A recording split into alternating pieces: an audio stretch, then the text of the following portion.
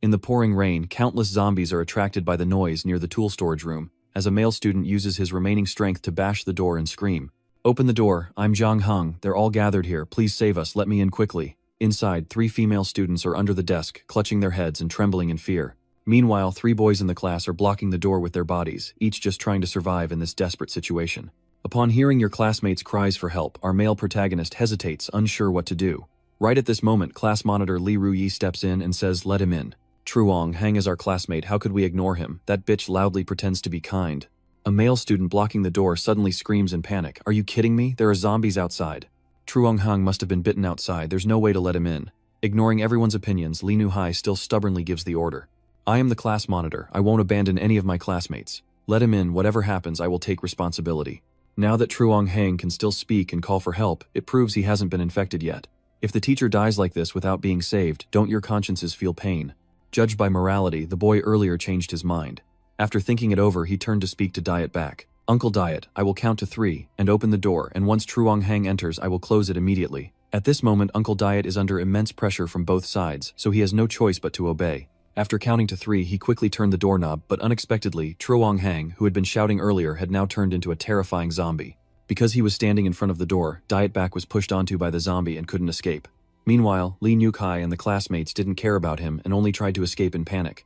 In the midst of the danger, Diet back was bitten hard on the arm by the zombie. In excruciating pain, countless images flashed through his mind. Everything feels like a slow-motion scene of the future, as I have traveled back in time using the time machine. Now in my mind, there are only 2 things I want to do: save and revenge. As the pain faded, Dr. Yi realized he had traveled back a few minutes before being bitten. Seeing Li Rushi pointing and giving orders, he coldly asked back, "Hey, I'm telling you classmate, the soldier outside might have already been bitten by a zombie. Let him in, can you truly handle the consequences?" Watching this familiar scene once more, Diet back couldn't help but laugh, trembling all over. I will never forget this day for the rest of my life. I consider myself to have gone back, the machine scribe succeeded, and I want to go back and change everything. Seeing Diet back's appearance, the female students were so scared they dared not say anything. Only Lai Nuk-hai kept shouting loudly, "Diet back, are you really a man? I am a female student and you shamelessly talk to me." Dr. Diet then slowly stepped forward and started laughing. "Haha, what's there to be shy about? Aren't you afraid or what? I knew right away that you only know how to talk big, always making others do the dirty and tiring jobs while enjoying the benefits yourself. You're just a hypocritical woman." It hits a nerve. With an ego as high as Li Nu-kai's, how could she bear it? She shouted loudly and strode straight toward the door. "That's enough, what does this matter? If I want to go, then I go. I've never been afraid, you women get out of my way." She pushed past the boys guarding the door and grabbed the doorknob. Without resistance, the door was instantly pushed open, knocking down Lai Nu-hui and 2 other students. Seeing the corridor filled with zombies, everyone screamed loudly. In this confined space, the only exit has been blocked and everyone can only cover their heads and scream. As the closest to the door, Li Shuhai naturally becomes the first target to be attacked.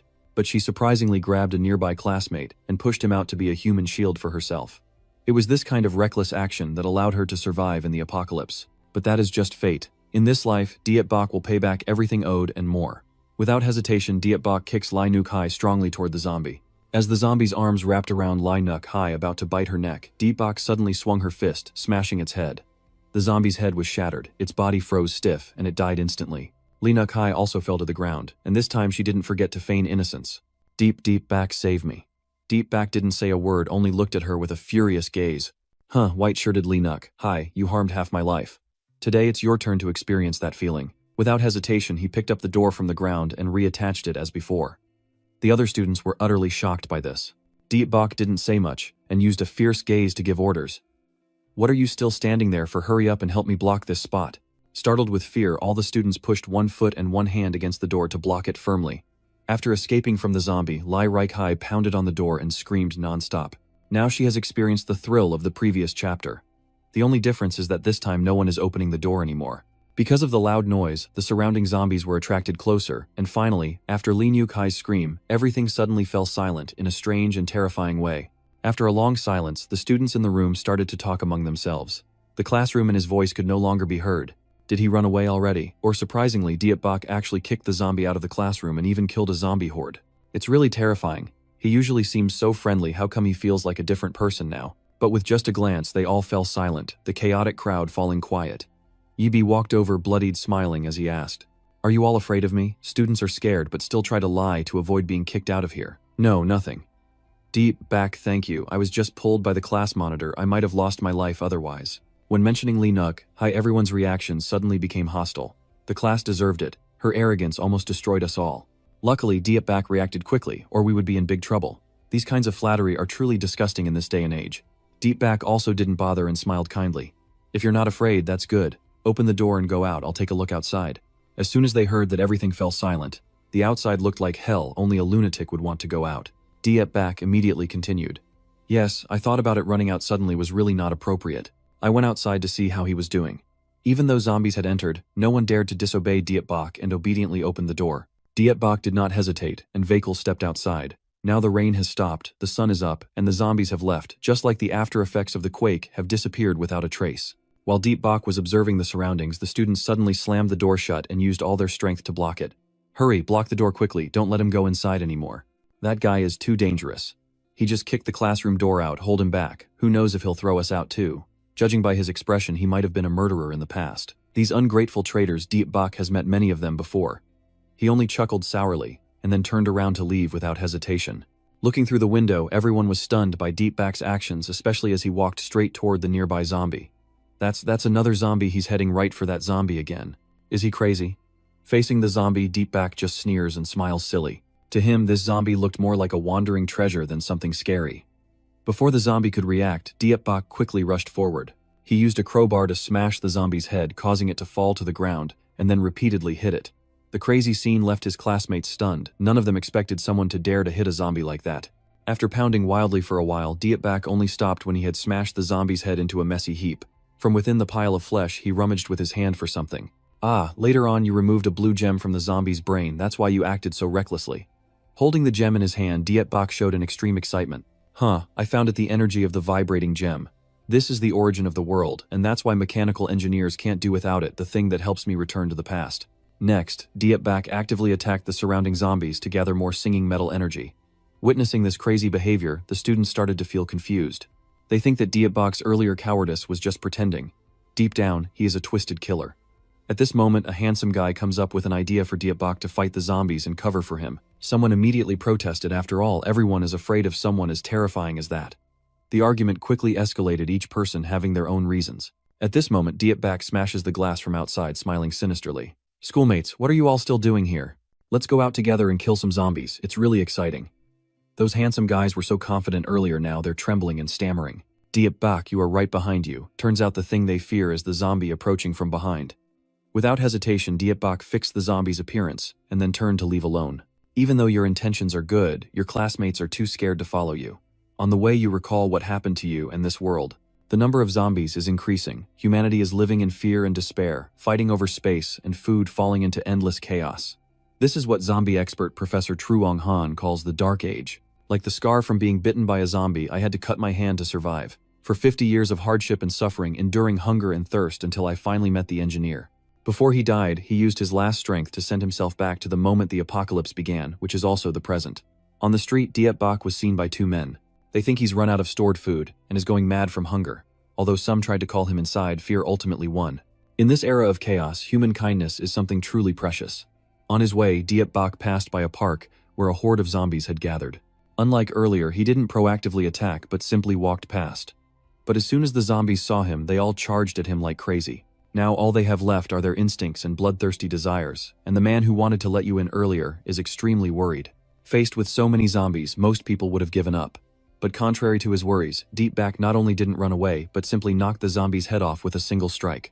For you, these actions are just a form of enjoyment, but in the eyes of others, this is truly an unbelievable sight. While the zombies are tirelessly fighting each other, a familiar figure is silently observing from a nearby room window.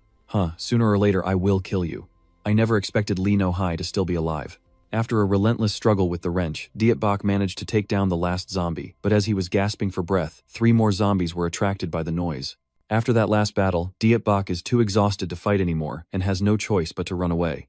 The number of zombies chasing him keeps growing, and he can't seem to shake them off. Not only the zombies, but the survivors around there are also attracted by the noise outside. In this era, walking alone on the street like this is really just asking for death. After running for a while, Deep Bak noticed a convenience store and ran up to knock on the door. Open up, let me in. I'm injured, and there are many zombies chasing from behind, let me in quick. Everyone else thought only a fool would open the door at this moment, but unexpectedly, the roller shutter door slowly opened up. Just as the zombies arrived, Dietbak had to hold them off until the shutter door opened wide enough, but upon watching through the camera, the people inside suddenly closed the shutter door in the middle of the chaos. Fortunately, Dietbak managed to roll inside before the shutters closed, completely successfully blocking the zombies outside. As soon as he entered, he immediately surveyed the situation around him. This convenience store still contains a lot of supplies, which is really rare in this situation. And in the darkness, a girl is secretly watching Dietbak. It seems she is the one who opened the door for him. Meanwhile, in the building across the street, a group of soldiers observed everything that had just happened, and were amazed to see someone killing zombies for the first time. The chicken feed color of a coward can't believe his eyes and hurriedly reports to the boss. Ngo Kong, that student, can single-handedly kill 5 or 6 zombies, and even snuck into the convenience store across the street. Boss No Kong, holding a beauty in each arm and laughing loudly, said, "Ha ha ha, this is really interesting. It seems zombies aren't very strong. That student can do it, so can we." It seems like Dietbak's actions have sparked some sinister intention in these thugs. Back inside the convenience store, Dietbak realized someone had been watching him for a while, so he smirked and said, "Come out, I see you. Give me the keys to this rolling door." When no one responded after waiting, Dietbak sighed and started to carry her backward. "Ah, it hurts. My wound has torn open. Help me." As soon as she saw Dietbak cry out in pain, the girl hidden in the dark ran out without hesitation with a bandage in her hand. She only intended to throw the thing down and walk away, but suddenly Dietbak grabbed her wrist and pulled her back. "Let go, let me go." Turns out she's such a cute little girl. Dietbak grips her tightly and smiles mischievously. "Don't worry, I won't eat you. Give the remote control to me, and I will let you go." The girl was so scared, she almost cried, but still refused to hand over the controller. "What control are you talking about?" She denies it, but she's holding the remote in her hand. As soon as he saw it, Dietbak forcefully grabbed it, and only then did he let go of the girl. Having just escaped, the girl quickly searched for a hiding spot. Suddenly, Dietbak seemed to go berserk, kicking over the shelves and shouting loudly, "You idiot, I just said I was hurt and you believed it. You're such a fool, too easy to fool." At first glance, Dietbak certainly seems cruel for scolding the person who saved his life, but everything has its reasons. In the past life, it was the girl who saved Dietbak's life when he was at his lowest point.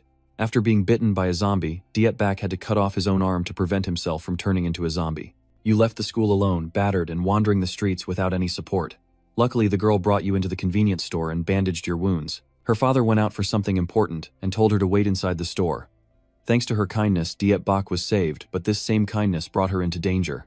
As soon as she finished bandaging Dietbak, she opened the door for a group of people claiming they were starving, but judging by their appearance, they hardly looked like they were about to die of hunger. "Thank you for opening the door for us. The food in this shop belongs to us." Holding her jaw, the girl could only threaten with her father, who had gone outside. Let go, my father will be back very soon." Hearing that, the sneaky guy suddenly laughed wickedly. "Ha ha ha, that's right, we met him already, and used him as bait to lure the zombies away. Now it's only us, no one can ruin our game anymore." Hearing this from her father, the girl was too desperate to speak. What followed was an extremely terrifying and inhumane scene. Dietbak was now hiding in a dark corner, covering his mouth with his right hand, afraid to make any sound. Hearing the heartrending scream, Dietbak didn't dare to do anything, just stood there. He remained frozen until the scream stopped and the villains left with all their belongings. This apocalyptic world is truly the worst possible. Now that he's back in the past, Dietbak vows to save the girl. But first, you need to make her realize how dark and cruel the humanity of the end of the world truly is, even if it means being seen as the villain. Dietbak, after washing away the blood from his body, pondered what to do next. At this moment, the girl knocked on the door, making him angry and shouting, "Don't do anything that might disturb him while he's taking a bath." The girl quickly explained, apologizing, and saying she saw that his clothes were dirty, so she brought him a new set. Dietbak shouted at the girl to leave the clothes and go away, which hurt the innocent girl deeply. After she left, he muttered to himself, With that kind of attitude, how can someone like you survive in this world? But still, it's been a while since I felt so refreshed after taking a proper bath. As the number of zombies increases, more and more clean, water will become contaminated. In a few days, this place is likely to run out of water. Luckily, this convenience store has plenty of water and food, so we can survive here for a while. Next, we'll focus on gathering more equipment and weapons. Dietbak has carefully planned his future path. With plenty of experience, he will definitely survive well in this cruel world. Even when he's serious, he suddenly admires himself in the mirror. Well, that youthful face really makes people nostalgic. Haha, this smooth and soft skin, it's amazing. No pain in the calves, no pain in the legs. Youth is truly wonderful. It's just that I don't have abs. I need to work out more. Damn, I really have no words for this young guy. It's this old man who should be doing it. Anyway, before going back to the past, Dietbak was already an old man. After taking a shower, seeing the clothes, the girl prepared, Dietbak once again snapped. That kid, why did he give me Western clothes to wear? If I wear Western clothes, how can I fight zombies? The girl grew more and more frightened of Dietbak, not understanding what she had done wrong while outside in Gokong after a night with two beauties had finished and sent Vak Zhao and his men out. Everyone listen to me. KTV has alcohol and food, but this place is not somewhere to stay long term. We must build a survival base to face the difficulties ahead. So go outside and kill the zombies. This is the first step. First, take over the convenience store across the street to secure the food supply. Furthermore, in that convenience store, there is a little girl who looks very sweet and beautiful. If I recall correctly, the only one inside now is just her. Let's go, guys, kill all the zombies and bring the food and the girl here. As soon as the order was given, the subordinates rushed forward like hungry tigers. It's really just a bunch of scavengers. Returning to the convenience store, even though zombies surrounded it outside, the girl just sat there eating snacks without a worry. At this moment, Dietbak stepped forward with the demeanor of a CEO. You bastard, come out here. I have something to ask you. Is it just you here? Where are your family? The girl, scared, cowered under the table and stammered back. Dad, my dad went out to restock and hasn't come back yet. As soon as he heard that, Dietbak slammed the table loudly. Are you hell staying home alone and daring to let me in? Are you really not afraid that I might do something to you? The girl backed away in fright, her voice trembling. You said you're injured. I saw your whole body covered in blood, so I just… Before she could finish speaking, Dietbak pressed his face closer and shouted even louder. Do you not see what's chasing me? Don't you know what's happening outside? The girl crouched with her hands over her head, trembling all over. I know. I saw it through the camera. There are zombies outside. Dietbak, speechless at this poetic look, could only hold his head and sigh. Your cowardly poetic personality will eventually become just a parody of mine. Might as well kill you and get rid of the trouble. But living each day becomes dull. I have nothing. After saying that, Dietbak points at the girl and gives a command. Listen carefully from now on. Do as I say and don't resist. If you dare to say a word otherwise, I will kill you immediately. The girl quietly obeyed without resisting, simply following the instructions, while elsewhere the troops who had just been confident and ready to march out now suffered losses and depleted ranks. Seeing his comrades being torn apart by the zombies, they were all too afraid to take a step forward. What? What is going on? Why are those zombies so aggressive? Could it be that the zombies the kid fought earlier aren't the same as these? Gokong, sweating all over, still shouts commands from behind. Stop talking and kill all these zombies for me. If not, everyone will die here. But in front of this terrifying zombie horde, one of his subordinates ran away in fear. Gokong grabbed the hair of the fleeing man and threw him into the zombies ahead to lure them. It has to be said, Gokong is truly cold-blooded. Maybe that's why he survived until now. The young subordinate, being overwhelmed by the zombies, can only helplessly look to his trusted leader and scream, Ngokong lam sao anko the lam vei. But before he could finish, he was torn to pieces. Although he sacrificed a subordinate, the guards still couldn't escape the zombies, and seeing the horde growing larger, Ngokong shouted in panic. Today, why are there so many? We can't kill them all. It's destiny. Too many of them. Retreat quickly. And so everyone fled and regrouped. The plan failed and 2 people were lost. Sure enough, being weak and showing off, always trying to imitate the mastermind, while Dietbak is experiencing the thrill of having a loyal servant at his side. After the girl brought up the noodles and water to the room, Dietbak scowled and gave an order. All right, your problems are over now. Get lost. When I don't call, I don't allow you to bother me. The girl silently leaves without a word of complaint, and only after the door closes does Dietbak reveal his true face. I haven't enjoyed a bowl of instant noodles after so many years. It feels so good. The taste is truly satisfying. If I had known that in a few years, instant noodles would become a luxury item among luxury goods, I would have eaten more of them. While eating, I felt like the zombies outside seemed noisier than usual. You were curious to see what was going on when suddenly a stone was thrown and shattered the window, followed by a swift arm grabbing the window frame and climbing up. It turns out that was the coward who ran away earlier. He climbed up while grumbling and cursing. Damn, zombie keeps chasing without end. Just as he managed to get his head into the room, he saw Dietbak leisurely eating noodles and went into a rage. Hey kid, come over here and help me up. Did you hear me? If you don't come over now, I will kill you. Insulted while eating, Dietbak, frustrated, picks up the water bottle and approaches the window. Feeling something's wrong, Ngokong cautiously asked, what are you doing with the water bottle? But now that he's afraid, it's already too late. Dietbak without hesitation pours all the hot water onto his hand. If you want to kill me, then I will kill you first. Dietbak's eyes are full of deadly intent and anger. After decades surviving in this world, he's become too used to killing. At that moment, the girl runs up and grabs his arm to stop him. Stop, stop, let him in, don't let him get hurt. Just like in the past, she was still too innocent.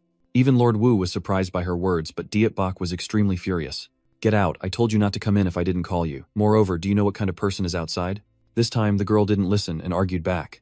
Dad said I'm not allowed to hurt people. Why is the atmosphere suddenly so strange? The more Dietbak listens, the angrier he gets. You idiot, you let him in, aren't you afraid he'll kill you? The girl hesitated for a moment, unsure how to reply. Seizing the opportunity, Ngokong quickly pretended to be friendly. No, I wouldn't do that. I'm just hungry, ran outside to find something to eat, got surrounded by zombies and climbed up here. The zombies have already surrounded everything outside, I can't go out either. Fine, I'll wait here until the zombies disperse, then I'll leave. As he spoke, he slowly seized the opportunity to crawl up the windowsill. Now Dietbach couldn't afford to make a move either. I should have kicked this guy into the zombies earlier. Now that she's here, it's a good opportunity for me to strike. Dietbach gritted his teeth eyes, scanning the scene carefully, until suddenly his gaze fixated on the paper knife on the table. With this, you will be able to defend yourself. At this moment, the fool has successfully climbed into the room. As soon as he stepped onto the floor, his true face was revealed. Thanks for letting me in. Everywhere I go is my territory. Anyone who dares oppose me deserves to die. Hearing these words, the girl opened her mouth in shock. She couldn't believe that the person she just saved was actually trying to kill her. Right now, at the building across the street, 2 of the henchmen have reached the safe zone and are blocking the door, but the zombies are increasing in number, and soon the door won't hold. Earlier, these 2 just kept running away and got separated from Ngo Kong. Now they are blaming all their mistakes on him and hoping he will die. As time goes by, more zombies gather at the door, and the troublemaker notices things aren't looking good for the 2 girls. Now stop crying and come out here to help block the door. When life is in imminent danger, he still keeps thinking nonsense in his head. Before Brother Nogong arrived here, I already wanted to enjoy them, it's a pity. Now I can only run straight to the balcony, so they can block the door and escape. Those mercenaries always only think about betraying friends and abandoning others. Returning to the convenience store, the young man looked directly at the girl with an intimidating expression. Small girl, so adorable, I said, I wouldn't kill anyone. Do you really think I don't kill people? I really want to cherish and train you. Become my servant and I will spare you. Are these words that a human would say, truly animal-like? He was speaking softly, then suddenly looked over at Dietbach and yelled out loud. But you damn bastard, how dare you pour hot water on my hand? Are you tired of living? Using you as food for the zombies is not a bad idea, but I will make you suffer more pain before you die. I need to figure out a way to torment and kill you. I can crush your bones, cut your tendons, and throw you to the zombies. I will torture you slowly, so you feel the pain. Dietbach listened, without saying a word already, holding a knife in his hand. Suddenly the girl spoke up. Hey mister, my family owns this convenience store. Yes, there is plenty of food on the first floor. It's enough for everyone. There are spicy sticks, chocolates, instant noodles, and teddy bear biscuits from Sin. Everyone can eat together, and once they're full, they'll feel no more worries. Damn, I'm speechless at this innocence. But Ngo Kong felt like he was being mocked, so he became even more furious. He lost control and charged straight at the girl. Damn it, are you actually showing off in front of me, you damn little brat? As expected of someone who survived in this world, his knife skills are truly honed. Now Ngo Kong has only 6 health points left, clutching his bleeding arm in pain. Not letting him recover, Dietbach gently turned the knife and stabbed right into his Adam's apple, but since he was a seasoned fighter, Ngo Kong reacted quickly, grabbing Dietbach's hand and saving his own life. Immediately after, he kicked him in the stomach, knocking Dietbach back, and the girl was pushed aside as well. Ngo Kong trembled all over, tending to his bleeding arm, and then suddenly yelled, "You bastard, after all these years, you're the only one who ever made me lose my temper. Go to hell." With his weak student body, Dietbach had his ribs scratched after the fight and was so sore that he couldn't stand up. At this moment, Ngogong stepped forward and kicked your leg hard. Before I kill you, let me ask you one question. How can you kill zombies so easily, and why can we not kill them when we can kill people with ease? Despite the pain, Dietbach still manages a loud laugh. If you want to know, call me Grandpa and I'll tell you. After hearing this, Ngokong felt very resentful, but he still wanted to know how to kill the zombies, so he kept Dietbach alive. He kept stomping hard with his foot, trying to force her to reveal the secret. Are you tired of breathing, huh? Tell me or I'll crush you to death. Seeing this scene, the girl panicked and didn't dare do anything. Meanwhile, Dietbach is still trying to cover the vulnerable spots on his body with his hands. I probably wanted the girl to learn a lesson from this experience, but the cost I have to pay is too high. I don't want to drag this out any longer, Dietbach shouted. Fine, stop, I'll tell you. Ngogong, hearing that, excitedly grabbed your collar and leaned in close. If I speak quickly, I will kill you without pain. But all he received was a mouthful of fresh blood from Dietbach's mouth. Frustrated, he threw Dietbach toward the door and kicked him in the stomach. Damn it, you mean to face me right. You like to play around, don't you? I will make you suffer. D. As he screamed, he ruthlessly struck Dietbach's head. At that moment, the girl suddenly stabbed Enjo Kong in the shoulder with the folding knife. The girl could no longer watch and decided to stand up and fight back. But with Ingo Kong's massive build, this wound was nothing. He just flicked his hand and knocked the girl down, then pulled out the paper cutter. You bastard, I'm going to kill your uncle. But he couldn't have expected that just as he turned his back on Dietbach for a moment, the boy had quickly used the coat hook to strike his girl hard. With one move, Ingo Kong's person fell to the ground motionless. At this moment, Dietbach has no strength, left limbs trembling and struggling to breathe while the girl keeps crying and sobbing non-stop. Is he dead? I killed someone. Seeing his blood-stained hands, the girl kept blaming herself. At this moment, Dietbach stepped forward to comfort her. Hey kid, it's okay. To deal with scum like this, just do what you believe is right. The girl still couldn't stop crying after hearing that, but I want to save him. Why did he become like this after going inside? I don't think he's a bad person. Suddenly Deep Bak checked Njo Kong's body and yelled, "Damn, this bastard still isn't dead, kid. Stop talking nonsense and get out hearing he's not dead." The girl seems to wake up and keeps begging to save him, but she was immediately thrown out of the room by Deep Bak. I've never met anyone as stupid as you. Get out. Back in the room, Deep Bak breathes heavily in frustration before hesitatingly throwing Go Kong's head out. The surrounding zombies, hearing the commotion, immediately swarm in. As No Kong just opened his eyes, he saw himself being torn apart and wailed in despair, while Deep Bak stood above watching with a disgusting look. "If I had a better knife, I would cut off all your limbs before throwing you down." Suddenly, you are distracted by the noise from the building opposite. It turns out, Go Kong's younger ally is lucky to have survived, and is clinging to the exterior decoration of the balcony. As he screams in despair, he suddenly hears Deep Bak's voice approaching. "Hey, is there anyone else alive over there?" Even though we're almost out of time, he still answers honestly. "No, no one is left. We were blocking the door, but someone let go, so the zombies rushed in and everyone was bitten. Hey, can you come over here and help me? Maybe you can save me and let me stay where you are." Even in his dreams it would look good, but of course Deep Bak wouldn't agree. "No, I can't. If you don't want to lose twice in a row, look below. I'm warning you now, deal with it yourself." Seeing Njo Kong's corpse being gnawed on, this young man was not afraid, and didn't dare say anything more. He closed his eyes, jumped to the neighboring building, and ran straight ahead. Deep Bak saw this and burst into laughter. "Hee, if those zombies didn't wipe out all your shitty lot, that's a pity. Don't let me catch you again." After cleaning everything up, it was already dark outside. When Deep Bak opened the door, he found the girl sitting curled up in a corner. "Didn't you tell me to go take a bath? Why are you still here?" Seeing the girl look into the room, Deep Bak continued. "Don't look anymore, he's on the first floor." The girl innocently asked in response. "Did he run away?" Deep Bak said mockingly with a calm face. Could anyone really escape such a situation unless he's a deity? The girl then understood Ngo Kong's fate. She looked down with a sad expression. Why did they have to kill? Even evil people can have a chance to become better. Her perspective is not wrong, but this is the surface. People can even eat each other to survive. Someone like Deep Bak, who understands this well, couldn't help but pound the wall in frustration. "Ngo Xuan, have you never read about the farmer and the snake? He is a bad person, extremely cunning. You save him, but if he turns around, he will kill you. Besides, you and him are the same. We have to kill each other to survive. This is the face of the world. The face of the world, understand." The girl with a pale face still can't believe how cruel the world has become. Deep Bak didn't bother arguing anymore and turned to leave.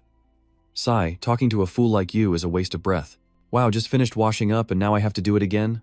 Swang still hurts." Hearing this, the girl quickly stood up to chase after him. "That you are." But just a few steps in, she tripped and fell down the stairs. Deep Bak kept calling but got no response, so he quickly picked her up and laid her on the bed, then carefully checked on her.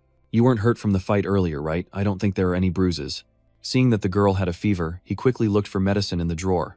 It had been a long time, but luckily he still remembered where he kept the first aid kit. When opening the first aid kit, Deep Bak was distracted by a pink notebook. "Today's chemotherapy didn't hurt at all. I even cheered for my little friend next door. The doctor told me that thanks to many good people helping me, I was able to receive treatment, so from now on I also want to be a good person." Along with that, there was the girl's medical record stating leukemia. After reading it, Deep Bak checked and saw scars all over her body. It seems like this is caused by the frequent injections. Deep Bak stood silently in front of the girl, hesitating for a long time. This kid really. So this is the reason why no matter what, you want to save people. But the world you once dreamed of no longer exists. At this moment, Deep Bak suddenly felt his pocket and pulled out the energy amethyst stones he had collected earlier. He hesitated for a long time before looking at the girl. This might not work for her condition. After a long night, the sun finally rose. The zombies outside are no longer noisy like last night. They all look up at the sun with their eyes shining blue. This scene is truly strange. Meanwhile, Deep Bak was still fast asleep beside the bed, with a cloth wrapped around his shoulder. After waking up, he said he would go look for her father, which surprised her. He said, "Go find your father." Deep Bak sat on the chair, her attitude now less sharp than before. "Yeah, didn't you say your dad went out to restock supplies? I think this place isn't safe. You should go back to your dad." The girl quickly said that her father told her to stay at the shop, keep the door tightly shut, and not go anywhere. When asked how long ago her father left, she suddenly sobbed and replied that it had been 3 days, even though it usually only takes half a day to restock. Deep Bak sighed and said, "So get your head out of the shallow end and help figure out what happened to your dad. It's been so long and he still hasn't come back." Suk realized the girl stopped crying and said, Dad won't get into trouble. 3 days ago, Dad called me and said he would be home soon." Deep Bak just had to use mind communication to explain. It's been 3 days already, right? Have you received any news from him during these 3 days? Either he has been eaten by zombies or is trapped somewhere waiting to be rescued. Shouldn't we go save him?" The girl hesitated for a moment but still dared not disobey her father. She didn't dare leave as he had told her, but she did dare to open the door to let a bunch of people into the house. Such a good girl. Diep Bak now moves closer to the girl. You're so naive. Your father must be in trouble right now. Don't you want to go and help him? You agree to save a villain but refuse to save your father. Listen, I'm not asking for your opinion right now. I could kill you and leave any time. It's just because you saved me before that I brought you to your father. Of course it's to pay my debt. So don't act ungrateful, go pack your things now. Only when Diep Bak yelled did the girl obediently listen, really troublesome. Meanwhile, somewhere else, a car sped along the road, clearing all zombies in its path without fear of any parents or children. The direction the car is heading towards is this convenience store. Returning to the store, Diep Bak is carefully organizing the necessary food and drinks. Seeing the girl hesitating to the side, he called her over. Hey, why are you dressed like that? We're not going on a picnic. Seeing that the little girl was too timid to speak, he reluctantly accepted it and decided to finish a bowl of noodles before heading out. As he eats, he thinks about what he needs to do next. Wait until the sun rises higher, then go outside and let the zombies outside take care of everything first. I remember there were quite a few cars on the street. Hopefully I can find one to drive. In the end, just call that guy to get in the car, and I hope she doesn't get in the way. Seeing the girl eating a spicy snack that looked delicious, Diep Bak reached out to ask for a taste just as the store was punctured, and the shelves toppled over, and Diep Bak quickly shielded the girl. Are you joking? An earthquake. After taking a closer look, you realize it's a car that drove straight into the rolling door. The car then slowly reversed and a fat guy stepped out. Convenience store. I've found my treasure. He kicked the heads of the nearby zombies, then happily grabbed his bag and entered the store. Seeing the pile of food scattered on the ground, he rushed forward to stuff everything into his bag. Haha, my favorite treat, bear-shaped pastries. So delicious. All the city supermarkets have been wiped out. Risking the trip to Hongvu town still offers something to harvest. At that moment, a razor blade pressed against his neck. Don't move, let go of the pear in your hand. That fool who barged in here last time was thrown out as a roadside decoration. I don't care if there's another guy either. Diep Bak stands behind full of murderous intent. If the opponent is aggressive, you will act without hesitation, but suddenly the fat guy throws a bunch of stuff in Diep Bak's face, giving him the chance to grab his bag and run to the car. He just got in the car and was about to start the engine when Diep Bak rushed in from the side door. Die already, you stupid fat pig. At the last moment, the fat guy begged for his life, pleading, I surrender, I surrender. Stop it, stop killing people. Seeing that Diep Bak tricked me, the girl hurriedly made up an excuse. That my shop was damaged by him. If he's dead, no one will pay for my house anymore. That reason really is a damn thing in this day and age. But why would Diep Bak go along with it? Yeah, that's true. Honestly, this bike of yours isn't bad. Then use it as collateral for the shop's damages. We also happen to be short a driver. Uni, get on the car first, take all the luggage with you. It turns out her name is Ingingyi, and it seems the two brothers already introduced themselves to each other earlier. To save their lives, the chubby guy sweating profusely explains, Sorry my friend, I was so hungry I ran into the shop without knowing you were inside. At this moment, Nguni was loading stuff onto the car when she noticed a bunch of zombies rushing in. There's no more time left, so Nguni hurriedly gets in the car to leave quickly.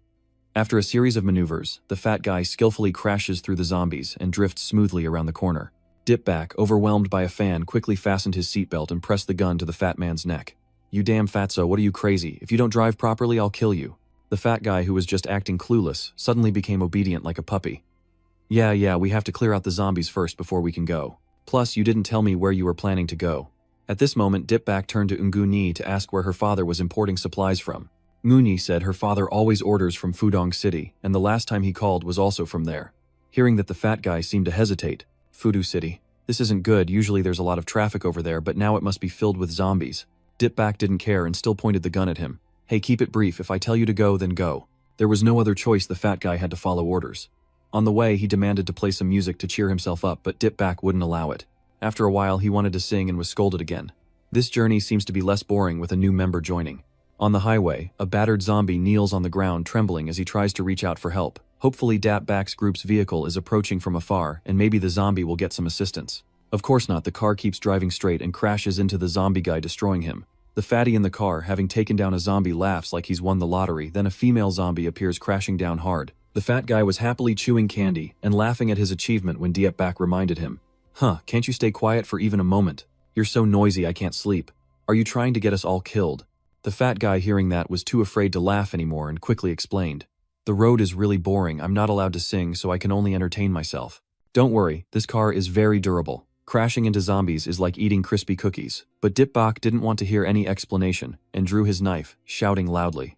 I told you to stop. Just stop already. Do you understand? The fat guy got so scared he pissed himself, and the car gradually came to a halt. Dipback just wanted the fat guy to stop making noise, not to stop the car, so the fat guy was confused about why the car stopped and checked for a while. Suddenly, he shouted loudly, "I'm scared shitless, the fuel's run out." Dipback, already crazy, gets fueled even more, and he's even more furious. "I swear on all 18 generations of your ancestors. Halfway through, you told me it was out of gas." The fat man broke out in a cold sweat, his voice trembling. "I forgot, have we refilled the fuel recently?" Dipback, exhausted, grabs a knife with one hand and slams the fat man's collar with the other. "Are you messing with me? Get out and let the zombies leave." Since we're all going to die anyway, the fat guy hurriedly opened the pile of snacks to eat whatever he could get. At this point, just let me fill my stomach first. Being a full ghost wouldn't be so bad either. I'm honestly speechless with these people, none of them are normal. Just then a zombie lunged at the window, startling Ingini with a scream. The number of zombies gathering around the car keeps increasing, and if this keeps up, even if the car isn't destroyed, the whole group will be trapped here and die. In the face of danger, Dietbach suddenly notices a dagger beside the fatty. He immediately grabs the dagger, kicks open the door, and begins slaughtering the zombies. Compared to the dagger below, this sword is much easier to hold, and Dietbach easily handles the zombies. Seeing Dietbach's heroic stance, the fatty is wide-eyed with shock. Strong, so strong. This is the first time he's seen someone cut through zombies like cutting through bananas. After dealing with the zombies surrounding the car, Ye-beating forced the fat guy out. When he saw the fat guy refusing to come out and just letting himself die, he had no choice but to crawl in and grab his collar. "Take this damn stupid thing. Standing inside the car won't save you, you'll die sooner or later unless you do what I say. I just saw several cars outside on the road, and maybe with some luck a few might still have fuel. I will kill all the zombies on the road. Then you go over there and siphon all the petrol from the car. You know how to siphon petrol, right? Your horn keeps beeping on the road, clearly showing you know about cars." The fat guy, face covered in sweat, signals the crowd. "Yes, I know, but..." Before he could refuse, Dietbach dragged him out of the car. As for Ingini, she's just been told to sit still in the car. Bio kept looking for a reason to refuse, but was rejected by Dietbach, forcing him to follow the plan. At first, he planned to intimidate Dietbach by driving recklessly, but when he saw him fighting the zombies, that idea disappeared. As Dietbach clenched his buttocks and swung his head to cut the zombies' heads off, Tianbeo suddenly raised his hand to comment. "Actually, I suddenly remembered that there is a spare fuel tank in the chassis." Tianrong no longer acts because he feels Dietbach is not an ordinary person and deserves to be exploited. After hearing Tianpao speak, Dietbach looked at him with a stern gaze. "What did you just say?" Seeing your hand gripping the sword tightly, Tianpao quickly became anxious. "Oh, that, please don't be mad, I was just scared and forgot for a moment." "Wait a moment, I'll add more gas right now, he. But as Tianbeo was about to pour the gasoline, Dietbach stopped him. "No, wait a moment, and then add more gasoline right now. I want you to help me get a few things like this. The singing crystal ball is hidden inside the zombie's skull, and I want you to help me scoop it all out." Seeing Tianbei's stunned face, Dietbach sat down and demonstrated once. As soon as he saw the process, Titan Boy's face turned pale with fear.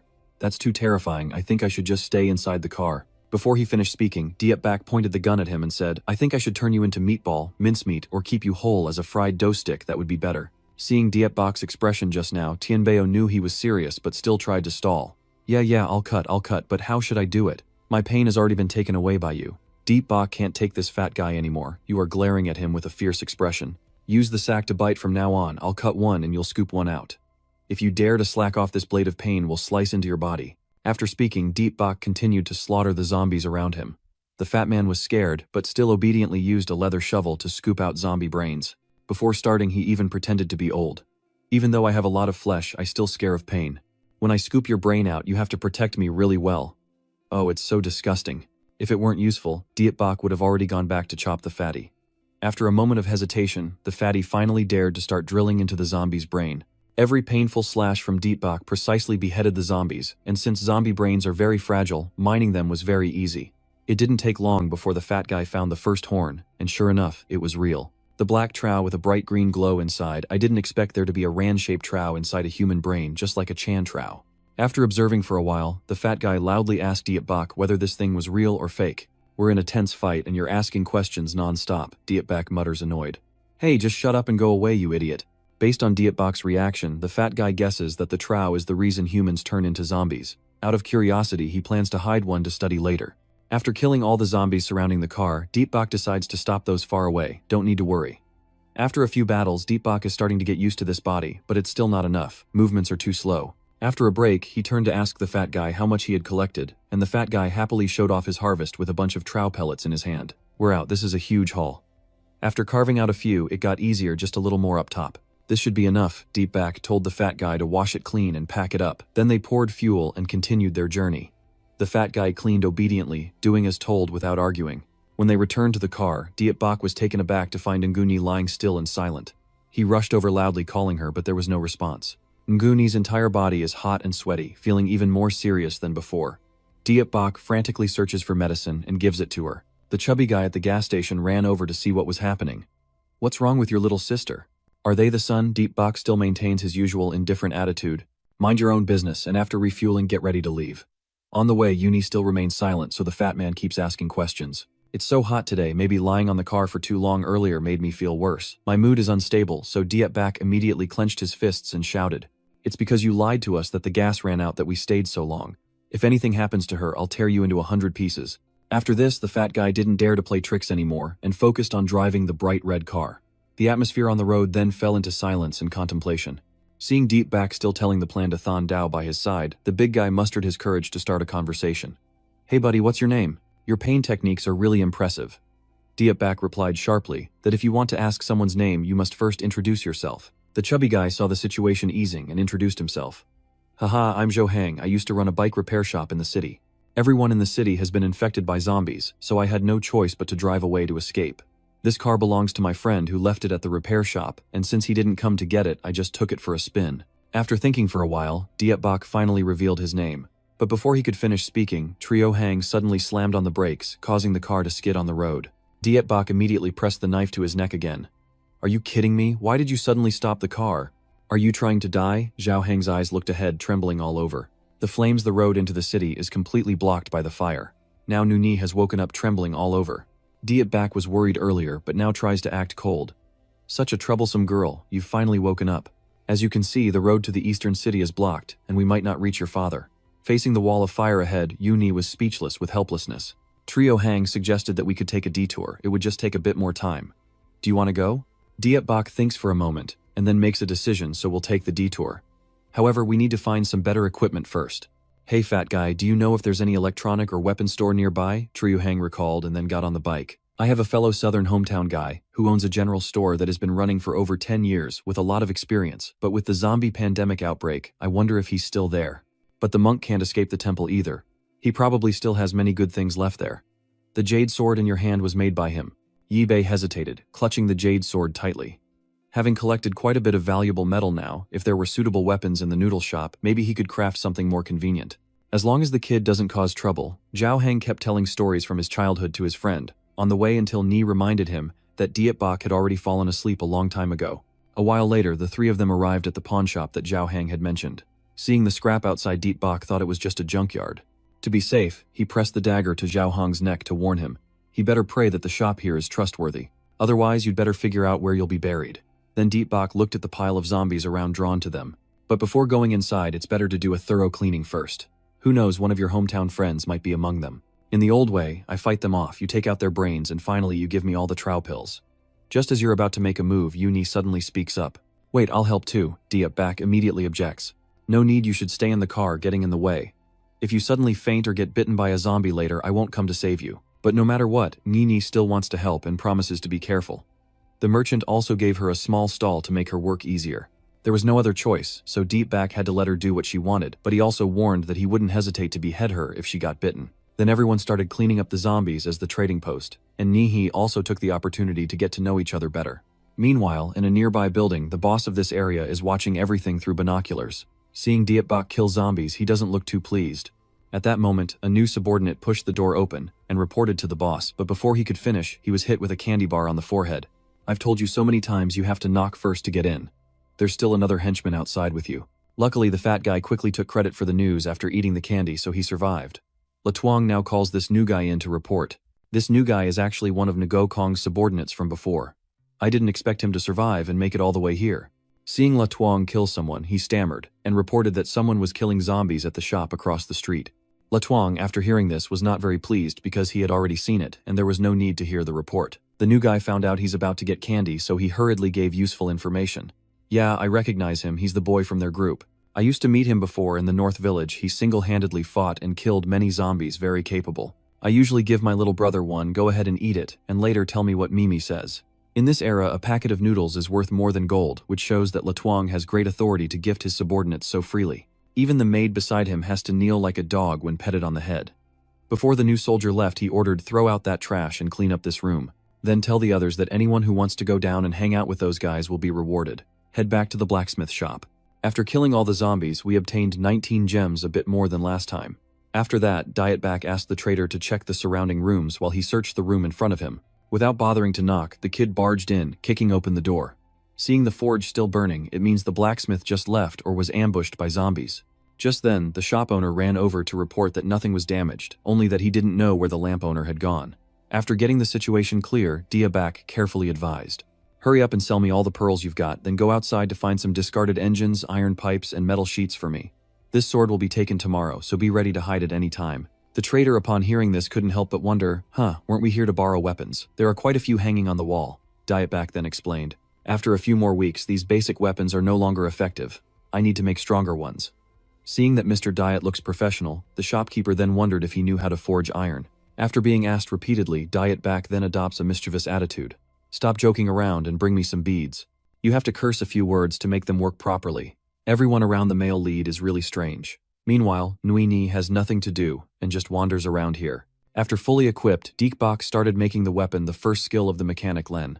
He heated the iron rod and skillfully hammered it as if he had done this hundreds of thousands of times. The merchant watched with amazement, repeatedly opening his mouth in astonishment. After the weapon took shape, Dietback collected all the gemstones into a cup and placed it into the furnace. Under high temperatures, the beads melt and gradually fuse together, releasing a mystical blue glow. Then Dietback cuts his palm and drops his blood into the cup. After everything is mixed together, he pours the resulting solution onto the just forged weapon. The process feels like seasoning a dish. After pouring in all the solution, Dietback began pounding the hammer again, the sound echoing throughout the furnace. Meanwhile, Latuang's underlings were lurking nearby, and the new guy, having seen Dietback's strength, was feeling a bit envious. "That kid can cut zombies like chopping vegetables, so why does the boss want us to bring more people? The old soldiers don't seem to be afraid of anything. They only care about the rewards they'll get for completing the mission." But to be safe, they decided to strike at night when defenses were down, while Dietbach, unaware he was being targeted, continued tirelessly forging weapons. Through the forging process, you started assembling strange mechanical parts. Your craftsmanship has made Trio Hang see you in a different light. Even his fellow townsman doesn't possess skills this extraordinary. Once prepared, Dietbach took out the blade, soaking in oil. This sword's body is decorated with patterns that look like lightning bolts. It looks incredibly amazing. Now that everything is ready, it's time to see the destructive power of ancient machinery. At this moment, Ni has prepared a hot meal in the kitchen. This is the only thing she can do right now to be helpful. Suddenly, she was muffled from behind. "Hello, little sister, I'm taking you to a good place." The scene shifts to Dietback's forging workshop, where he concentrates on sharpening the blade on a grinding stone, small sparks flying with each stroke as the metallic scent fills the air. The steady rhythmic screeching echoes as the blade becomes progressively sharper under his skilled hands. That poor loser guy watching the sharp new sword Dietback just finished his eyes, showing surprise and delight. His lips quiver in awe as he says he's only seen such a futuristic sword in movies. Dietback says that the final step is activation, then he takes 2 pliers, his hands steady as he prepares to complete the last stage with absolute focus. The dazzling light makes the surrounding space seem to melt away with the powerful energy around it, making the air heavy and tense. Finally, as Dietback lowers the tongs, the completed sword has a gleaming sharp blade, so perfect it appears capable of cutting through the air, reflecting light and shining brilliantly. Cho Hang stared at the finished sword with wide eyes, unable to believe what he was seeing, with clear admiration on his face, as if he was looking at a masterpiece he had never imagined. Dietbach held the sword in his hand, his eyes firm and proud, saying that the second stage of forging the sword was complete. Cho Hang stared at the sword with genuine admiration, unable to believe what he had just seen, then excitedly said he also wanted to own such a sword. Suddenly, a sharp cry broke the silence, startling both Dietbach and Cho Hang, their eyes quickly darting toward the source of the sound. Cho Hang immediately recognized this was Nguni's cry. Dietbach's brow furrowed slightly, a feeling of anxiety rising, and he quickly turned to look toward the source of the sound. Seeing young Nguni fainted and fragile in their hands, Dietbach's eyes flashed with a fierce rage as anger surged like it was about to explode. The green-clad man, holding a dagger in his hand, looked coldly at Dietbach, and then said that he should put down his weapon and honestly follow them to meet the boss. If not, he will kill Nguni, immediately threatening with a stern glare and a hint of regret. Dietbach angrily raised his sword, the cold gleam from the blade, dazzling, making Cho Hang beside him, gape in shock, unprepared for how swift and decisive his action was, with resignation evident on his face. He slashed his sword powerfully into the ground, the blade deeply embedded, causing stones to scatter and a shower of debris to fall, creating a scene full of fury and strength that stunned everyone, especially the green-shirted man, whose face turned pale with shock. and retreated a few steps in confusion. Seeing this, Dangvak and Guni on his shoulder also became very frantic, his face changing quickly as he anxiously looked around, clearly feeling the danger approaching.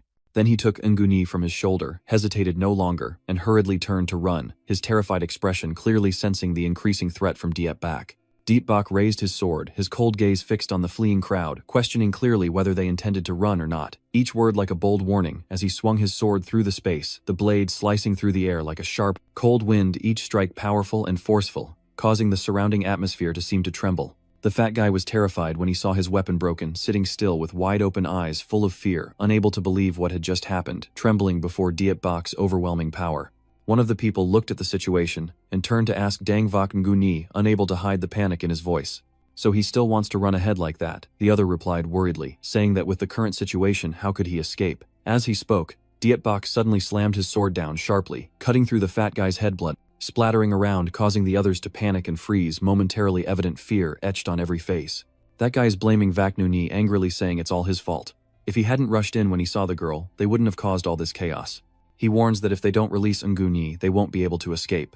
Vaknuni still insisted that if they let her go, the light from Thandao would shoot straight at them, and if their mission failed, they would be killed by Daka's gunfire. Worry and determination etched on her face as they continued to flee quickly and fearfully, glancing back at Dietbak, knowing they had no chance to survive if they didn't leave immediately. But Dietbak drew his sword and moved closer step by step with a cold gaze that made them panic. Anxiety was evident on his face, with no way out available, only the imposing aura and sharpness emanating from Dietbak as he pressed forward. At that moment, Chao Hang shouted to Dietbak, hurriedly saying it was no good, his voice full of worry and urgency, as if something dangerous was happening, warning that zombies were coming from behind his frightened voice, and quick glance at the back, making the atmosphere even more tense. The zombies are getting closer and closer, moving rapidly and eerily fast, the sound of their stiff footsteps echoing clearly, making the air feel heavy and suffocating. The stall owner said they are running at an extremely fast speed as if on stimulants, with a voice full of panic and shock. Soon, the zombies reached their position, their footsteps growing closer, and the silence became tense and frightening, only the grotesque sounds of their movements remaining. Chohang anxiously asked what to do should they run, but Dietbak merely sighed and clenched his sword tightly.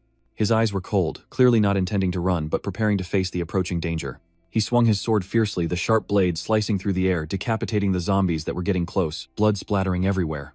Chohang was stunned to see Dietbak fighting the zombies alone. He couldn't believe his eyes, feeling everything was beyond his understanding, but at that moment they carried the child and ran away, making Chohang furious. He turned to tell Dietbak that they took the children, and ran through the big building over there. Dietbak's anger burst in his eyes when he heard the news, determined not to let them escape. He turned to scold Chuhang, telling him not to stand there blankly, but to quickly get in the car and chase after them, his voice full of frustration and urgency, not daring to waste even a second. Then he turned to Dietbak and said to take care, his eyes full of worry, but also resolve, knowing that both of them were about to face danger. He sped off, muttering to himself that let him handle the heroics of saving the lady, speaking firmly and confidently, as if prepared to face any challenge just to protect the mermaid. The crowd cornering the girl was terrified, unable to believe how fierce Dietbak and Chuhang had become, with panic and fear clearly showing on their faces as they sensed the approaching danger. They panic as Chuhang's car gets closer with hurried footsteps and anxious eyes looking into the distance, knowing time is running out, and if they don't act now, everything will be lost. They rush into the car that is spilling over there, quickly open the door and jump inside, their eyes full of panic, aware that only a little time remains to escape from Dietbak and Chuhang's pursuit. Chuhang slammed the brakes in front of the building, the tires screeching loudly and the car almost skidding to a halt. He couldn't contain his fury, his eyes blazing with rage as he saw them trying to escape. He wondered if this large building was their lair, his sharp eyes sweeping across it, feeling that everything was unfolding in ways he couldn't quite predict. Now Chuhang stood in front of the big building, the overcast sky covering the entire area, dark clouds creating a heavy and tense atmosphere. Chuhang saw they had blocked the way and used a large covered vehicle, feeling confused and unsure of what to do, his eyebrows furrowing with tension. They hurriedly carried the girl inside the building, their footsteps pounding loudly through the dark space, determined to escape before Chuhang could enter, leaving behind an atmosphere heavy with danger. At that moment, two of them turned to look at Chuhang, wearing wicked smiles and challenging looks as if to say he couldn't do anything. They sneered confidently, mockingly, claiming that only Chuhang was easy to deal with, their tones full of disdain and arrogance, their eyes gleaming with smugness, as if they already held the victory in their grasp. Then they jumped out of the car, standing in front of Chuhang with a smug expression and casually remarking that his vehicle wasn't bad at all, especially since he personally brought it here. The one with the cold, sharp knife stepped closer to threaten his eyes, cold and ferocious, warning that if Chuhang didn't want to become a grilled meat skewer, he better strip all his belongings and walk away. Chu Hong clenched his sword, his eyes cold and sharp as he responded, telling them not to think he would be afraid, because he's not someone easily bullied. They sneered maliciously, gripped their sharp knives tightly, and charged straight at Chu Hang with one of them near him, mocking that they've killed more people than the chickens he's ever eaten, and that he's truly courting death. Chu Hang raised his sword, his sharp gaze unflinching, and retorted that it was they who were bringing trouble upon themselves. Then suddenly, a blazing sword flashed before Chu Hang's eyes so quickly he couldn't react, making the surrounding atmosphere freeze in tense silence. Those guys have been dealt with, no one remains standing, and Diet Bak arrived just in time, quickly bringing everything to an end. Chu Hang stood there, stunned disbelief, marked on his face, unable to believe what just happened. Then he asked Diet Bak with a look full of surprise, wondering if he had already dealt with the zombies. Diet Bak didn't say much, only coldly ordered Chu Hang not to stand there foolishly any longer, and to quickly follow him to save the people. Chu Hang stared in amazement for a moment before quickly nodding in agreement. Then Diet Bak drew his sword eyes sharp as if to see through everything ahead, ready to face any danger. Then the two of them entered the building where the others were hiding in the corners, ready to confront any intruders. Diet Bak led the way, his sword at the ready, while Chu Hang hurried, after her eyes constantly watchful of every step he took. A thug hiding and smirking, secretly tossing a knife towards Diet Bak, hoping to catch him off guard. But Diet Bak reacts quickly, blocking the knife with his sword, without turning around, the blade slicing through the air like a flash, moving so fast no one can see it. He sharply pushed away his knife, and his sword swung up like a whirlwind, knocking the attacker's weapon far away. He was so stunned and trembling, unable to believe his eyes, as Diet Bak's sword swiftly countered his attack, leaving him no chance to react. The knife spun around at a terrifying speed, stabbing straight into the guy's body, leaving him no time to react, only able to see the blade tearing through the air, before feeling the pain consume him. Seeing this, Chu Hong quietly thought that maybe he wouldn't need to take action anymore, as Diet Bak had handled everything too swiftly and effectively. Inside, two men holding bottles of gasoline with fierce looks prepare to throw them at Diet Bak and Chu Hang, their eyes blazing with determination to eliminate both. Suddenly, flames erupt, violently engulfing both of them, and the blazing light reflects off the ground, creating streaks of fiery light. Diet Bak shows no hesitation, wielding his sword fiercely, sparks flying in all directions, shards of fire breaking apart as he moves forward, covering the path ahead with his blade flashing through the dark space. Suddenly, a gunshot rang out in the quiet space, and the bullet zoomed rapidly toward Diet Bak, reflecting the flickering flames, and appearing as a sharp beam of light aimed straight at him. You didn't seem panicked at all. Your eyes were resolute, your body moved as fast as lightning, narrowly avoiding the bullet, whizzing past, leaving only a sharp, whooshing sound in the air. The shooter still smiled, his cold, proud smirk full of mockery, his tone dripping with challenge. It felt like he was not worried about the danger ahead, just seeing you as an interesting game, even though he knew everything was about to change. He chuckled drunkenly, his eyes full of amusement as he looked at Diet Bak, then continued, saying that having someone as capable as you in such a day of calamity made him truly curious. He even wanted to know if Diet Bak was interested in going for a drink with him, and as he finished speaking, he aimed his gun at him, while a smirk still lingered on his lips. Your silence is not just a challenge, but a confirmation that no invitation or intimidation can shake your resolve. He raised both hands, smiled smugly, and said he treats everyone sincerely, especially geniuses like Diet Bak. He promised that if you had any requests, he would do his best to satisfy you, but deep down Diet Bak only felt coldness and was unshaken. When Diet Bak suddenly swung his sword, he quickly aimed his gun at Nguni's head with a threatening look, warning you not to act rashly, or he wouldn't hesitate to harm the girl. He smirked, a satisfied gleam in his eyes as he looked at Nguni, lying motionless in their hands, then spoke mockingly, saying that the girl seemed tired and slept very soundly, and that they were waiting to treat her. He continued with a boastful tone, saying that he had shown her kindness like this, so she shouldn't betray his goodwill. He doesn't know the extent of your weapon skills, but if he doesn't act carefully, they might get knocked back. He sneers, maliciously biting his lip as he suggests they test which is faster, Diet Bak's sword or his gun.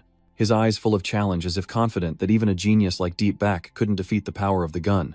Diet Bak remained silent, his cold and resolute gaze unaffected by the opponent's challenge, with no movement or reaction. Chu Hang, seeing this, anxiously asked what they would do next, since NGUI was still in their hands and they had guns, but Diet Bak's gaze remained cold as ice, showing no signs of panic or hesitation. Suddenly, Diet Bak shouted loudly, and said that he was working on a major project with no one helping him. If he could gather everyone here and command them, as he wished he would go up there. That black figure looked surprised, doubt shadowing his eyes, unable to believe what he just heard. He laughed loudly, a satisfied smile evident on his face. He believes that Diet Bak won't be able to refuse his offer, and that they will wait for him in the most grand manner. He has no doubt that he can control everything, as he wishes, thinking that Diet Bak can't do anything to change the outcome. Chu Hang looked at Diet Bak nervously, and asked, "Do they have guns? How can we chase them away?" Diet Bak stared coldly at Chu Hang with piercing eyes, and then said it's time for him to leave. After saying that Diep Bak gave Trohang a glance, then Trohang took a deep breath and said that this was something Diep Bak had said himself, that he no longer wanted to get involved in this mess.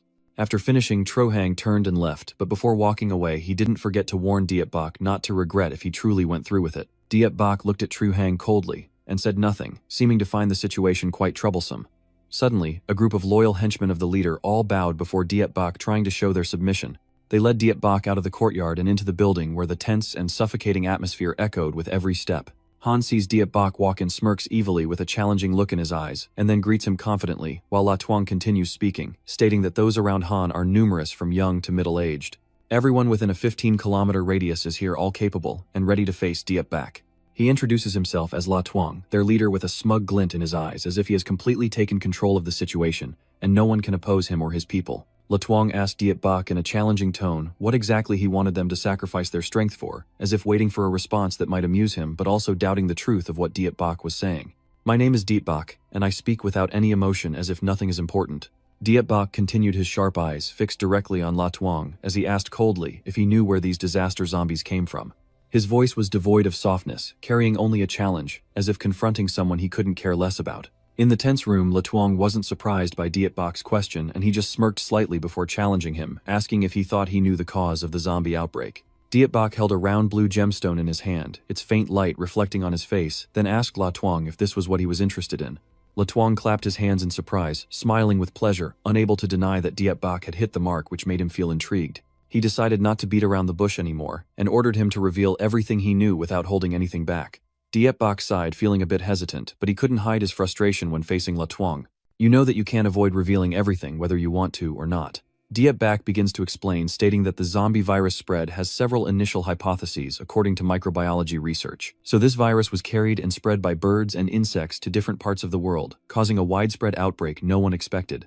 Yipak continued explaining that the second hypothesis is bioweapons, with no more convenient warfare method than to have the enemy kill each other. But once the fire has been ignited, it cannot be extinguished for a moment, and the consequences will spread uncontrollably. The third hypothesis is even more unusual. It's an invasion by aliens where a meteorite carrying the zombie virus crashes onto Earth. This virus is dispersed through the atmosphere, and once it infects humans, it turns them into hosts, causing a terrifying spread everywhere. Diep Bak says that surely La Tuang has heard at least one of these three hypotheses, because only then can the reason for him returning from the city to his hometown to establish a gang be explained. It seems that he saw an opportunity amidst the chaos, aiming to exploit fear and loss of control to build his own power. La Tuang admitted that Diep Bak was not wrong. He indeed knew some small secrets about the zombie virus information, rarely accessible, and that knowledge had given him a clearer view of the current situation, making him more determined to carry out his plan. Then La Tuang extended his hand, revealing two small blue beads in his palm, which were the beads from the zombie's brain, an essential part of controlling and spreading the video. He looked at the beads with a thoughtful gaze, and then said that there was still one thing he didn't understand about how to use the beads from the zombie's brain. He asked Diep Bak with a slightly doubtful tone whether that sword and his major project were related to this situation, then continued to ask if he could be told the purpose of these small trowel beads. His eyes wait for the answer. Diep Bak nodded in agreement on the condition that La Tuang prepared the necessary tools first. "You know that revealing information requires careful preparation, and only when everything is ready can you give an accurate answer." La Tuang agreed immediately and said that first Han must check his sword, his eyes sharp and meticulous, as if evaluating every detail, not wanting to miss any factor that could affect his plan. Diep Bak silently hands over the sword to La Tuang, his gaze fixed on him as if awaiting a judgment. La Tuang looked closely at the sword in his hand, then slowly raised his head, a fleeting thought making him smile softly. He remembered that Nguni's sister was still there, and his gaze flicked over to Diep Bak. La Tuang pointed the gun at Nguni's head with a cold and threatening look, knowing that Diep Bak wouldn't hope for this to happen. He had no choice but to hand the sword to La Tuang's henchman, understanding that in this situation there was nothing more he could do but surrender, his eyes showing a hint of helplessness. Suddenly, La Tuang's underling knelt down as the power of the sword exceeded his expectations, causing his body to be unable to withstand it. He turned to look at La Tuang, his face pale with pain, and said that this sword was too heavy. La Tuang looked at the sword surprised, then sneered, saying today truly has been full of surprises, and this only makes him more interested in what's happening. He then turned to Diep Bak with a cold stare, and said, "Go ahead and start your performance," his tone full of provocation, as if waiting for Diep Bak to show something special. Diep Bak begins to explain that the apocalyptic catastrophe for humanity is caused by the zombie virus, and once infected, these black buffalo stones form in the brain as the source and spread of the virus. These stones are not only signs of infection but also tools to control and transmit the virus effectively. Diet Bak held the black trowel in his hand, his eyes focused on it, then explained that it is called the Hat Kim energy, a special power that gradually accumulates inside the zombie's body over time. The longer it takes, the stronger the energy becomes, and when it reaches a certain level, it can trigger an uncontrollable explosion spreading everywhere, worsening the pandemic. He continued saying that the Hat Kim energy can adapt very well to flesh and metal in the body, and by taking advantage of this property, people can create extremely powerful weapons. Not only capable of destruction, but also controlling and using its power to command zombies, turning them into terrifying tools in the hands of their wielder.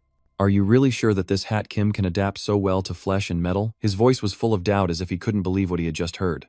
Han wondered if it was a kind of immortal pill that could make you a fairy if eaten. A look of curiosity flashing in La Tuang's eyes as he tried to comprehend a phenomenon beyond his understanding, and this comparison made him more intrigued about the origin and true power of the singing metal. Diet Bak shouts, his voice echoing through the space, then says that someone has tried it before, but most turned into zombies, his eyes full of mockery. Diet Bak says that the first step is activation, his voice steady, and his gaze unmoving. He touches the two ends of the electric wire to the black stone, and immediately, a blue light erupts, spreading throughout the space, forcing everyone to squint because of the blinding glare. The black metal energy swirls in the air, making everything tense and heavy. Then the power suddenly ignites, sparks burst from the wires, and the space becomes chaotic, as a loud explosion rips through the silence.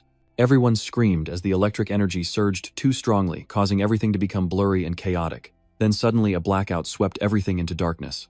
La Tuang shouted angrily, wondering if the arcane electromagnetic pulse caused by the dark metal energy was behind this, his voice full of fury and concern.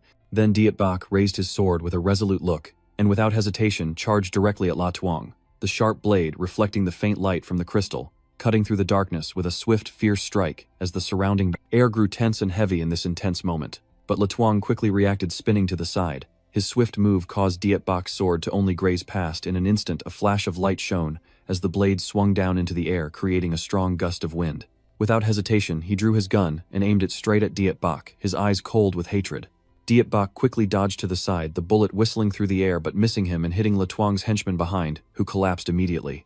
Diet Bak quickly grips his spear tightly, his sharp eyes fixed on La Tuang without a hint of fear. La Tuang shouted in pain, his arrogant expression vanished, replaced by panic and fury. He gritted his teeth in bitter hatred, angry that a moment of carelessness allowed Diet Bak to gain the upper hand. Diet Bak silently thought that it was time to end everything with La Tuang, the self-proclaimed leader of Yulong Bang, and that it should stop here. In that vision, La Tuang could rise to dominate a region, gather power, and even look down on armies. With his ambition and ruthlessness, any place within his influence would become a tool to oppress his power, shattering all opponents, turning people into slaves, and suffering torment until death, with nowhere safe from his shadow. Diet Bak drew his sword, his eyes cold and determined, filled with unwavering resolve, silently vowing that before they could achieve any success with Black Gold, all threats from Yulong Bang must be eradicated at their root. Diet Bak biting his lip, his unwavering determination like steel, no enemy must survive. Then a fierce battle erupted. The surrounding space seemed to shake, weapons, clashing and clanging, blending with the sound of steel and roaring. After the battle, Diet Bak looked back at Nu Ni, silently thinking that he had become a true butcher, but he couldn't bear to let her witness everything that had happened, even though he knew it was too late to turn back. He silently thought that he wanted Ngu Ni to understand the brutality of the end times, and recognize the darkness and danger of this world, but at the same time, he didn't want the girl to fall into the abyss of guilt and lose her innocence. Because he knew once she stepped in, there would be no way back. Suddenly, a sound from the door broke the tense silence in the room, and Diet Bak instantly became alert. With a sharp stare, he looked toward the source of the sound, gripping his sword tightly, ready to face any threat that might emerge. Suddenly, Ju Hang peeked through the door, smiled somewhat mischievously, but with a cautious gaze, and softly said that he had arrived. He steps and surveys the situation, then calmly asks if everything is settled, his eyes revealing both curiosity and seriousness as he looks at Diet Bak, waiting for an answer. Diet Bak nodded still with a cold gaze, then bent down to pick up a gun from the ground and raised it in his hand. He leaned the gun against himself with a determined look in his eyes, and a cold voice saying that he had already achieved all his goals here. Everything has gone according to plan, and now only the consequences remain to be dealt with. The market vendor looked surprised, gazing slowly at Diet Bak, still in disbelief. He wondered why Diet Bak risked his life for a gun, thinking that Diet Bak had saved the girl. Diet Bak calmly stashed the gun away, saying that guns in this area are very dangerous and can be modified in many ways. The big market dealer asked what the gun could be modified, into wondering if it could become an electromagnetic cannon or a laser gun. He remembered how Diet Bak had pretended to chase him away, telling him to bring a buffalo seed into the generator, and unexpectedly just a small buffalo seed blew up the entire generator. Diet Bak heard a noise, and saw the girl's leg moving, his eyes immediately sharp, realizing she was still alive. He then raised his gun and aimed it at her, his eyes cold and devoid of emotion. The girl whispered a faint plea, her voice weak but filled with despair, begging Diet Bak not to kill her. Every word escaped her lips as a voice of hopelessness, but Diet Bak kept a cold stare showing no sign of emotion. The traitor shined a flashlight on the girl and saw the scene before him, then sneered, never taking his eyes off the girl lying on the ground.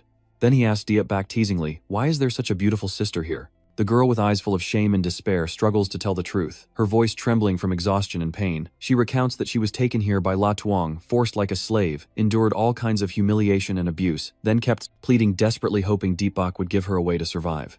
Diet Bak looked at her coldly with no trace of compassion, and asked if she knew where La Tuong kept the supplies warehouse, his tone sharp as a blade. The three of them, along with Ngi Ngi, headed out. Ju Hang asked the girl about her residence and family, and she replied that her house was in the western part of Anchang district, and her younger sister had been separated during the Great Disaster. Ju Hang looked around, noticing the machine was out of order due to a power outage. Then the girl pointed upstairs and said the storage room was on the 6th floor. Diet Bak told Chu Hang to take the kid to find the waiting room while he would go with the girl upstairs by the stairs. Chu Hang nodded in agreement, and then the two parted ways as Diet Bak and the girl started climbing the stairs. This room beside the corpse lies horizontally asleep. The suffocating air birds amid thick smoke, bloodstains everywhere, and the faint glow of the fire make the scene terrifying and chaotic. Han Genji, trembling and pleading, with a voice about to break, desperately clings to the ground, hoping for a glimmer of hope amid the smoke and death all around. He panically looks at La Tuong, his eyes filled with horror, as he realizes that his older brother is now motionless with no signs of life. Han Genji in pain, his eyes shining with a faint glow like he just discovered something important amidst the chaos and death. Seeing the black gem rolling on the ground, Han trembles as he reaches out with his hand, his eyes brightening with a fragile ray of hope amid despair. Han hesitated, recalling the conversation between Diet Bak and La Tuong about the black orb, which warned that anyone who swallowed it risked turning into a zombie. But the desire for unlimited power and the ability to become immortal made Han unable to let go. His trembling hand slowly brought the black orb close to his mouth, as he silently thought this might be his only chance to change his fate. Finally, Han clenched his teeth forcefully, put the black orb into his mouth and swallowed it, experiencing waves of burning pain that spread throughout his body, causing him agony. But in his eyes, a faint glimmer of hope still shone that this gem might grant Han unparalleled power. Suddenly, Han's eyes rolled back and his whole body convulsed violently, blood vessels bulging across his skin, as if the Hat Kim energy was raging within him, destroying him from the inside out. Outside, the dark sky was constantly torn apart by thunder flashes of lightning flickering and suddenly disappearing in the raging storm, reflecting the ferocity of nature as if mirroring the tragedy unfolding inside. A wave of overwhelming emotion rose in his heart, as if nature itself was responding to the chaos and despair of this place. Nuni, now awake, looked around with wide, bewildered and tired eyes in the unfamiliar room. Nuni gently asked the Cho Hang where they were, and he smiled and gestured that she had woken up. Cho Hang explained that Nuni had been kidnapped by a thief and brought here, but her Deep Kaka had already eliminated them all. Hearing that, the girl nervously asked where Deep Kaka was and if he was okay now. At that moment, the faint sound of the door handle turning echoed in the quiet space, startling both Cho Hang and Ngu Ni. Deep Bak bok vao an matne nang nin Nuni roi hoi kobida tin roi a. Nuni looked happy and worriedly asked if he was okay. Chang Hung then asked if Deep Bak had found any good items on the upper floor. Deep Bak replied that there are indeed good things, but one person can't carry them all, so he decided to return tomorrow to check again. Cho Hang asked where the girl from earlier was, and Deep Bak replied that he didn't know. When he looked around, she was gone. Cho Hang wondered if she was so scared that she ran away, but outside it was pouring rain, and thunder was crashing, so he couldn't imagine the girl would go outside in such weather. Deep Bak, exhausted, lay down on the bed, sighed, and said not to worry about her anymore, let him sleep because he was truly tired. Then told Cho Hang to lock the first floor door again. Don't let the zombies come in here. Cho Hang was surprised, and asked why this needed to be done, not understanding why Deep Bak was asking him to do these things right now. Nguyenyi said to let Deep Bak rest, that the girl would go help Cho Hang, and he praised you for being considerate and obedient. Outside, the rainstorm rages with thunder and lightning, the space dark and intense, strong winds howling through open windows, thunder echoing loudly, making the atmosphere even heavier and tense. The scene shifts to a bathroom where water flows steadily from the showerhead, creating rhythmic splashes echoing in the damp space. The scene shifts to a sexy girl standing under the shower, warm water flowing over her smooth skin, forming small droplets that fall onto the tiled floor. The soft light in the bathroom reflects on her body, creating perfect curves. She is Lee Nuok Hai. A man opens the bathroom door, enters with a malicious look and a greedy gaze at her, taking a shower, sneering cunningly, and asking if Ruo Shi has finished bathing. But when he sees the man standing there, horror flashes in her eyes, and she quickly speaks with a worried tone. I asked him what he was doing while I was bathing, and I immediately signaled for him to leave, showing a clearly annoyed and embarrassed look. He took a few more steps, in his eyes mischievous and sneering, saying this is his house and there's no way I can chase him out. But as her anger welled up inside, her eyes filled with resentment, and she almost whispered that this was really his true purpose, not the promises made before. He grinned cunningly, his eyes flashing with satisfaction as he saw her cornered. Then he said in a contemptuous tone that if she didn't like it, so what, there's no one so kind as to take in a wandering woman like her. He continued saying that he was showing goodwill in taking her in, but in this world no one works for free. He saw that she still kept her original form without any deformities, so he felt reassured and loosened his hold on her. He continued to open the door despite Not-Hai struggling to hold on tightly, his eyes showing clear cruelty and brutality. He sneered with contempt, saying that besides her body it seemed she had nothing left to offer him, and if she cooperated obediently she might survive in this era. Not-Hai, in utter panic, shouted for help, but her screams seemed to be stifled and lost in the suffocating silence. He sneered as if he had achieved his goal, his eyes full of triumph and contempt. He continued speaking, his tone full of mockery, saying that it was pouring rain and storming outside. Even if Not-Hai screams at the top of her lungs, no one will come to save her, his words, like a deep wound piercing her heart as he emphasizes that only zombies can save her. But of course, that's not a choice she wants, and she feels all. Her hope has been shattered in that moment.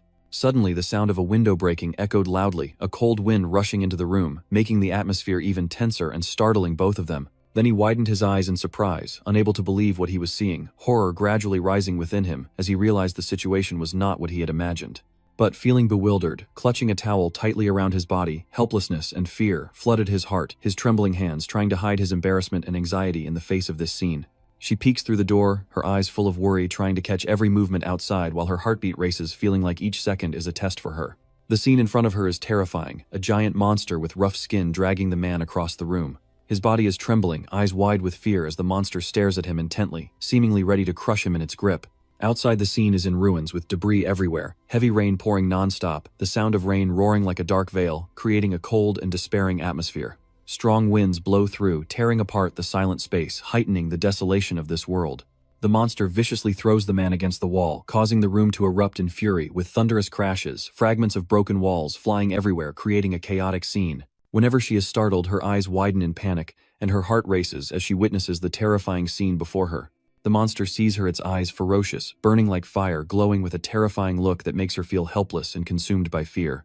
Her heart seemed to stop beating, her limbs freezing completely, unable to move even a step, all surrounding sounds swallowed in heavy silence. She screamed loudly, her voice echoing through the room as if tearing apart the space. The monster, upon hearing that, breathes heavily, each gasp sounding like a growl from deep within his throat, his body shifting with each breath, his eyes still fixed on her. He looks at her with eyes full of pain and despair, then speaks in a weak, hoarse voice. He firmly told her he was not a monster, but immediately afterward his body collapsed to the ground, completely drained of strength. He looked at his distorted body, his straining eyes filled with confusion and pain, unable to understand why his body had transformed so drastically. He punched the ground repeatedly, each blow smashing into the earth as if to tear everything around him apart. The ground trembled violently, causing debris to fly into the air. But as his body tensed up and he looked at him with a panicked expression, trying to stay calm despite his labored breathing, revealing his fear, she asked what he truly was and why he had become like this. The monster, eyes wide with rage, gasping and howling in unbearable pain, shouted that he had been shot and felt he couldn't survive anymore. But before dying, he recklessly ate a Heikim energy pill, and that had completely transformed his body, overturning his organs, and he was no longer himself. Just then, still frightened, she asked if it was because of someone turning into this, and if he had eaten some kind of energy stone that changed his body into a monster. He said it's called Energy Hat Kim, and a male student named Deepbach said it's a gem taken from a zombie's skull. His life at that moment was as fragile as a hanging bell, so he thought eating that Energy Hat Kim would help him survive. When she heard the name Deepbach, she was overwhelmed with anxiety, a strange feeling of unease rising in her heart, that name clearly making her sense something was wrong. She ran up to the monster, clutching her head in confusion, and asked if he knew Deepbach, but at that moment her wrapped cloth suddenly fell off, revealing her completely naked body.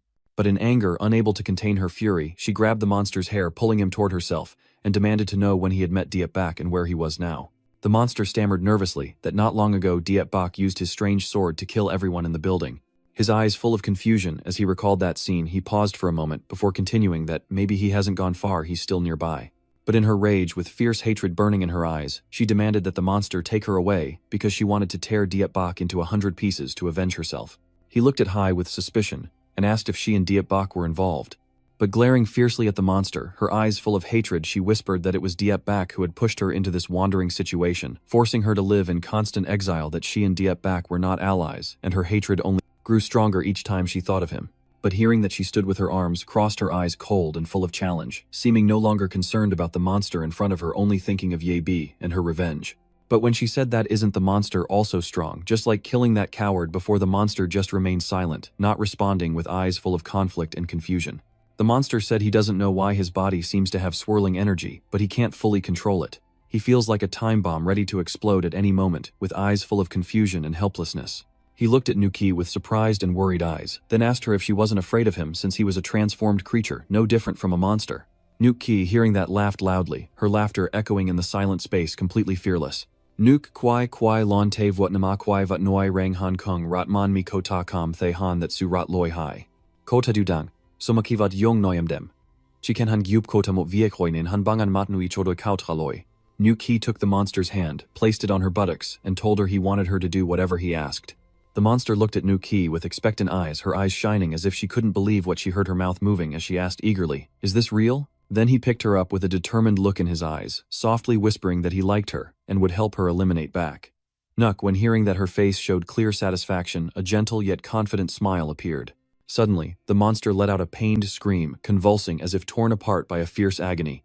Nuki looked at him, clearly confused, eyes wide with worry, approaching nervously with a face full of concern for the intense pain he was experiencing. A loud scream echoing through the building like a rolling wave, while outside heavy rain and fierce winds batter, creating a tense and chaotic atmosphere. The next morning, faint sunlight seeped through the windows of the building, and the space was silent and still, as if the lingering tension from the night before remained. Dietbach is carefully putting on gloves, each movement precise, as he prepares his weapons and gear with calm steadiness, his piercing eyes reflecting determination and thorough readiness for what lies ahead. Trio Hung looks at the items in his hands, mentions a bottle of alcohol and some valuables, but upon checking, he only sees instant noodles, canned food and dried rations, a clear look of disappointment on his face. Dietbach slung the sword over his shoulder, his eyes full of determination, each step showing he's ready for whatever challenges lie ahead. Then he turns sharply, his gaze fierce, as he orders Tru Hang to pack up, saying they will leave immediately. The three of them carried their things and left, and Tru Hang muttered to himself, thinking these troops only had guns, but it turns out only the leader had a firearm, and luckily, thanks to their rations, they could hold out for another month. Suddenly, Tro Hang shouted loudly, his voice echoing throughout the space, causing the other two to turn around in surprise. He hurried back to his car, eyes wide with astonishment and curiosity, wondering whether there was a hailstorm yesterday or a meteorite had fallen down. He was crying despair in his voice, saying that this was his treasured car, and now he couldn't even open the door. Dietbach wondered silently if the heavy rain was caused by yesterday's battle, his mind filled with questions, and unsure how to explain the strange events happening. Then he told Tru Hang to stand back so he could handle the car. He slashed a few sharp cuts on the vehicle, leaving clear marks on the metal surface.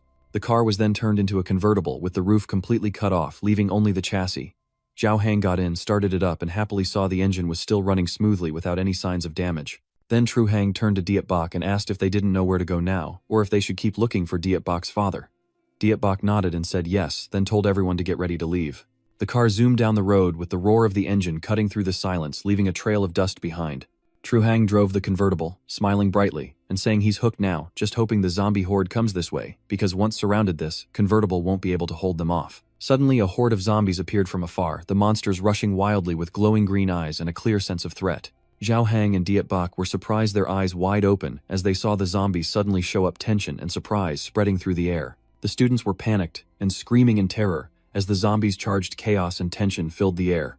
Dietbach recognized that the zombies were his old classmates. He chuckled and said they were still as strong as bulls, his wide smile revealing sarcasm. The crashing footsteps of the panic-stricken students echo everywhere, their hurried steps pounding loudly on the ground, reflecting their fear. A man and a woman run and shout for help in panic, their voices trembling, blending into the chaos of the crowd, desperately trying to escape. The zombie horde steadily closed and crawling step by step, but relentless in their advance, shrinking the distance between them and the fleeing people, creating a suffocating, threatening atmosphere. Suddenly, a girl tripped, losing her balance and falling to the ground, her eyes panic-stricken as she looked at the approaching zombies, fear clearly etched on her face as she desperately tried to get back up. The zombies keep getting closer, their soulless faces showing bloodlust as their dragging footsteps grow louder, making the atmosphere tense and suffocating. Dietbach appeared, and in a single sweep of his sword beheaded the zombies, leaving everyone stunned. Everyone stood in amazement at the scene, their eyes wide with astonishment, as they watched Dietbach fight fiercely among the zombies, each powerful and forceful stroke of his sword, making it hard for them to look away, both in admiration and shock. The zombie heads flew from the blow's deadly strike by Dietbach. The group of students looked surprised, their eyes widening as they recognized Dietbach, their old classmate, fighting bravely against the zombies. Deep Bok smiled gently, glanced at the students, and greeted them casually as if this were a normal encounter, despite the tense situation around. They heaved a sigh of relief, feeling like they had just been saved, and all thanked Diep Bok, their gratitude evident in their eyes and voices. One boy looked at Diep Bak's sword with amazement in his eyes and asked where he got it. Diep Bok said he had already been to the south and his classmates agreed to leave the school. Then he asked where they planned to go next. The friend replied that they had left the school and heard there was a place on Hotam Island guarded by humans, so the group decided to go straight to it. However, the journey was not easy, as some friends were bitten by zombies. Another friend pointed at the convertible Diep Bok drove, and with hopeful eyes asked if it might be too risky. While everyone around was gazing at the car with longing, it seemed to be their only salvation right now. The girl in the group looked at Diep Bok tired and worried, and asked if there was anything to eat since they hadn't eaten anything since yesterday. She hesitated then, said if Diep Bok planned to feed them, they would eat with hopeful eyes. In the car, Inguni said it seemed like Diep Bok's friend was experiencing hallucinations. Cho Hang looked at them and said they constantly stared at us, probably because they think his car is cool, right? Hearing his friends panicking, Diep Bok angrily told each of them to say a word, probably dooming himself. He said the car didn't have much fuel and couldn't carry many people. Food could be shared, but they had to help him with one thing. They looked at Diep Bok with pleading eyes full of worry and hope, as if there were no other options, each one wishing for a chance to survive. Diep Bok smiled, quietly appearing, satisfied with their determination, his eyes flashing with resolve as if he had a clear plan for everything. Diep Bok looked at Cho Hang and tell him to explain things to the others with a calm yet sharp tone, as if everything has been carefully planned. Cho Hang crawls out of the vehicle, stretches, and then laughs and says it's his turn with a humorous but prepared tone for the upcoming mission. Diep Bok turned to the students and said that there are zombies in front of them. He will create a path with his sword to deal with them, while the rest of the students will handle the ones on the ground. The students looked confused, exchanged glances, and asked if they could handle the rest afterward. Cho Hang told the students to watch how he demonstrated gripping a shovel and slashing into the zombie's neck on the ground, the movements quick and precise, as if he was used to this task. Then he used the shovel to crush until the head shattered, and he pulled out the black orb from the zombie's brain. Cho Hang held the black orb in his hand, his gaze serious as he said they must take it out, his tone resolute like it was the key to their survival. The students were stunned, some couldn't believe their eyes. A girl in the group, overwhelmed by fear, fainted, her face pale, and her body trembling as if she couldn't endure the sight before her. You hold up the black orb with a somewhat calm expression, saying that there's no need to be afraid, because the zombie's brain is soft, so removing it is easy, in a tone full of confidence, as if this is completely normal. They watch how the girl handles it, wonder what she has been through, confusion and curiosity in their eyes. It's hard to imagine a girl remaining so calm and composed in such a dangerous situation. Then Chu Hang handed the bag to them, reminding them to be careful of zombie bites, speaking seriously and cautiously, as if any mistake could lead to danger. While the boy turned to Diep Bok, still fighting, wondering why there was a bead of buffalo in the zombie's brain, and curious about what Diep Bok needed it for. Diep Bok continues to fight confidently, each strike of his sword precise and powerful, undisturbed, while the students still pick the black beads from the brains of the defeated zombies, each carefully retrieving them as the tense and urgent atmosphere surrounds them. 2 hours later, Chu Hang held a bag full of black beads with a look of satisfaction on his face, as if he had completed an important task, his eyes bright with the success of collecting valuable items amid the chaos. Chu Hang nodded confidently, and then told Diep Bok to share the food with them, ensuring everyone would have enough strength to continue the journey ahead. Chu Hang, hearing this, was angry, and questioned why Diep Bok would unilaterally distribute their food to the students. He couldn't understand why Diep Bok was so easily sharing valuable resources without consulting him first. Seeing their expressions, Chu Hang felt like a knife was stabbing into his heart, and thought to himself that he didn't mind anything else, but he absolutely didn't want to share the food. A strong gust of wind blows, causing dirt and stones to fly everywhere, and the roaring sound heightens the tension. Everyone is panicked, their eyes filled with fear and worry as the giant monster appears. Its muscular body and furious eyes stared straight at Diep Bok as if ready to attack at any moment. Diep Bok, confused, realized this was a mutant energy user, and his appearance made him feel uneasy, wondering why he was here. Diep Bok shouted urgently for everyone to move back quickly, his voice firm and anxious, determined to prevent anyone from getting hurt, as the deadly monster charged forward with overwhelming strength, its massive hands swinging straight at him. Diep Bok swings his sword fiercely at the monster, its sharp blade slicing through the air, but the creature quickly retreats and dodges the attack. On the other side, Li Nahai watches intently, clapping happily as she sees the monster fighting against Diep Bok. This confrontation made her feel relieved, as everything was unfolding exactly according to her plan. Diep Bok felt confused when he saw that Li Nahai, his class president, was still alive. The classmates were surprised to see her in this situation. Li Nahai sneered and said that she was still alive and her only purpose was to witness Diep Bok's death. After saying that she ordered the monster to attack Diep Bok with murderous intent in her eyes, Dietbach angrily thought to himself, Jia Linya Hai and this monster are on the same side, I really can't believe it. The monster charged at Dietbach immediately, but he quickly drew his sword ready to face the fierce assault. The suspicions and resigned onlookers watched anxiously from afar, constantly worried seeing Dietbach confront the monster, unsure if he could escape this attack. A loud explosion sounded, and immediately a fire broke out, forming a barrier between Dietbach and the monster, preventing their confrontation, and making the atmosphere tense and uncertain.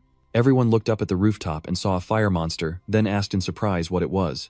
A luxury yacht is drifting on the clear blue lake, with someone relaxing and smoking a cigar. He cheerfully thinks zombies can't fly or swim, so this lake is the safest place, and the butler holding a bottle walks over to praise him, saying he outshines his brother. He glances at the unclaimed boats, planning to wait a little longer to loot their supplies and stay on the water forever. As soon as they spoke, a nearby boat suddenly exploded on the water, and neither of them understood why it happened, so they stood up and moved closer to see what was going on. Something with a burning body charges straight at our spaceship. Only at such close range can we see that it is still alive. Neither of them knew what it was, they were stunned and extremely scared. After it landed, its body in flames showed no signs of damage. Standing on the ship, it howled as if to attract everyone's attention. This skill user has a truly strange body with a pair of horns and fur on its head that are not burned by the flames. It successfully drew the attention of everyone fighting below ground, and everyone looked incredibly surprised. The elderly master didn't expect there to be another Esper, especially one wielding the fire element. Nuke Hai still thinks it's a monster covered in fire. She asks her fellow psychic if the one over there is his friend, but he just looks and doesn't know either. The fire elemental ability user grabs the device to block flying through the air, with flames surrounding their body. Seeing this, I saw no hesitation, and charged straight toward Nuke Hai's ability user. The fire element powers user immediately lunged in to fight Nuke Hai's ability user. Neither Dietbach nor Nuke Hai understood why this was happening. The fire elemental Esper said nothing, just rushing to attack, while the opponent kept asking who he was, and why he was charging at him. The fire Esper pressed tightly with his hand, preventing the opponent from moving. Nuke Hai's ability user kicked his opponent away. The kick caused the fire element user to stumble back, and the flames shot straight towards the car. This time, it seems to have gotten angry and unleashed fire to attack. Everyone at the scene didn't dare to move, fearing to attract the attention of the two powerful Esper. She cried and sobbed as her beloved car and the food she had saved up were about to catch fire. The old man told everyone not to worry. What needs to be done right now is to leave quickly. Everyone immediately obeyed the command to run, annoyed that the Esper was almost escaping again. She turned back to lead the fish slaughter and blamed the Esper while Nasui called him stupid. The psychic is about to run away, so what is he still doing there? He replied that because he was held back by the opponent he couldn't split himself at the moment. The fire elementalist with a clenched face accidentally launched a powerful attack. A fireball headed straight for the fleeing Nuni. A loud explosion and blinding light erupted, affecting everyone running ahead, while the girl trembled in fear on the ground. It turns out Dietbach was faster to save the girl. His attack just struck the nearby tree. He lifts the girl up, and True Hoenn accidentally caught in the flames on his shirt, and everyone else didn't know what to do, so they called out to Dietbach. He told them not to be stupid, and to find a hiding spot quickly as they were split in two by the burning tree. Upon hearing Dietbach's command, those in front immediately obeyed. After putting out the flames on his shirt, the summoner asked where we should run to now.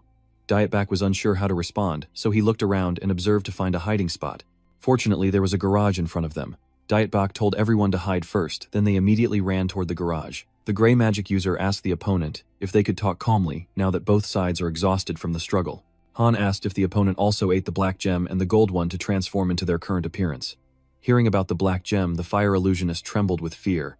It kept curling up and rolling onto the ground, crying out in agony, "No, I don't want to eat." The terrifying memories from the past resurfaced. It had been tainted by those impoverished landowners, and they had forced it. Eating the black bead because it couldn't resist it, thought they were just a bunch of crazy people. The flame illusionist Spark angrily sent a small flame into the air and roared, "I want to take the heads of those local bullies and burn them to ashes." Gray, skill user, I regret it. Brother, you also had no choice but to eat the hat, Kim. I understand how you feel. But when I couldn't wait any longer, she asked, have you two finished talking? Are your situations similar and understanding each other? Or was this meeting a late surprise? She is anxious, not knowing if the two can quickly hunt down Dietbach, and now she doesn't know where he has already run to. The gray illusionary skill user told Ruotki, don't worry, he will go now and he can also track Dietbach's scent. The fire mimic asks if they are trying to find someone, and he responds that it must be someone named Dietbach. It seems he knows a lot about the gem called Kim, and he thinks perhaps he has a way to turn them back into humans. Hearing the possibility of returning to being human, the fire-type doppelganger wavered for a moment, and then immediately changed its mind, deciding to follow the two people in hopes of becoming human again. There was not a single sound in the underground garage. Everything was eerily silent. Dietbach's group is still fleeing non-stop, and after asking you, it seems there's no movement outside. Have they already left? Before Dietbach could respond, a car suddenly sped toward them. Luckily, you were quick-witted and managed to prevent everyone from getting flattened by the car. It turns out that the gray skill host followed your scent. He was the one who threw that car. Found Dietbach, he laughs joyfully. We found you and our battle isn't over yet. Underneath the garage, the gray Nullaja has found Dietbach's group. He laughs happily and loudly before ending you. I still need you to tell me all the secrets of Hack Kim. This time he won't let you escape with tricks. Dietbach was extremely worried, not knowing how to deal with him, and besides he had 2 teammates. He told Trung Huan to take Nguni away quickly, while he would stay behind to stop that monster. Hearing this, he immediately led the girl away. Trung Hon and Nguni are trying to find a hiding spot, but unfortunately the fire element fake skill blocks their way. Face to face, it's clear that this fire element fake skill looks truly terrifying and creepy. Truong Huan immediately informed Dietbach that they had been caught in a trap. Both routes were blocked. The bitch Not High sneered sarcastically and looked pleased to be able to catch Dietbach. She sat in a car and told you not to think you can escape from my grasp. Now these 2 mutants want to kill you, so you'd better obediently surrender your life without a fuss. Dietbach gritted his teeth in anger when he saw her glaring and clenched fists as he tried to suppress the fury inside, constantly thinking about her name Li Not High. He told Tru Hon and Yu Ni to quickly hide to the side and stay away from him, and they immediately obeyed. Just as Not High opens her mouth to finish him off, the gray mutant missile shoots toward Dietbach like a rocket. Dietbach doesn't hesitate. He pulls out his sword, prepared to fight these 2 monsters. The gray monster retracted its claws towards him, but Dietbach leaned back to avoid the attack and quickly drew the gun hanging across his chest, loading the bullet. Although standing now is a bit difficult, he still tries to aim at them with his gun. A gunshot rang out loudly, and no one knows who he shot.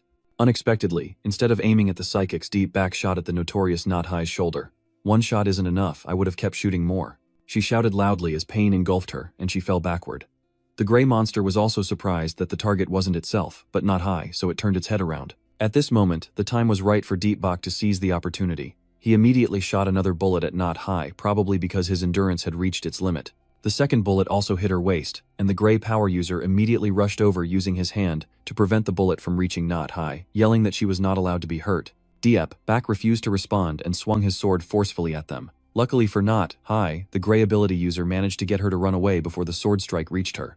The fire elementalist leapt from above, aiming to catch Dietbach, but he saw it coming, and with his quick reflexes and agile body, evaded the attack. It once again uses its flame-throwing technique to attack Dietbach. He uses his sword like a shield to block the creature's flames. Near there, Chu Huan and Yu Ni are hiding behind a young lady, uncertain how to support Dietbach. The girl looked at him worriedly, not knowing how to rescue him. Yu Ni slowly reached her hand behind her, took a small axe from her rabbit-shaped bag. Then the girl immediately swung the sobering object towards the fiery monster. But given its speed and size, instead of injuring it, it successfully attracted its attention. By the time Shou Huan realized what Nguni had done, it was too late. The monster had already found their hiding spot.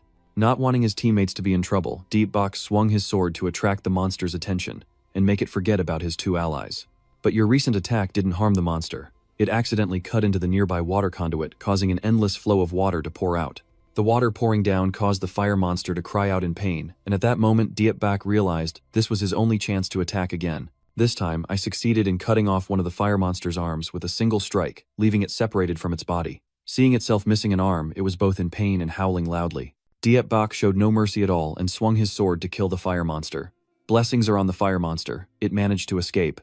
If not with that attack, its ascension would have been unavoidable. Frightened by Dietbach's strength, it immediately ran away to hide. The gray monster, holding Not High in its arms, slowly turned its head to look at you and your allies. It told you that this time Dietbach was impressive, and next time it will come back to settle the score with you. Then the 2 monsters and Not High quickly left, or else Dietbach would end their lives. That girl, Not High, is truly fortunate. As they walked away, Dietbach kept his guard up, watching their steps, then lowered his spear to the ground. Seeing that the situation is under control, Chu Huan and Nini run over to check on you. The girl looked at Dietbach kneeling on the ground and asked anxiously if he had been hurt. Dietbach says, no, right now he's just relaxing a bit, and encountering 2 power users at the same time is something he never expected. Hearing about the Esper, Lu Huan worriedly asked if perhaps Dietbach knew their origins. He didn't answer immediately, just silently pondered for a long while. Dietbach explains that mutants are formed after humans consume energy of the phantom metal, and most of those who do so turn into zombies. Only a small percentage can merge with the metal and become powerful mutants. Therefore, those who can retain their consciousness are extremely rare. And hearing this information, Zhaolian wondered why Dietbach knew all this, but he remained silent. Dietbach, it's not the right time now, I'll tell you later. What we should consider now is where to go. Trio Hoan thinks about his food supply worried, and wanting to check on it while the girl also has questions but remains silent following behind him. Deepbach feels that there is something different about this world, and his sense is that the end of the world is approaching faster and faster. Before things get worse, he must make something even stronger appear. Outside, a dark sky filled with heavy clouds and pouring rain. True Hoan was crying regretfully over his broken car, which he had just checked and realized was beyond repair. He cried while holding the food and supplies. The Hmong kept crying, "This car is beyond saving, so we can only take all the food and supplies with us." Tro Hoan also felt really regretful because the garage door was blocked, but it has a car inside, so at least they can use it for transportation. He gives Diep Bak and Unguni 2 sheets of white cloth because there's no umbrella, so they can only use this to shelter from the rain. Right now, they need to get out of the rain first and also find a working vehicle to continue their journey. Diep Bak turned to ask Unguni how she was doing. Unguni said that she had actually been here before, and a friend of her father's was nearby. The girl pointed toward the mountain and said that Nguni's father had taken her there to visit his friend before. If they go straight in that direction, they'll reach it. Zhao Huan asked curiously what kind of person Yununi's father's friend was, and whether he was still alive now. Nguni replied, "Although uncle is quite strange, he's also a good person, I just hope he doesn't run into any trouble." Nguni added that his uncle's house is very big with high walls, so zombies definitely can't get in. Moreover, there are many more computers inside. It seems like Diep Bak has figured something out. Zhao Huan hears there are lots of computers and guesses that person might be running an internet cafe. Compared to an internet cafe, they need a supermarket more. Diep Bak again suggested they should check that place, telling Uni to lead the way. Maybe her father was there too. Suddenly, out of nowhere, a zombie appeared in the pouring rain. There are not just one, but many heading this way. True Hone can't understand why zombies are attacking now. Diep Bak quickly assigns tasks, so one side fight and the other move forward. Elsewhere, a zombie's head is being torn apart into pieces. It turns out to be the Grey Esper who is attacking other zombies right after escaping from Diep Bak. Looking at his fallen Chungu on the ground, he slowly approaches as if searching for something. Inside the bodies of the zombies, there are gem-like crystals he is seeking, but these gemstones are not enough for him. The Grey ability user immediately turned around and fled into the rain. The sky is getting more and more like pouring water, and the clouds in the sky show no signs of dispersing. The Fire-type Esper hears that sound and turns to see who it is. It turns out it was the Grey Esper all along. He brought Hat Kim here and immediately went searching for Nuke Hai upon arrival. After being shot, Nuke Hai is trying to endure the pain. She lies on the bed, trembling constantly, her face turning pallid. The Grey ability user gently approached her and said that the Hat Kim she needed had already been brought here. Juxi tried to open her eyes and said to hand over all of them quickly. The Grey Esper spread his hands to reveal 8 blood beads inside and asked her again if she decided to eat them. Nux Hai angrily ordered him to hand over all the beads to her and immediately leave. Seeing there was no way to persuade her, the Grey Esper didn't say anything and had no choice but to bite her neck. He obediently followed Nux Hai like a dog and then silently walked out. The Fire-type Esper wondered if she had already eaten, hesitating as he answered. The fire monster thought for a moment before speaking, saying it had seen others forced to eat the black orb, and afterward they became terrifying, not losing their lives but transforming into this monstrous form. The Grey ability user then said he didn't want to lose Hung Hai. The fire ability user said that although he had burned her wounds without professional medical treatment, her chances of survival were very high. Hearing this, the Grey monster fell silent for a moment, then asked, "Is it only possible to eat the hat?" Kim, the fire ability user, Gim Han, "If he can successfully mutate into one of us, that wouldn't be bad either. No more fear of zombies. No more fear of anyone. He thinks that with that he can kill anyone at will and take revenge." The Grey-like ability user replied thoughtfully, but there is still someone like Diep Bak whose hand seems impossible to regenerate. The fire-type abilities user then remembered Diep Bak, thinking he's too powerful, and his weapon can even block his flames. The Grey-type abilities user suggested they should cooperate to find a way to control him, then jointly ask about the secret of the singing metal. They then considered whether there was still a way to turn back into humans, and the fire mutant agreed. Only at this moment did they introduce their names: fire mutant named Zhu Bei, and Grey mutant named Wang Sheng, and they shook hands agreeing to cooperate. The scene shifts to another area, probably nearby, since it's raining like water drops where a zombie in a pink bikini has been split in half. Diep Bak has been saving countless zombies since earlier, and maybe due to exhaustion from constantly fighting combined with the relentless rain, he was beginning to gasp for air. Hone felt that something was wrong with him, so he ran over to ask if he was okay. Diep Bak looked very unwell, so he suggested they find a place to rest first. He told her not to worry about him, and then turned to Hoinaguni if his father's house was still far away. The girl pointed towards the tunnel and replied, "Just go through this tunnel and up a slope and you'll reach it." But the current problem is that the tunnel is full of water, and it also looks quite deep. Maybe the drainage system is clogged. Diep Bak also didn't know what to do with all this water. He looked around to see if there was anything that could help them, then told Nu Ni there was a piece of wood over there and asked her to sit on it quickly while he and Hone would push her forward. Ungu Ni obediently followed the girl and quickly climbed onto the wooden plank. The three of them gradually entered the tunnel, with Diep Bak pushing Ni and Chi Hoan responsible for carrying the belongings. The deeper they went into the tunnel, the darker and scarier it became, making Hoan feel extremely worried, thinking to herself that no zombie could possibly hide down here. Nguni on the wooden plank sensed that Diep Bak was acting differently, so she turned back to ask him. Diep Bak said that they were almost there, but his face showed clear signs of exhaustion. Unable to hold on any longer, he immediately collapsed inside the deep and dark tunnel. Nuri was worried and frightened, repeatedly calling his name, but despite Hoan and Nuri's efforts to wake him up, his exhaustion and endurance wore out, and he gradually sank down. The sky still kept raining heavily, and the darkness was as thick as ink. Vuong Sin looked up and saw the rain hadn't stopped. Chubak also felt the same, and now the road was flooded with rainwater. Fearing the situation is not stable, Vuong Sin enters the room to find Nukai, hoping to discuss with her. Nukai has likely taken the singing gem pill, and now she is lying on the ground suffering from the pain. Vuong Sin also didn't expect her to dare eat that Kimhat pill. He stood outside calling Nihai's name.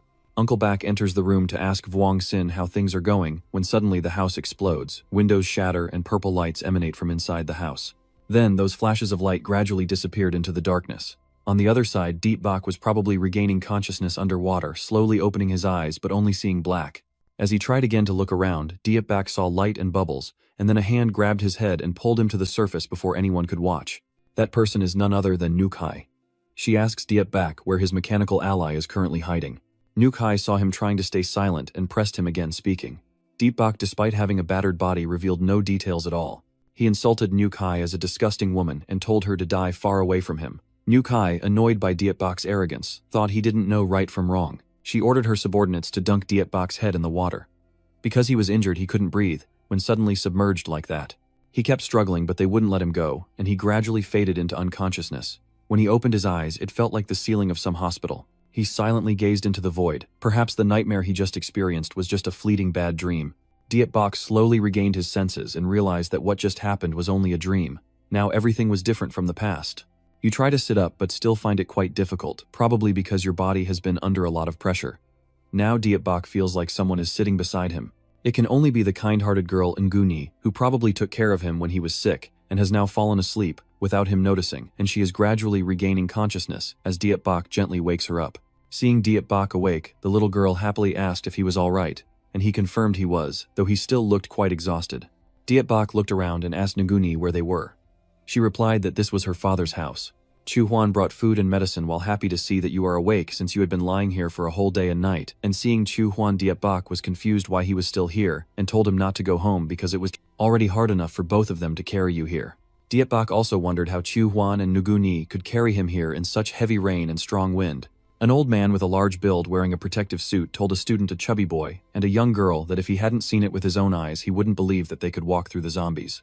Nguni saw the man happily called out Mr. Truong, while Diep Bak stayed silent. Nguni began to recount the entire story. When Diep Bak fainted, both of them pulled him out of the water, but at that moment they didn't know what to do next. Luckily, Mr. Truong saw them through the surveillance camera. Since he recognized Nguni, Mr. Truong drove to pick them up, and the girl also said that luckily it was because of him that the whole group arrived here safely. Diep Bak asked if Mr. Truong had seen everything. Mr. Zhang said of course he saw you chopping zombies like cutting fruit, and thought it was truly incredible, and he was wondering where you even got that weapon. Hearing this, Diep Bak hurriedly got down from the medical tent, despite still feeling a bit weak.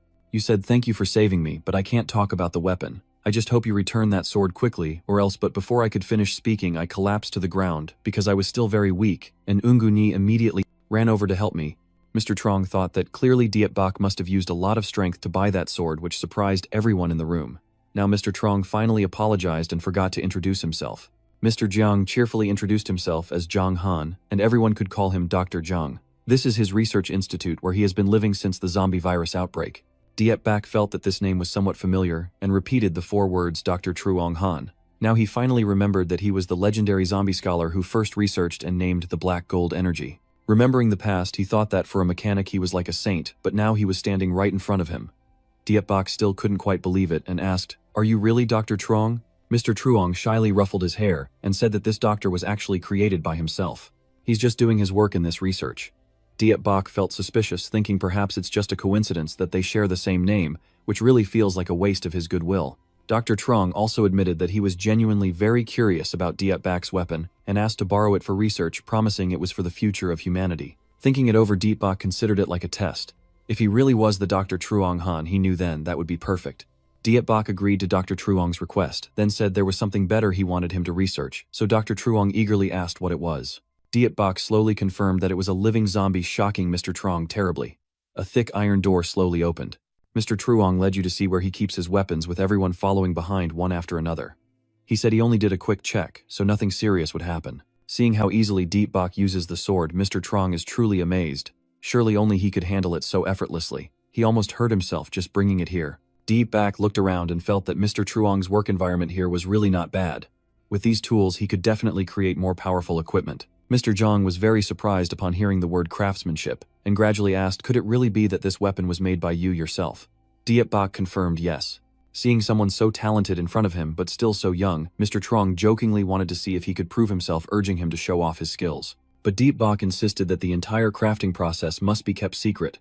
Otherwise, he wouldn't allow Mr. Truong to study the zombies. Mr.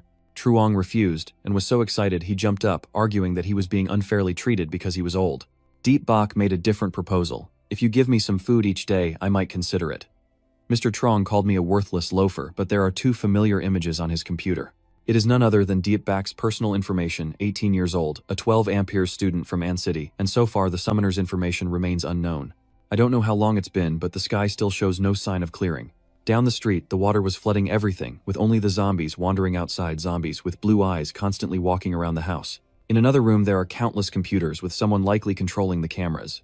The girl types skillfully on the keyboard, and next to her is a board with many details that are unclear. Nguni. This is completely different from the girl who loves every day. She focuses her eyes intently on the screen without blinking. Maybe she's too focused that she doesn't notice Mr. Truong has entered the room holding 2 cups of warm water, and he says, I knew you were here.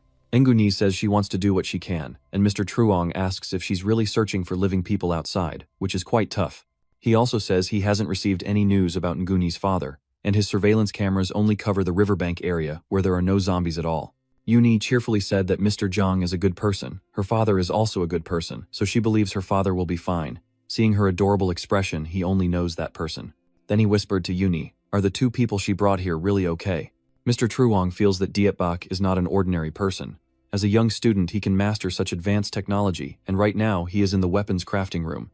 Moreover, looking into Dietbach's eyes, there is a cruelty that resembles a murderer, while on the other side he seems to be enjoying himself as he is about to complete his new creation. Mr.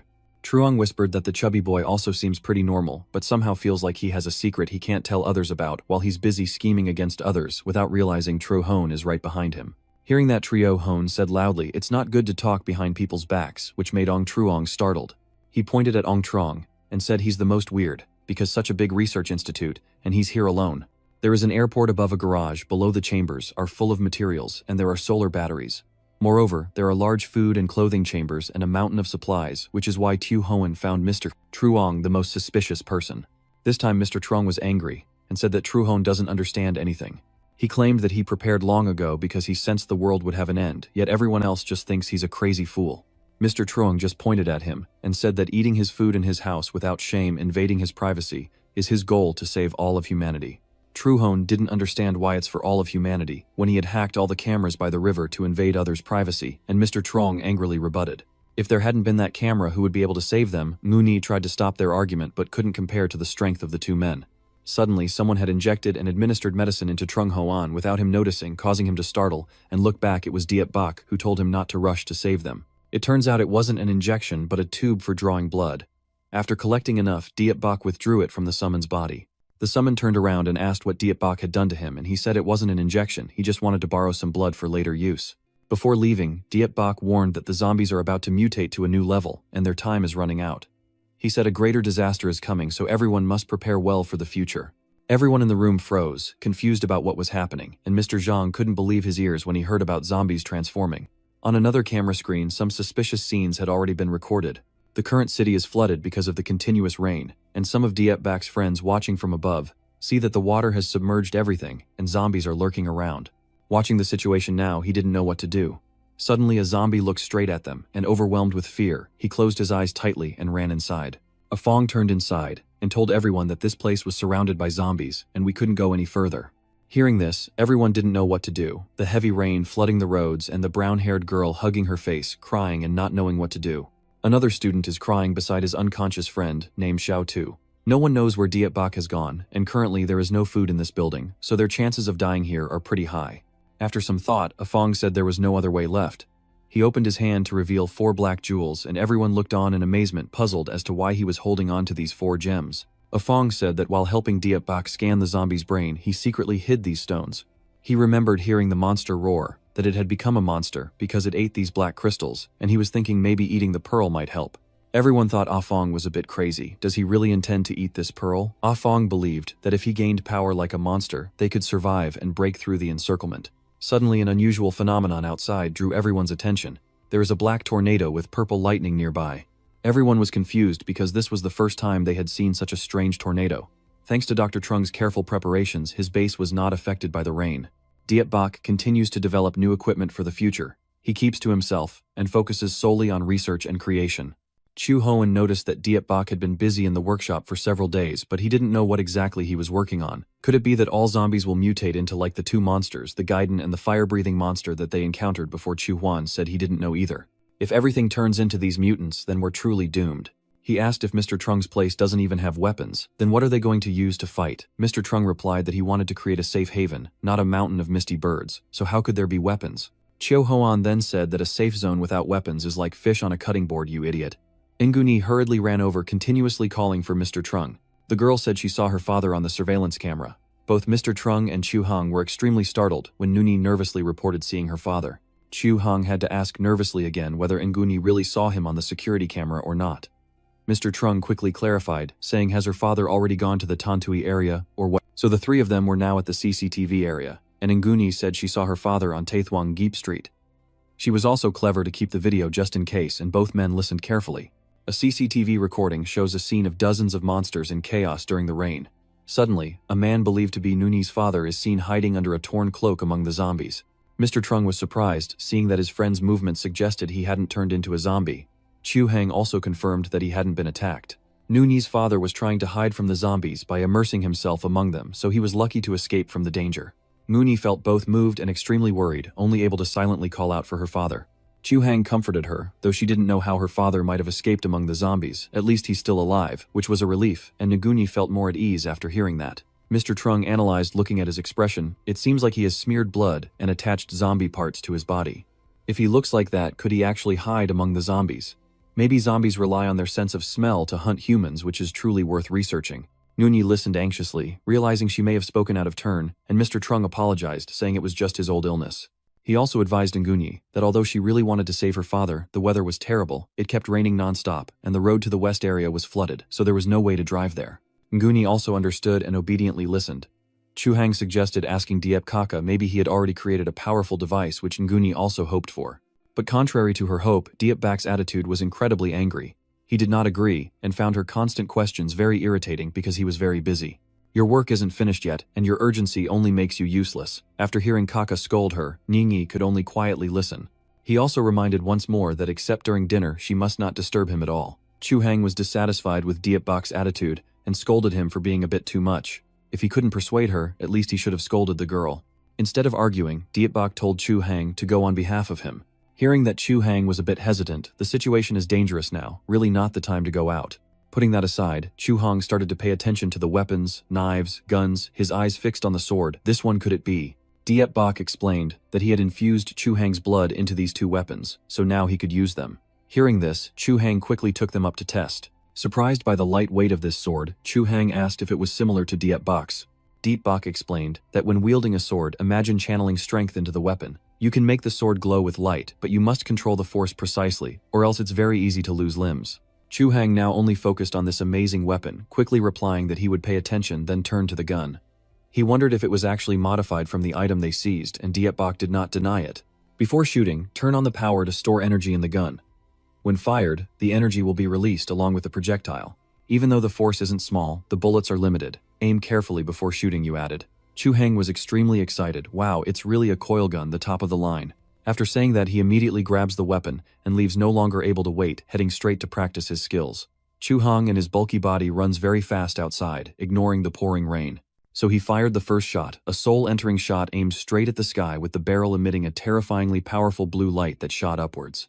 In awe, only able to exclaim, "Oh my god!" Chu Hang couldn't help but be impressed by the power of this weapon. Then he proudly laughed loudly, followed by the sword and the terrifying green electricity. He swung a slash in midair, a blue flame erupting, truly capable of slicing out a blade of light, and so Chu Hang tested not just one strike but many. Inside, CCTV captured everything. Mr. Truong was panic-stricken and warned Chu Hong not to test weapons like guns and knives in front of the house. Kwai Tri thought he was unbeatable with these two top-tier weapons. So without hesitation, he put on his raincoat and boots ready to head out. Whether zombies or superpowered beings let them come, here comes Lao Chu to take down each one. Through the camera, Chu Hang promised Nguni that he would definitely bring her father back safely, so she should stay there and wait with Mr. Truong. Nguni listened with some worry, wondering if Big Brother Chu would encounter any trouble. Mr. Truong had no intention of stopping him. Just wait and see how long his arrogance lasts.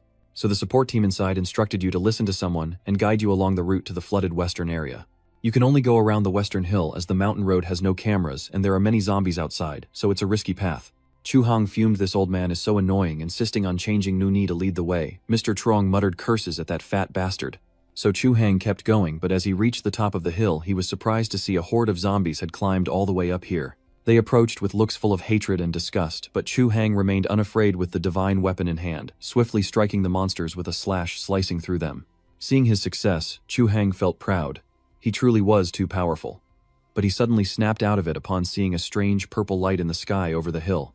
Outside, the rain is falling heavier, and the howling wind blends with the non-stop rain as another zombie is cut down by Sang's sword. Chu Hang continues his mission to destroy these monsters, fiercely thrusting his blade into them. When everything around was somewhat stabilized, Chu Hang contacted the base repeatedly, asking Lao Trung and Nguni if they saw what was happening. He directly described the situation. The rain outside was intensifying, and there was even a terrifying purple tornado in the west. On this side, they are also gathering information. Outside, it's raining heavily, and the camera's visibility is limited, Mr. Trung says. But he feels the wind has reached level 6, and he advises Chu Hong to return because the outside is really dangerous now. Chu Hong could no longer hold back. No matter how good his gear was, he had to surrender to the weather. He also apologized to Nguni, saying he could only wait for a better opportunity to save her father. Mr. Trung also calmed the girl, saying her father was a lucky man, and that being able to escape the zombie meant he could also avoid this harsh weather. Hearing this, Nguni felt somewhat reassured. Chu Hang began to return to the base in the pouring rain. Suddenly when he turned back, the alarm blared loudly. Mr. Trung was extremely worried and immediately asked if Chu Hang had a zombie following him inside, but that was actually Chu Hang's intention. He was the one who did it. Although his original goal was to go rescue Nuni's father, now he couldn't go, so he could only do the second best thing. The goal is to bring a live zombie here. This is what Deep Ka wanted him to do. Mr. Trung still feels very worried and finally asks, why would they need to bring a live zombie here? To prevent Chu Hang from doing something foolish, Mr. Trung told him to wait there until he came, then went down to the gate of the base where Chu Hang was waiting, and to keep the zombie from running around wild, he chopped it into a stick, surprising Mr. Trung. It's still bouncing around energetically alive with such vitality, so what could be powering it, Mr. Trung is extremely grateful. This time, Chu Map really did a great job. He seems quite trustworthy, and Chu Hang immediately smiles proudly. Nguni watched as Mr. Trung and Chu Dai Ca grew more harmonious and felt very happy. In the research room, Diep Bak was still meticulously conducting experiments, trying out many different methods. Outside, the rain suddenly began to subside, and the dark clouds gradually drifted away, allowing the strange light to seep in. That mysterious light started to shine upon the horde of zombies below. Strangely, they are not afraid of the light, and all look up directly. Suddenly, a strange phenomenon occurs. Sunlight shines through, destroying their outer shells and revealing their bizarre bodies. Now they have officially become real monsters. As a result, more and more terrifying creatures appear with eyes changing from blue to fierce red. The monsters have evolved in unpredictable ways. If they could only move on the ground before now, they can jump very high. A boy is standing on the balcony, praising the beauty of the shining sun above. Suddenly, a monster's arm reached the balcony and slowly leaped in front of the innocent, helpless boy. The man inside the house heard a strange noise and panicked. He quickly ran out to find his wife and son, but it seemed it was already too late. The monsters had truly climbed up. So more families on higher floors were approached by the monsters, accompanied by screams that shattered the city. Those hiding on the upper floors, careless enough not to lock their doors, were visited by the monsters. No place was safe from them. Even at school, students ran in terror upon seeing the monsters. A girl seemed to have been approached very closely by a monster, but then she was stopped by something else with a grip. That thing didn't hesitate to stab straight into her eye, and the students watching the scene were terrified. The monster was subdued, and the white creature pulled out a red marble from its eye before gazing at the group of students with blue eyes. They all seemed to recognize that it was a Fong. Out there in areas where the monsters haven't been transformed, many zombies are still wandering the streets with bodies made of chairs and fierce green eyes. From above, Li Ruohai and her two subordinates watched each movement. The monster beside her suddenly looked a bit envious, too powerful, so many zombies but still moving in order like a school of fish. Li Nuok Hai smiled triumphantly, finally glad that all her torment today was not in vain, and she asked about Dietbach's location. The other person also confirmed that he had found him, that he was in a house resembling a research institute on that hill, and if he went in alone, he could easily assassinate him. However, Li Nuok Hai completely rejected that idea. How could she let Dietbach die without knowing the truth, without personally taking action to kill him? How could she resolve the hatred in her heart? Li Nuok Hai intends to make him feel gradually the sense of despair. On the hill in the research area, as Treo Hang is getting ready to take Ngu Ni to find her father, the alarm siren suddenly blares non-stop. Seeing that, he immediately called Dr. Truong. They were about to go out, so why was there suddenly such a warning? Old Truong was also very anxious and advised them not to go out now. It could lead to big trouble, and to quickly bring Ngu Ni back to the laboratory. He said there are cameras in the city showing a crowd of zombies gathering, heading toward you. Hearing that, Tru Hong was immediately very frightened. How many zombies are in that crowd? Mr. Trung thinks there are probably more than 1,000 of them, which is quite a lot, but hearing that, he felt even more horrified. Tro Hang was confused. What exactly was going on? Could it be that they are the last ones, or that they are still benefiting from something? Even Dr. Zhang is at a loss. He doesn't know what they've stirred up outside, but it's best to inform Dietbach right away.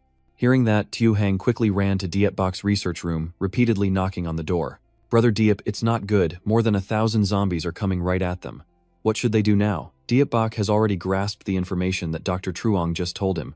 Triu Hang e Vaikam, Tai Fan Nao Yen Tam Roy, Sao Nua Chao Da Chuan Bi Song, Vasa Di Tiu Diet Chung Luon, Sao Diet Bat Lai Fan, Dang Chovi Chao Chua Chuan Bi Song. Zhao Hang was stunned and panicked. How could he possibly face over 1,000 zombies alone? Dietbach also believed it was too late, and that preparations needed to be made. The progress of the situation has accelerated much faster than you anticipated. These sudden developments are beyond your data now. We can only rely on everyone else. If he truly is Dr. Zhang, then surely he can solve the crisis we're facing. Triu Hang almost freaked out. Brother Diep, what exactly are you thinking right now? This is no longer the time for riddles. But contrary to that reaction, Dietbach remained silent. Tru Hang, angry, went outside and died of anger. Now he's playing the silent game with him. At this point, only himself can rely on. As he spoke, he climbed up the tower in the research area. Reaching the highest point and looking down, Zhao Hang was terrified by the massive number of zombies. Oh my god, he was panicking. With so many zombies, it felt like even the laboratory's fortified walls wouldn't be enough to hold them back. After saying that, he got back into the car, knowing he couldn't let them break down the wall. Mr. Zhang inside, watching the camera, was confused about what Tru Hang was doing driving the car. Tru Hang also asked to open the door, saying he would go outside and block them first. The doctor inside should think of a countermeasure. If he does not return, everyone should run quickly. Tru Hang reassures her, "Don't worry, I won't let myself die that easily." Stopping his car before thousands of zombies, he takes out his gun and begins aiming carefully. Then he fires a soul-piercing shot, unleashing a stream of energy that kills hundreds of zombies. Inside the car, Tru Hang feels elated, thinking it's great not to have to aim carefully. He just blows away the zombies. Another shot, and then another. The zombies quickly start to dwindle. Lin Wok from above watches the scene unfold and looks quite displeased. Unexpectedly, the monster didn't realize they had such powerful weapons. It looks like the young lady will have a tough time dealing with them. Li Nuok Q, unwilling to accept this, truly wants to see how much longer they can hold out. In the forest, Zhao Hang is still sitting in the car, fighting the rapidly advancing zombies, continuously firing shots. They still have an effect, but there are too many of them, and they are getting closer. Zhao Hang curses under his breath, "Damn it, why can't I just finish them off already?" Suddenly, a strange blaze burst out from somewhere, heading straight for his car. Tro Hang couldn't react in time, and the car was hit.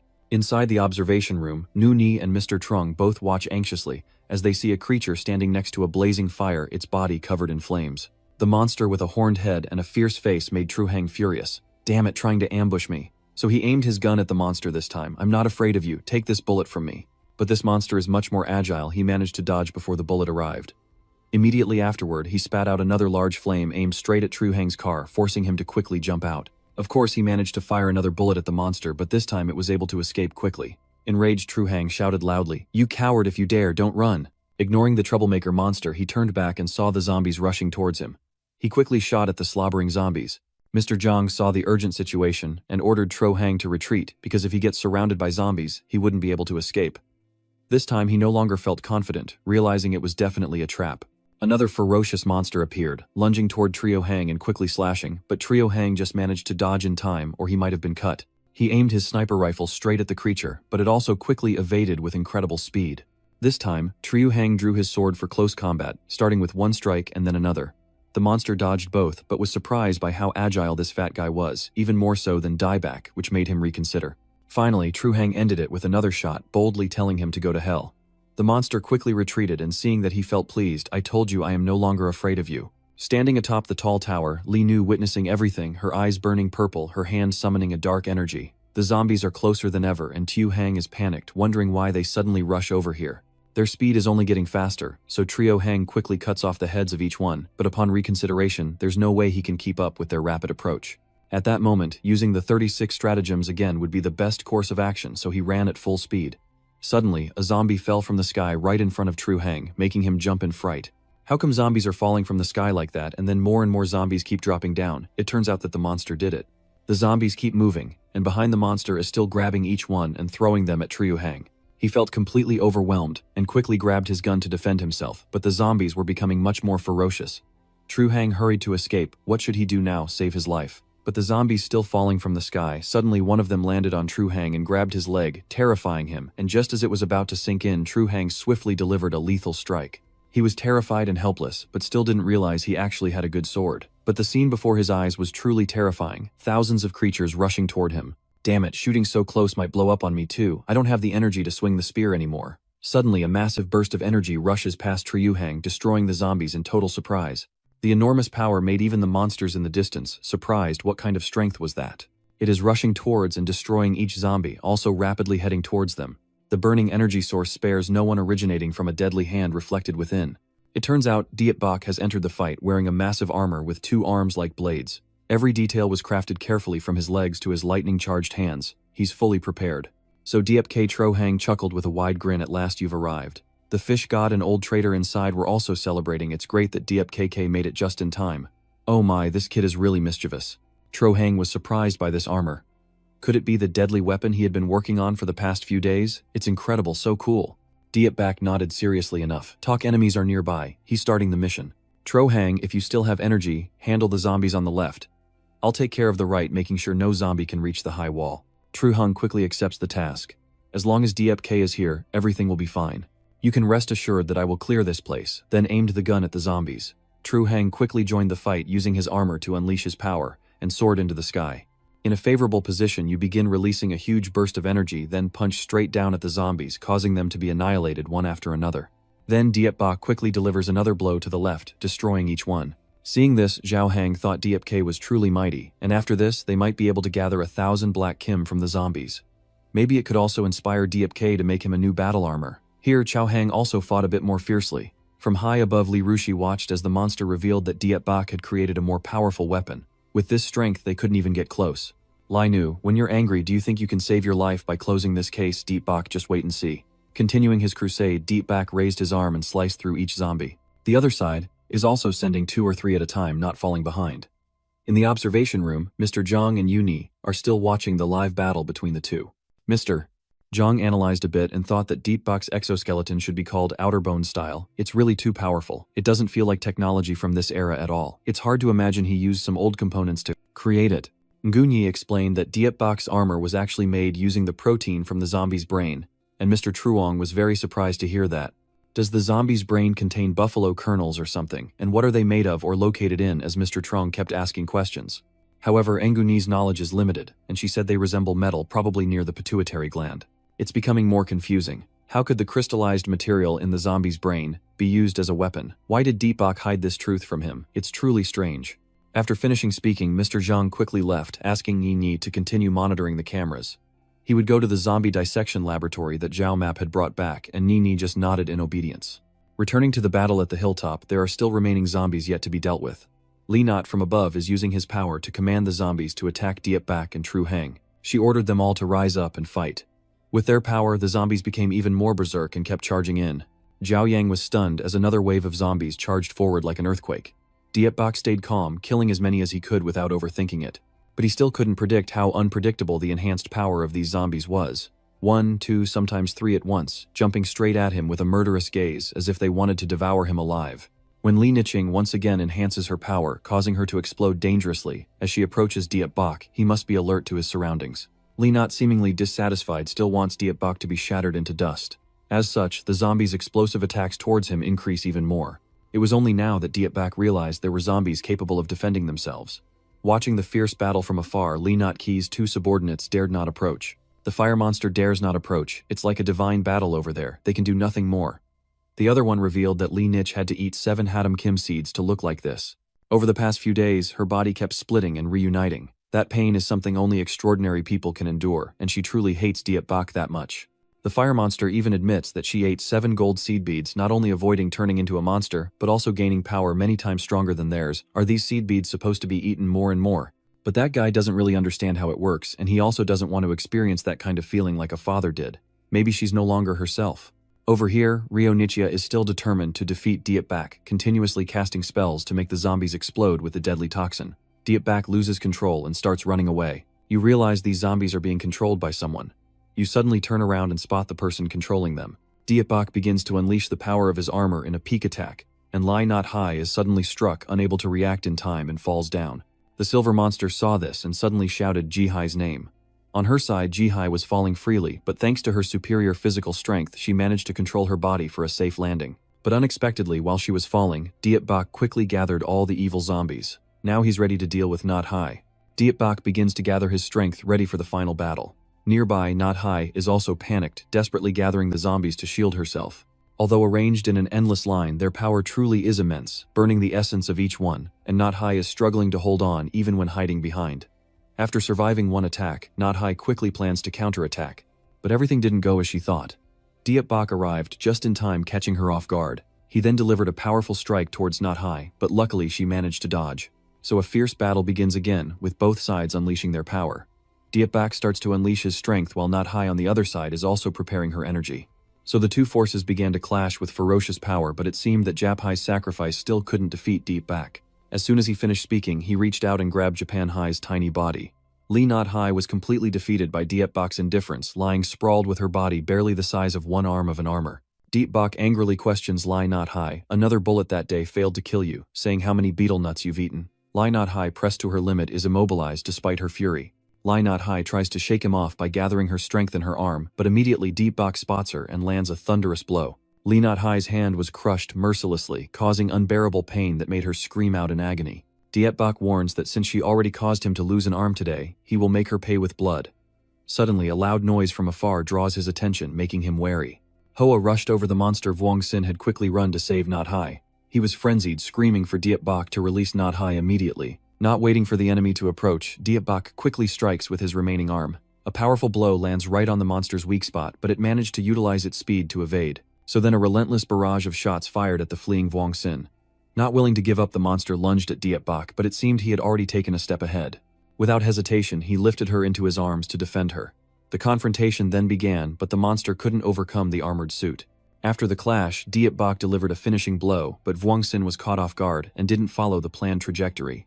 A powerful strike sent it flying far away, and seeing that the fire monster was overwhelmed with panic. Vuong Sin had already been attacked, and Nyat Ki was also caught. That armor is truly terrifying. He began to look back at the few remaining zombies, knowing victory was unlikely, wondering if he should run now.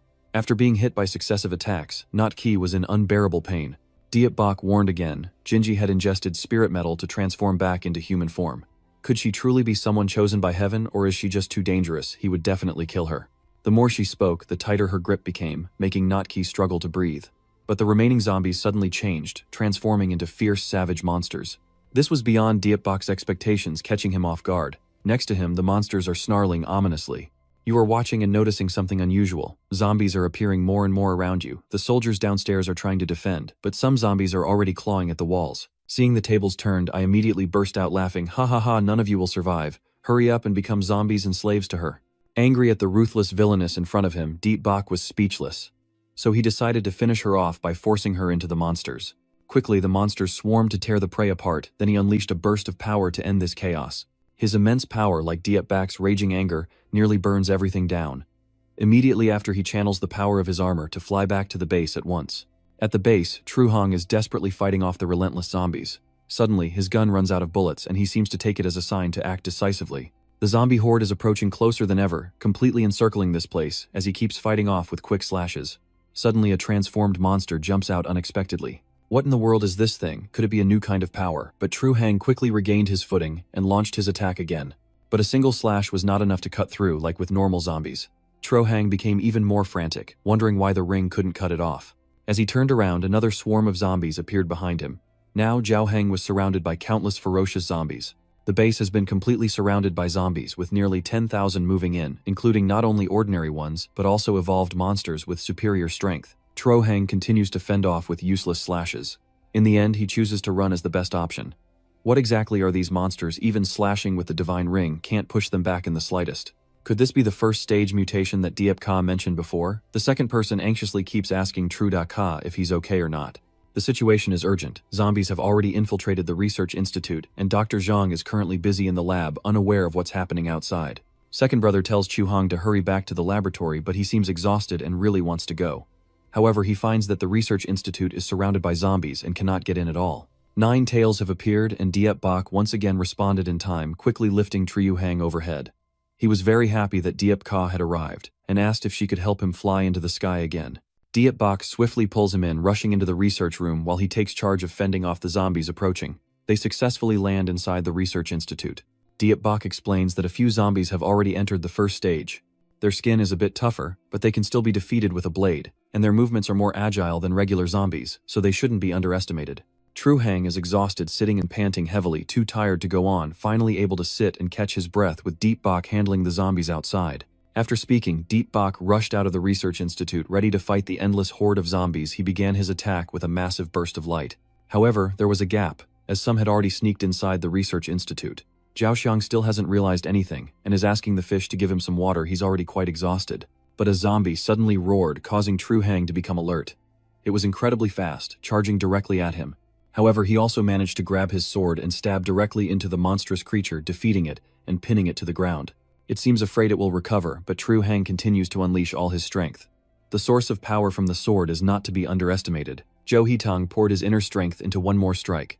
The monster howled as it was struck from above. Following Diep Bak's instructions, Chu Hang kept attacking this evolved zombie surprise attack after surprise attack. Do you want to bother me while I rest so I can see how many hits it takes to crush your brains? You obediently follow Big Brother Chu's orders and bring water. The girl then asks if Chu Hong is okay. After a bit of observation, she thinks she also saw this zombie on the security camera, and it didn't look anything like the others. Tru Hang tried to extract a metal bead from it, and he was delighted he really found one, and it was even red. Dr. Zhang over here has also found a bead, a dark-colored Zhenju pearl, which doesn't seem transparent but emits a deep green light. Is this the black metal that turns people into zombies, or is it something that gathers after turning into a zombie? Outside, Diep Bak is still holding the line, taking down all the monsters with his power, while one is crushed with its massive hand. He was stomped on and killed by the power, and Diep Bak was fighting with all his might. In the final moment, he blew up the remaining monsters with a lethal attack. Diep Bak outside informs the inside that Trio Map and the zombies have been eliminated, and they can come out now. Diep Bak and his team head straight inside. Tru Hong quickly went outside to check, and the scene made him utter in surprise. The zombie bodies are piled up like a mountain. When will this be cleared? Tru Hang then asked if maybe after you gather the Trao seeds you'll help me create a battle armor. Bak refuses. He's very exhausted right now, so we'll wait until he wakes up. Suddenly, Dr. Zhang appears out of nowhere, wanting to ask Diep Bak something. He shows the Trao seed he found and asks when Diep Bak will reveal the secret of this gold capsule. Exposed, but Diep Bak remains very clever. Outside the research institute, the bodies of the zombies lie scattered like logs, but they are not useless. Tru Hang uses a shovel to open their skulls. He took a hatkim from inside their brains, and Chuo Hang felt exhausted because there were still thousands of heads waiting for him to carve out. But he was also somewhat lucky that the zombies had all been burned black, so carving was less exhausting. It's just that with such a large number and doing it alone is really too overwhelming. Thanks to Diep Bak's protection, the research side inside the warehouse suffered no loss at all. After dealing with all the zombies outside, his armored suit was neatly stored away. Learning the secret, Dr. Chung felt truly surprised that the core was actually the source of the zombies' power. Diep Bak nodded and explained, "That's right, once a person is infected with the zombie virus, this black orb appears in the brain. Zombies absorb sunlight through photosynthesis abilities, gathering more energy than what is inside the luminous core." Dr. Cheng realized this and said excitedly, "Haha, zombies can still perform photosynthesis with this black crystal, even though it emits green light, but there's no chlorophyll or relevant enzymes on its surface." And he also discovered several components never seen before. The scientists speculated that this black trowel might be a kind of reactive metal. It responded strongly to both light and temperature, and also had powerful interactions with fresh blood and metal. Brother Deep added more information, stating that it becomes more powerful through special interactions with certain individuals. He also mentioned that the rate at which the zombie virus spreads in the human body is faster than in other animals and plants, making humans the most susceptible to turning into zombies, and that zombies exposed to light for extended periods can undergo a higher level of mutation. The immortals seemed to understand, so that's why the zombies appeared so ferocious on the surveillance cameras at night but wandered aimlessly, or even stood still during the day. It turns out they were photosynthesizing, storing energy for their next mutation. He also wondered why the zombies were acting so frenetically during the daytime today. Dietbach explained that it was because a psychic was controlling them from behind. The doctor asked, "Are those psychic users like the fire monsters and the black thorny monsters, and are they the ones who lured the zombies here?"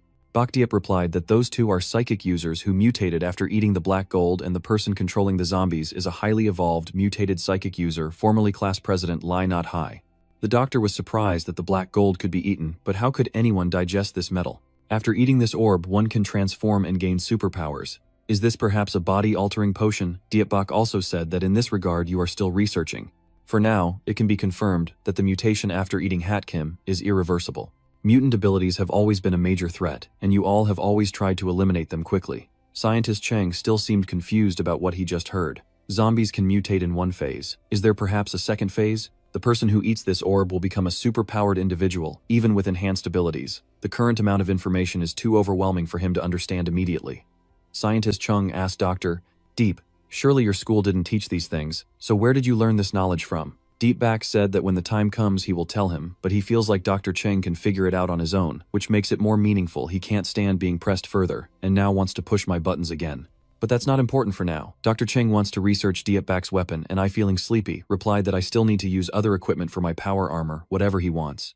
After saying that he tiredly leaned back to rest and asked to be stayed, "Please do not wake the child when sleeping," and that the scientist Chung would happily go research after being allowed, leaving Nguni alone. The girl rolled her eyes at him. Looking at Dietbach's peaceful sleeping face, Nguni seemed to want to say something. Though she really wanted to ask him to help her find her father, Dietbach had fought all day and was very tired. She's such a good girl. Nguni takes out a prosthetic leg and helps Dietbach get comfortable so he can sleep soundly while she quietly sits beside him, curled up and next to the bed. Nguni remembers her father and worries for him, but everyone is already exhausted, and she alone cannot go save him, so Nguni can only sit and cry. When did the sunset fade? And in it there is a gentle peace that is completely different from the world now, to which Tru Hang throws away his shovel. After a hard day's work, completely exhausted, he lay on the ground, feeling overwhelmed and truly unable to hold it in anymore, wishing there was an automatic zombie brain-removing machine. Trio Hang murmured alone, but thinking about asking Dietbach to build him a mech suit made him feel excited. To do that, he still needed to work on losing weight. Tet sabden roichak bandok jakum. Hailam theo trio hang ne vikwa vuimung, nen ang hong de ichubak dang onge dang sao. Hantava vau dau buok tai hong roy, my ngin kon zombie trong mot ne da bitio diet het. He hides behind a bush, observing. Now Wang Sheng and Nuo Hai are both dead, and he doesn't know what to do, maybe surrender to them. But Chuba has changed his mind. If he can't rely on them, they won't hesitate to kill him, and a monster like him they probably won't accept. Chubak remembered that's right, earlier, some zombies turned red, and not only refused to be controlled by Nuo Kai, but also charged at him. He thought that using all his firepower to burn them might work, but if the zombies themselves mutated and became even more ferocious, it would be harder to deal with. What should he do now? Chubak devises a plan. He must quickly gather more black gold to strengthen himself, maybe even turn back into a human. Chubak senses someone behind him and turns around to see who it is. He looked up at a tree, which was another psychic. It was none other than a Fong, but for some reason he had come all the way here. Juba didn't know who the other person was and asked him. A Fong raised his hand as a signal for something, then suddenly jumped away, leaving Juba confused. He immediately chased after him and called out. Night falls, and the moonlight illuminates the entire sky. Maybe because she cried too much, Ngini fell asleep, and someone had covered her with a blanket. After a hard day's work, Chu Hanglan went to sleep to recover, but his voice woke Nguni up, and it seems that Dietbach was the one who covered her with a blanket.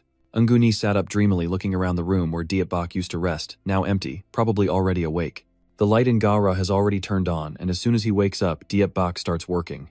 He is assembling the frame of something very large. Everyone, please, stay tuned to find out what it is. The next day, the sun wakes up and shines sunlight everywhere. On the streets, buildings and signs look like rubble, and bodies are scattered all around. Nguni's father is also searching for his daughter. He approaches her convenience store and softly calls her name Nguni to avoid attracting zombies. Nguni's father carefully opened the door and entered the store cautiously. When he reached the checkout counter to check, he found a notebook. Inside, there is a message from Ngini. For him, father and daughter have gone to find the father, and he heartbrokenly gazes at the words, wondering where Ngini is now. Outside the store, the zombies are starting to arrive. Inguni's father stepped outside and saw a group of zombies, but due to their perfect disguises, they didn't notice him. Thanks to that, he could gradually blend in with them to search for his daughter, while the refuge remained peaceful. After sleepless nights and non-stop work, Dietback has built a monster bike. It is armored with incredibly strong steel and huge bolts. Not only that, he also equipped it with sturdy-looking tires. Seeing such an amazing vehicle, Tru Hang was so excited he made a face like a fool. Trio Hang excitedly jumped around the car. What kind of vehicle is this? The armored tank, it doesn't look anything like the assembled car made from a few vehicles. That's amazing, I like it. Trohong asked Dietbach if these are made from the carved buffalo stones he cut out. Could this vehicle really turn into a mech? Yes, Dietbach told Truhang not to overthink it. It's just a vehicle after all, and you'd better focus on driving than on making mechs. In addition, the vehicle is equipped with 2,117 engraved metal pills and 12 red engraved metal pills from Mutated Zombies Level 1. The power is very strong and he told you to drive carefully. Zhao Hang happily said, Diepsa really understands me. He's truly my god now. I'll get on the car to see for myself. He said it doesn't look much different from a normal car, and he's quite used to it because they might have to leave immediately. Zhao Hang asked if they were leaving to find Nuri's father, and Nuri told everyone to wait. The little girl with a pink bunny backpack said she also wanted to go. Diepbach told her no, outside is already overrun, with mutated zombies. Going out now would be seeking death, and these two brothers don't have time to take care of her. Nuni persuades Dietbach to wait a few days, and she has already followed his instructions. Her father must come to find her himself. Dietbach shouts out of concern for Nguni, saying no means no, and if she continues to be capricious, he will have Dr. Trung lock her in the laboratory. Hearing that Nguni didn't know what to do, tears welled up in her eyes, and she cried out for her father. Zhao Hang saw Nguni crying and asked the boy, why did you make her cry when it's not your fault? At this moment, Dr. Zhang appears like a benevolent deity, soothing the tense atmosphere with a gentle face. He takes a drone and tells the girl to watch as he finishes repairing it, and Nguni asks what it is. Dr. Trung explains that the fly cam was previously broken, but he repaired it using the Trow Orb.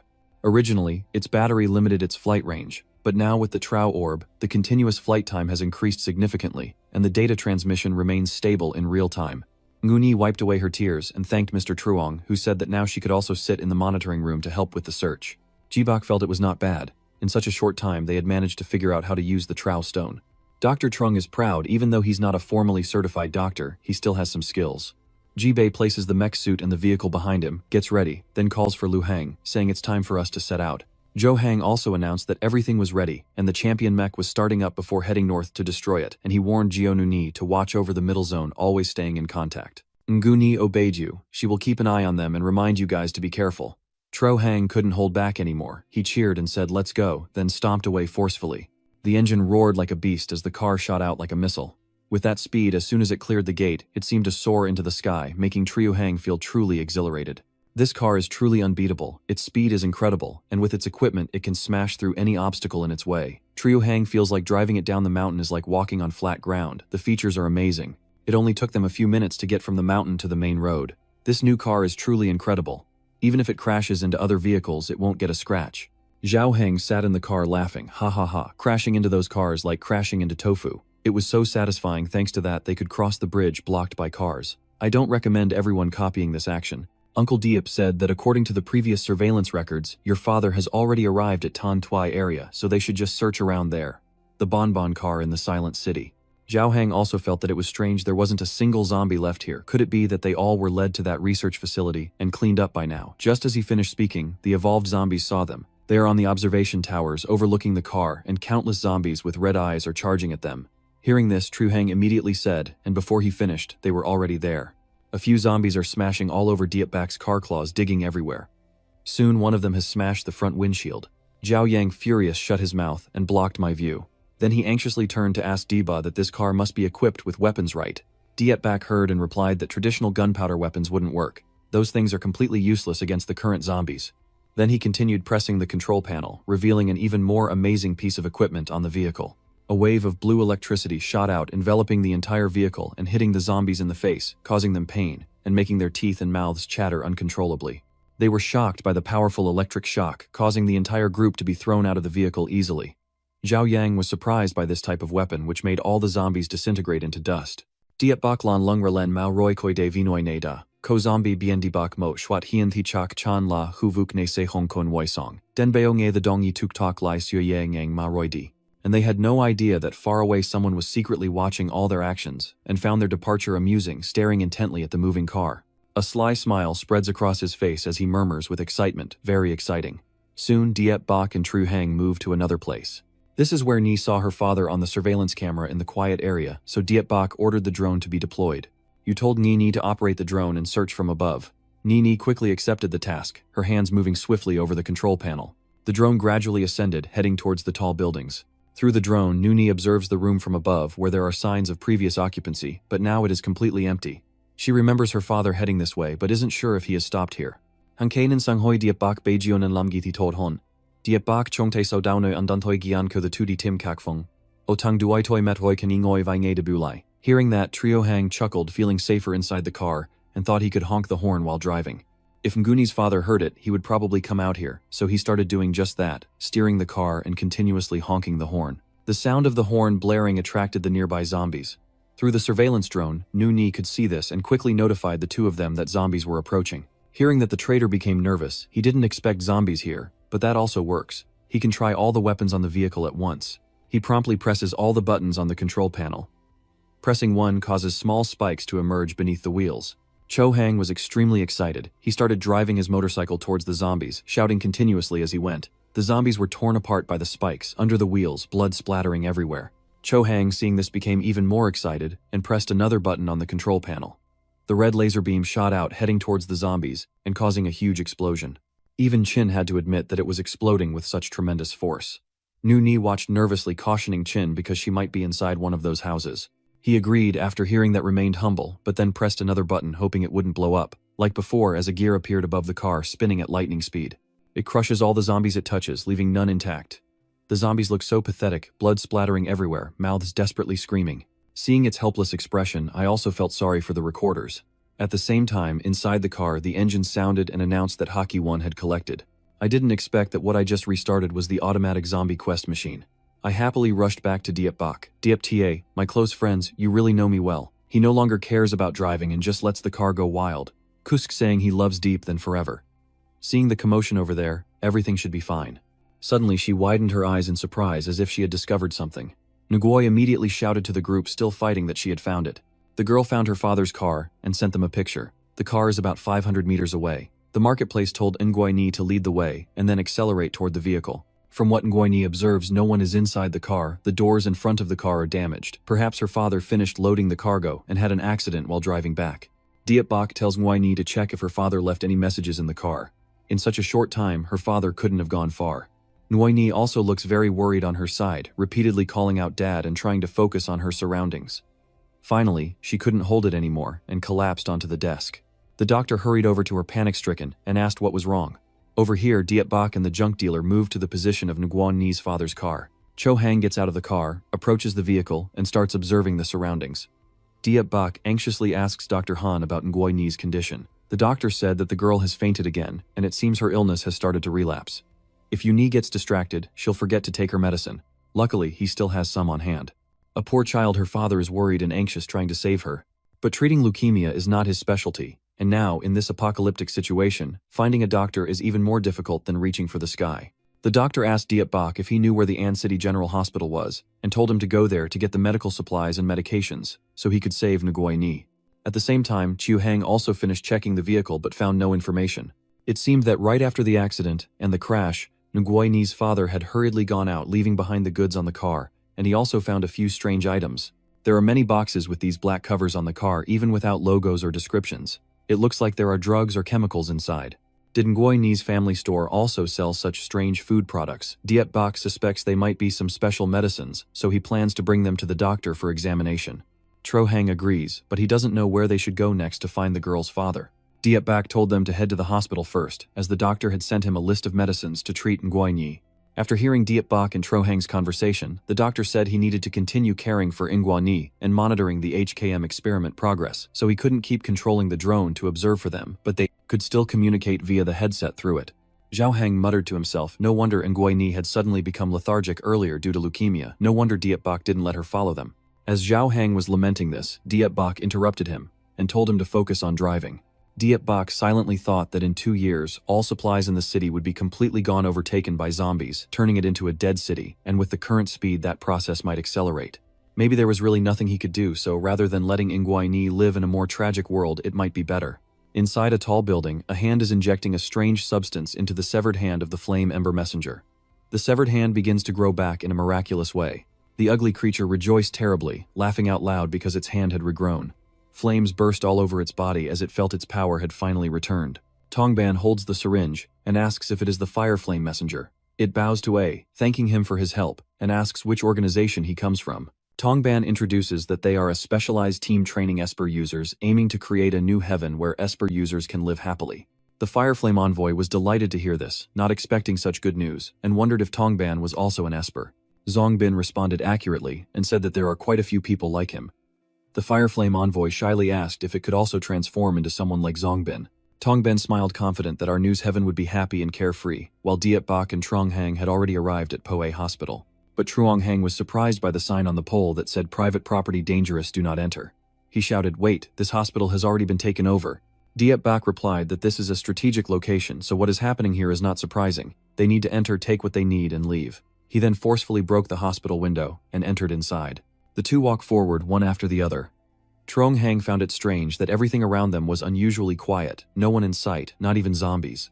Is it because everyone already ran away or left, or is there some kind of trap? Diep Bak ordered the two of them to split up, one to go get the medicine, the other to bring the treatment equipment and communicate through their earpieces if anything happens. Truong Hang mim chuoi dan toben fien lanoi, dang get tuhai trong doi ang noi mamui tuok sat trung hien gan ang ngan ngam. Roy ang bat daw dung hugiak chuaming. De dotim nyung mui sung kwang nyung bat ngo honsa, dolai hong fai la mui thuok satrung. This scent is a bit like fruity smell, sweet, and as he spoke, his eyes slowly closed.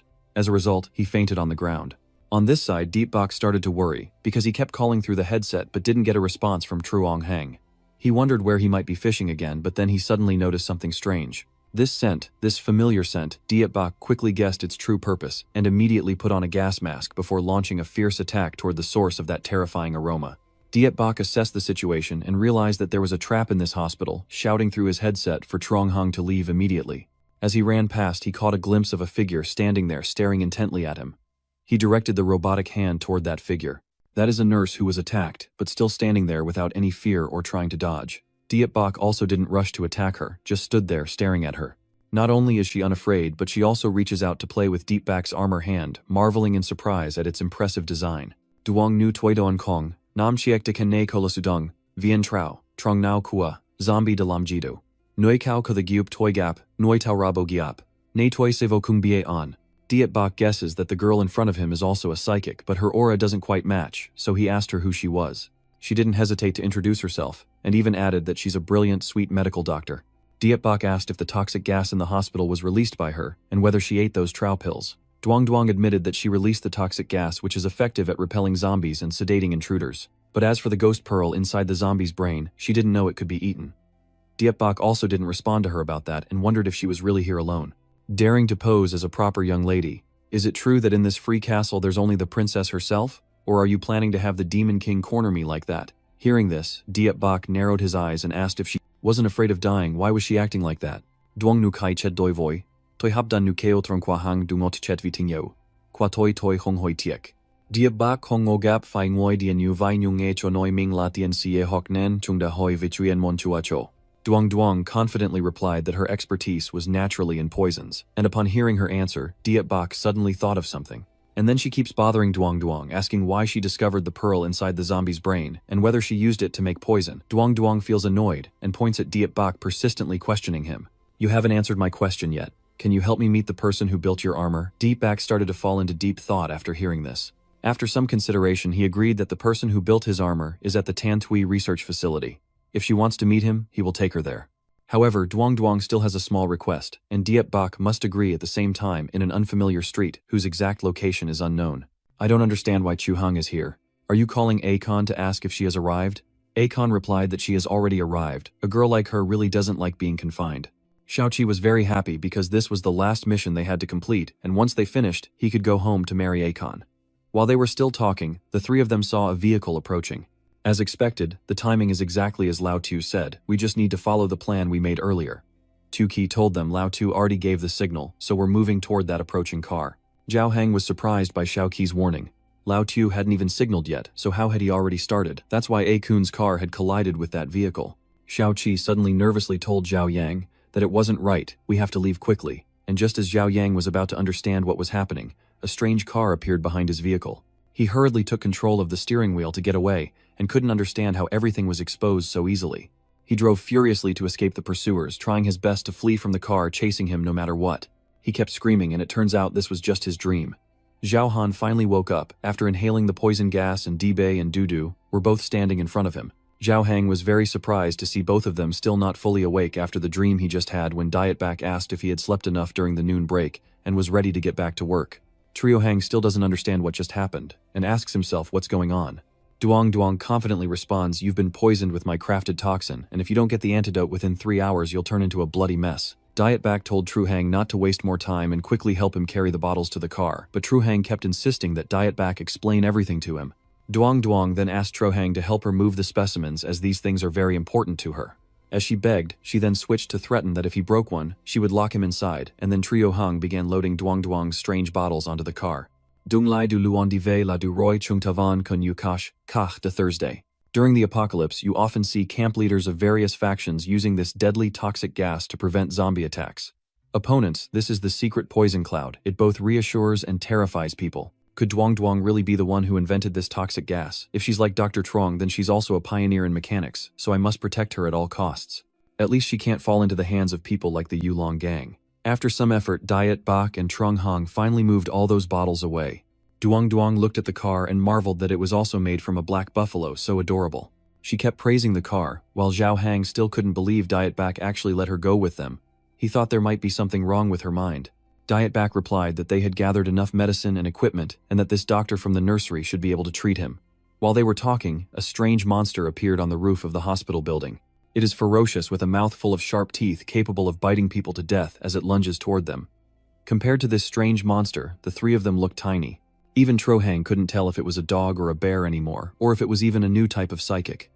Diet Bak finally spoke out loud, yelling for everyone to stop standing there and to quickly get into the vehicle. The ferocious monster, bigger than a building, has already begun to swipe at them. Diet Bak uses his armor to shoot out a green lightning beam to attack it.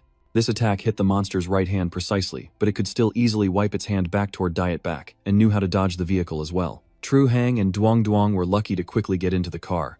Diet Bak outside is fighting the monster one-on-one, trying to hold on to its hand. You shout at Tru Hang to take Duong Duong back first while you stay behind to deal with this disgusting creature yourself. You pilot your armor to punch the monster forcefully, then keep shooting Dia Quang repeatedly, leaving it no chance to react. Zhuo Hong still couldn't help but wonder what kind of creature it was to be that large. Tong Tong remained calm, saying that the dog had been around the hospital for days, making it impossible for people to go outside. Trio Hang was surprised that she knew there was a monster outside, but didn't tell them earlier, while Duong Duong thought they came from outside and should have known. Curious, she looked at their advanced equipment and thought there was no problem guessing they were the last hope for humanity's rescue in the apocalypse. Hearing Trohang say I shouldn't joke anymore, Duong Duong stuck out her tongue and said she might not talk anymore. I have studied the zombie virus that has spread worldwide, and surviving until now is like being a chosen child of fate. Zhao Hang was surprised by what Deng Deng just said. Over here, Diba Bai was still putting all his strength into killing the monster. After being attacked repeatedly by you, it finally responded. Diet Bak thinks this is a monster that appeared at an inconsistent time. The psychic beast is not a regular farm animal or a wild animal infected with the zombie virus. It was created through advanced genetic engineering and fused with the zombie virus, making it definitely not a product of this era. That monster can also fire directed energy weapons, and it started shooting at Dezak. It seems Dezak has finally understood what this whole thing is really about. You easily dodged its attack, and started firing the pinpoint beam back at it. This fat, bulky monster moves slowly, but didn't even try to dodge your attack, so it turns out that attack is no longer enough to hurt it. Detbach has understood indeed it can still block the guiding light from intensifying your attack. Then it pounced at you again like a hungry beast after many years. It raised its hand to grab Diet Bak, but you easily dodged. You easily caught the shard of its energy blast, and then climbed onto its body, still holding it tightly without letting go. It struggled wildly to throw me off its body, but I still managed to rip off its arm, blood splattering everywhere. The monster that was hit collapsed while Diet Bak stood there, holding its limb and staring intently. But maybe it still got some fight left as it glares back at Diet Bak with a fierce look. Then it stood up strongly once more and charged at you. Its attack was easily blocked by Diet Bak using his armor. Diet back sends your tactics aren't easy to use twice. Well then it's my turn now. Get ready to deliver a fatal blow with all the power of the mech. He quickly lunged upwards in a very aggressive stance, delivering a downward strike from above onto the monster, knocking it flat. Then again, fiercely raising his hand, the veteran continued to punch it so hard that everyone could hardly recognize it. In the end, it was completely defeated by him lying motionless and unable to move. Diet back brutal, yanked out its eye to check inside, revealing a strange blue light. You took out the blue item from its eye, and stood there watching for a long time. Diet back stared intently at the object in the mech's hand. This is the gold song after being modified and inserted into the beast's body, the heart core bead. Diet back sighs with this. The next steps will be easier. Tongban once again looked down from above at what was happening. He didn't expect Diet back to be able to kill the monster so quickly, and this really gave him a headache. At Pue Hospital, after dealing with the monster Diet back called Tu Hang, but it seems they've already run quite far away and the signal has been cut so he can't reach them. Then you can only drag this tired body back on your own. Ah, this mecha of yours surprisingly has such a miraculous system it can actually fly. While flying back, something caught Diet back's attention. He saw Tongban standing there, and he didn't seem to plan to dodge. He happily waved goodbye to you and was about to introduce himself, but Diet back shot lightning at him. You don't hold back and deliver a deadly blow to Tongban. He sighs and wonders why anyone else, but why does Diet back look so tense? So he managed to dodge your attack, and told Diet back not to act rashly. He might hold a grudge against Esper users, but he has no ill intent. Diet back, upon hearing that, didn't care, and kept attacking Tongban, smiling, as he repeated his words clearly not sincere towards you. He easily jumps onto Diet back's mechanical arm, only there to deliver a message to you, and has no intention of wasting too much of Diet back's time. Diet back was extremely furious, grabbing Tongban's body with his armored hand. He wouldn't argue further with you. If you liked this stance, he would just go along with it. He smiled arrogantly, clearly convinced that you already know who we are. However, I still have to introduce myself as Tong Bian, a secret agent from the Tech Advisor organization dispatched to the Northern Industrial Zone to act as a guest. He originally wanted to invite the doctor again, but before he could speak, Diet back had already squeezed him until he spurted blood. The boy saw the blood-stained armor hand, but didn't see his expression anywhere. Han actually has the blood puppet body substitution ability, which isn't very threatening, but still troublesome. Diet Bach didn't expect the Shadow Organization to have already formed. Although he didn't want to think in that direction, he could only prepare for the worst. 50 years after the apocalypse, the strongest organization in the world is the Shadow Sect. They have elite individuals from all over, including some vintage mechanical sages. They use the most advanced technology to create some powerful fake abilities, forming a world dominated by abilities. The beast ability just now was definitely created by them, and they have probably been paying close attention to Dr. Dieppe for a long time. The zombie virus just broke out, and the Shadow Organization forming can only be one reason. The Shadow Organization definitely has people time-traveling from the future. At the same time, the assistant carried Dong Dong to the research institute. Dong Dong observed that this was indeed your research. It looked very ordinary. Were your cars and mechs really built here? Trohang didn't expect that Duong Duong had such a generous heart. Diet Ba didn't say anything to her, but she had already agreed to come along. But Duong Duong said that she has good eyes for people, and she saw that they even helped her transport a few more jars. The scientist stepped forward, surprised that they had actually found a doctor to return with them. Duong Duong cheerfully greeted him, saying, "So you are the scientist who created the mech and tank." She shook hands with the doctor, introduced herself as a doctor too, and was glad to meet him. The doctor also introduced himself, surprised that she knew about his work. Dong Dong was playful. Though he dressed casually, his intense scientist aura was undeniable. Trong Han hesitated, and Dr. Duong Duong had to confirm, "I know you, you're the youngest talented virology doctor ever featured in scientific journals." Hearing this, Duong Duong felt both shy and delighted, feeling honored though a bit overwhelmed, and she couldn't believe how independent she was living on her own. In the end, Dong Dong finally focused on the main issue, wanting Professor Zhang Han to cooperate in researching the Hack Chow in the zombie's brain. The professor can use Hack Chow as an awesome mech mount, so he must understand it very well, right? Dr. Zhang Han didn't expect Duong Duong to have Hack Kim, but she doesn't even realize that's what it's called. Anyway, Ye Bei didn't want to tell me all the secrets of Hack Kim, or else he'd risk angering Dr. Duong. So he pretended to be happy, and mentioned Hack Kim, happily claiming he had also discovered quite a few new things about it. However, before that, Dr. Zhang Han needed to ask Tung Tung for help with something. A while later in the ward where Yu Ni was resting, Tang Tang observed the situation, examined the girl, and started taking notes on her medical chart. Then she took off her mask, showing a sad expression for the first time on her face. She asked Dr. Trong Han what Yu Ni meant to him, whether she was his granddaughter or not, and she could only tell Dr. Trong Han one thing, seeing her give the OK sign with her fingers. Trong Han couldn't hide his joy. But that sign also hinted at something else, leading him to wonder if Nuni only had 3 years left to live. Duajuo seriously said 3 months. Nuni only has 3 months left. She has been to the hospital so many times with this condition. She's not scaring him. She doesn't even know how the girl has survived until now. Nguni's current condition can no longer tolerate higher doses of chemotherapy, and is also affected by the abnormal virus. Conventional methods cannot remove the tumor, and the doctor becomes extremely worried, not knowing what to do next. Duong Duong takes out the black metal, and says that unless they use this, there's probably no hope. Inside the quiet hospital room, Uni lies on the bed, eyes just opened, looking around in confusion. Outside the hospital room, a man stared in shock, and asked Dr. Duong Duong if she intended to give Nuni this metal orb. She looked back at him with surprise, and inquired what he was talking about. Duong Duong chuckled softly, and explained that this metal orb couldn't be digested, but she was researching how to use black gold to create a new medicine as a replacement for chemotherapy. The man worriedly asked if that was safe. Duong Duong carefully examines the black metal orb in her hand, her confident yet curious gaze, as she explains that under special conditions, this orb can activate, releasing extraordinary energy to regenerate nearby cells, and even form new structures. The man looks worriedly at Duong Duong, seriously stating that this is not like the Esper who ingested the black metal and transformed and absolutely cannot risk Nguni. Duong Duong was surprised to hear about the superpower users, her eyes filled with suspicion as she wondered who would be foolish enough to swallow that black orb. Dong Dong paused for a moment before saying that this was something new. She wanted to hear more details, emphasizing that if not properly adjusted, this type of energy is highly unstable and could lead to violent reactions or even death. She couldn't imagine any other outcome. Duong Duong continued, "This is the problem we face. I will complete the drug synthesis quickly, and throughout the process I need Dr. Truong's prompt assistance and support." Dr. Zong said he had to be careful because he didn't want to turn Ngini into a monster. Duong Duong responded that they had to make the most of the time since there was no other choice, and it seemed that Ngini in the room had overheard everything. The scene shifts to a spacious room filled with zombie corpses stored in glass containers, each holding an incomplete body. A faint light casts an eerie glow, making the air heavy and cold, while the silence adds to the room's ominous atmosphere. Chorhang wiped the sweat from his forehead, sighing in relief that it was finally over, and looked around at the sealed containers, the bodies inside still silent as if nothing had happened. He gazed at the severed zombie body parts with curiosity, wondering if these remains were valuable or not. Even just shards in this situation, every small piece can be useful.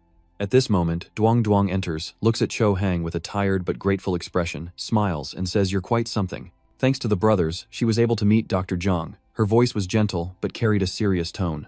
Chao Hang worriedly asked about Nini's condition, a faint hope flickering in his eyes. Duong Duong replied calmly but with determination that if everything goes smoothly, the chances of a cure are very promising. Her eyes shone with trust in what she was doing, even though she knew there were many uncertainties ahead. Cho Hang let out a sigh of relief, hearing Duong Duong talk about the hope of curing Nuni, glanced up and said that it's good that Nuni is okay now. Now he has to go check on Diep Bak. Duong Duong smiled reassurance and told him to trust Diep Bak. He is very strong, so he should be fine. Dang Dang explained that she heard Dr. Zhang say they were out looking for Uni. Chao Hang nodded in agreement, his face serious and determined. Dang Dang added that, if possible, they should bring him back safely quickly, as that would be a great relief for her treatment. The sky is clear and blue, with white clouds drifting peacefully, the morning sun gently awakening the vitality of the tranquil scene. Standing on the rooftop, Diep Bak is dressed in a military uniform, his full-body armor making him look strong and commanding. Diep Bak felt uncomfortable, as the heavy armor made him hot and sweaty under the morning sun, making the suit even more stifling and unpleasant. Annoyed, he secretly blamed that despite going so far, the driver still hadn't returned with the car, forcing him to endure the scorching sun in this heavy outfit. Diep Bak thinks he needs to find water to quench his thirst, so he decides to fly up, hoping to find a place with cool water to chase away the scorching Sunday. Diep Bak hovers in the air, looking down and noticing a large market area below.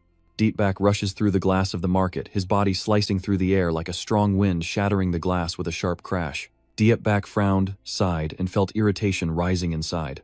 He stepped into the swimming pool, looked around, and was surprised to realize this wasn't the place he expected. The discomfort still bothered him, but seeing the water in the pool, he felt disappointed. Suddenly, a noise catches Diep Bak's attention. He turns around, his eyes alert as he looks around. Yipak looked towards the dark corner, sensing something moving. A faint shadow gradually revealed itself, making him more cautious. Without hesitation, Yipak unleashed a powerful attack towards the dark corner where the object was moving, causing the surrounding space to shake under his strength.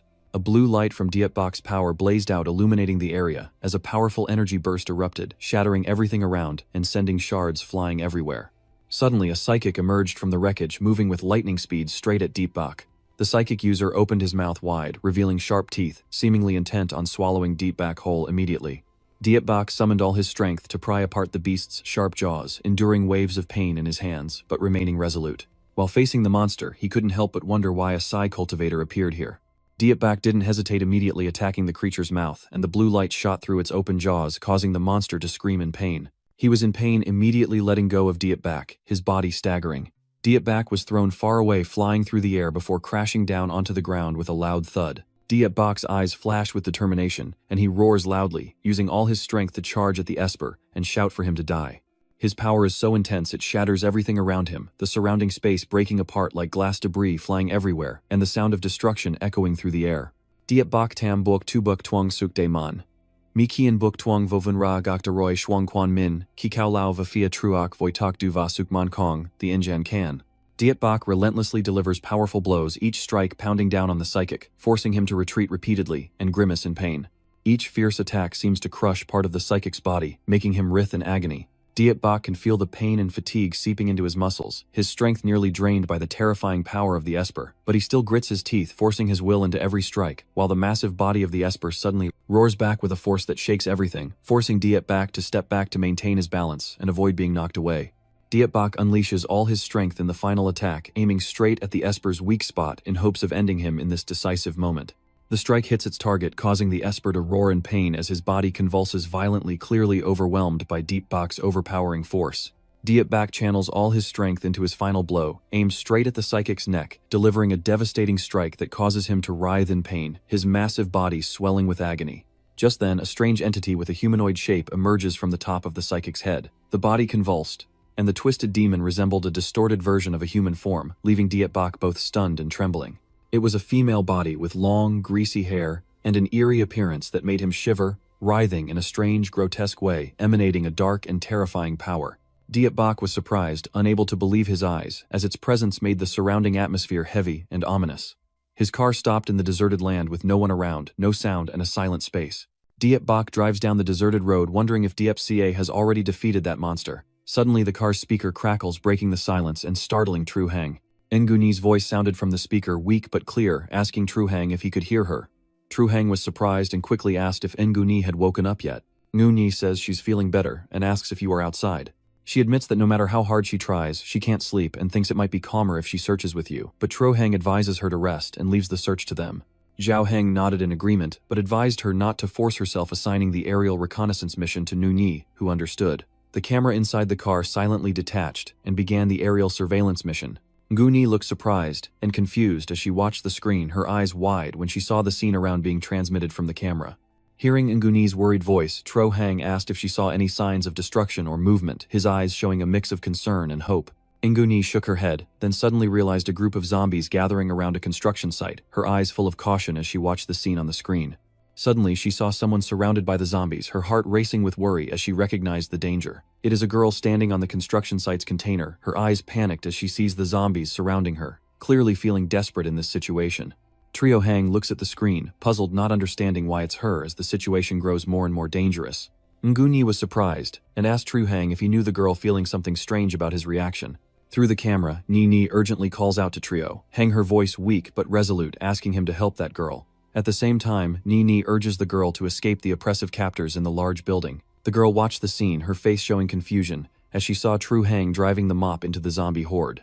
Flycam hovered overhead, and Nguni's voice guided the girl to seize the right moment to jump onto the vehicle when it maneuvered into the zombie crowd.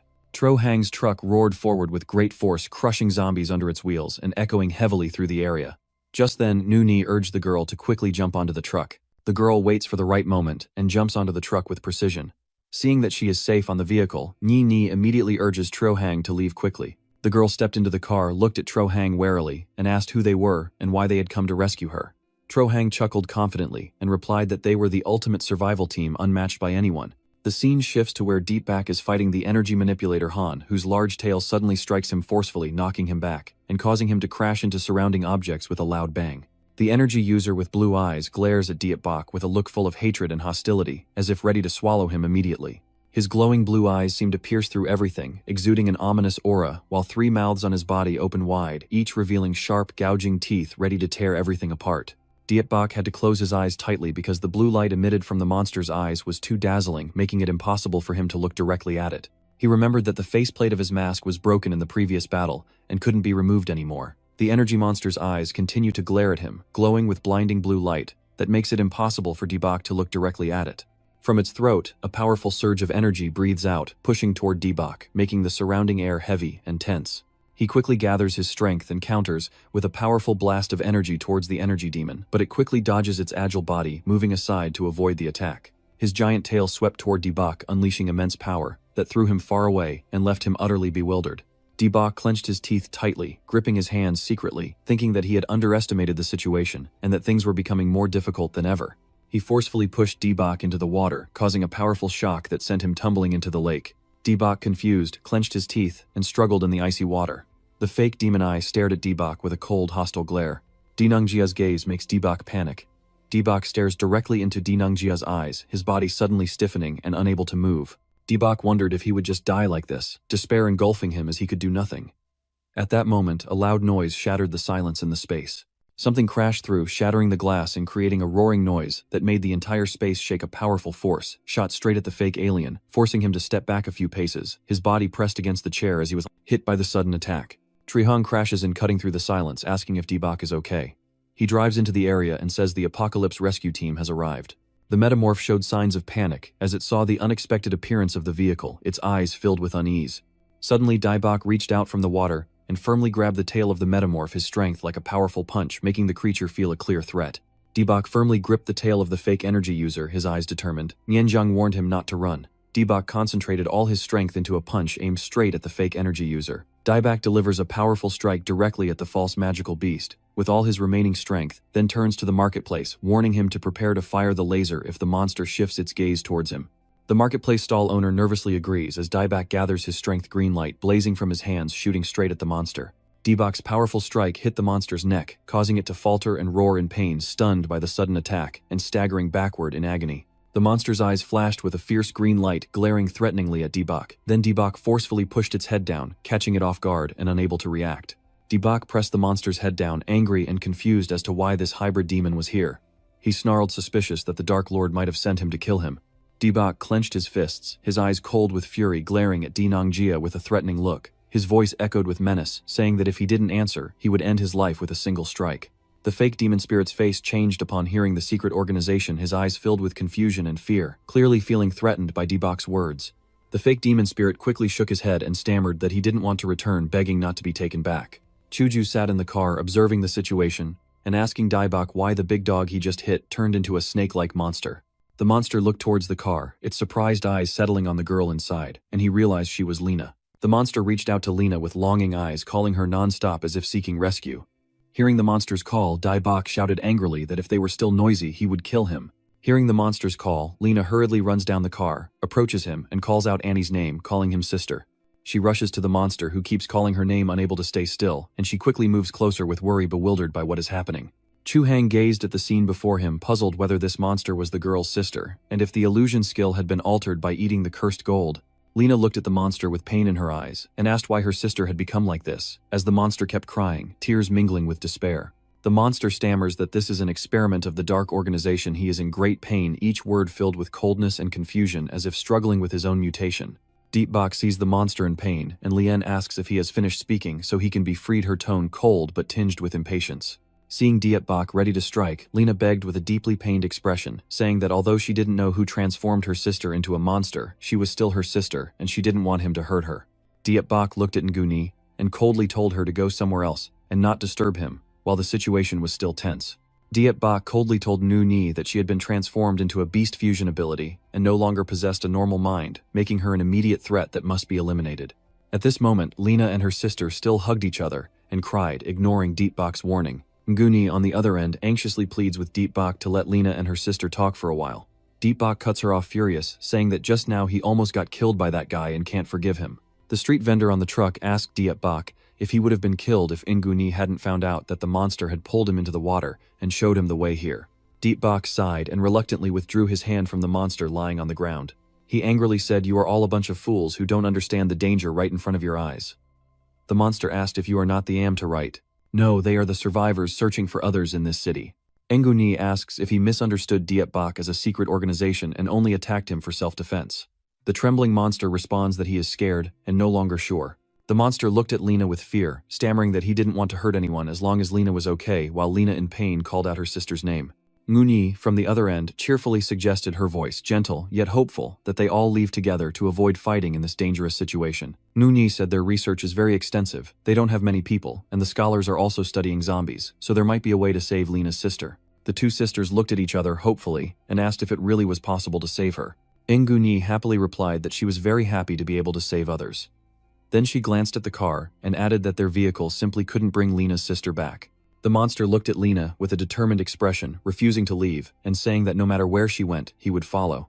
The seller looked at Nguni with a doubtful expression and asked if she really wanted to invite that female beast to their place. But Nguni, with a resolute look, replied that as long as the two sisters are together, there would be no danger.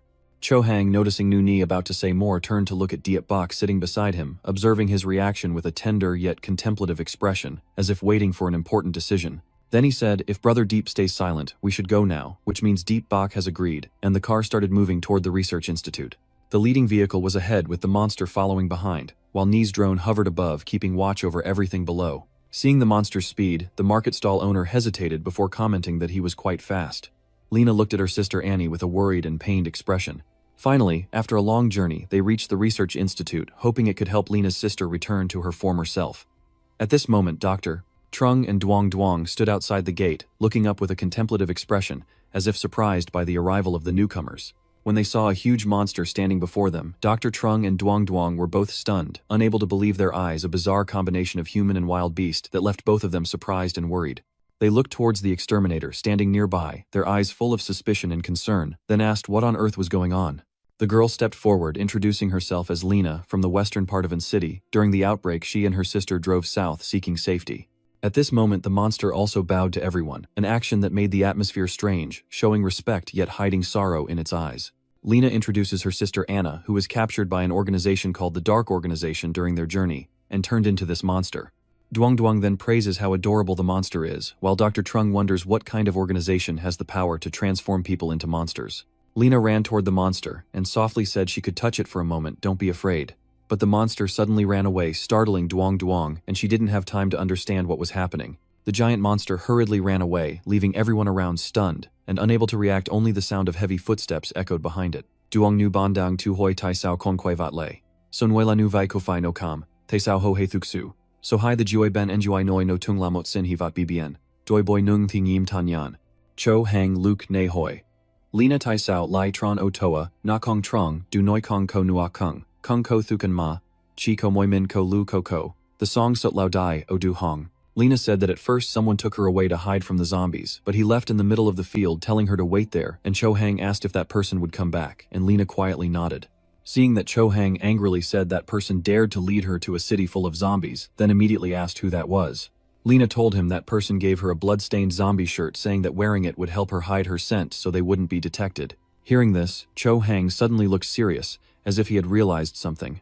Nuani hurriedly ran over to call Lena, causing her to startle and turn back, her eyes filled with worry as she saw the frantic state of the girl. Nuani, still weak, stepped forward and asked Lena if the person she just mentioned to be with was a man with short hair and if his name was Du Hai Bang.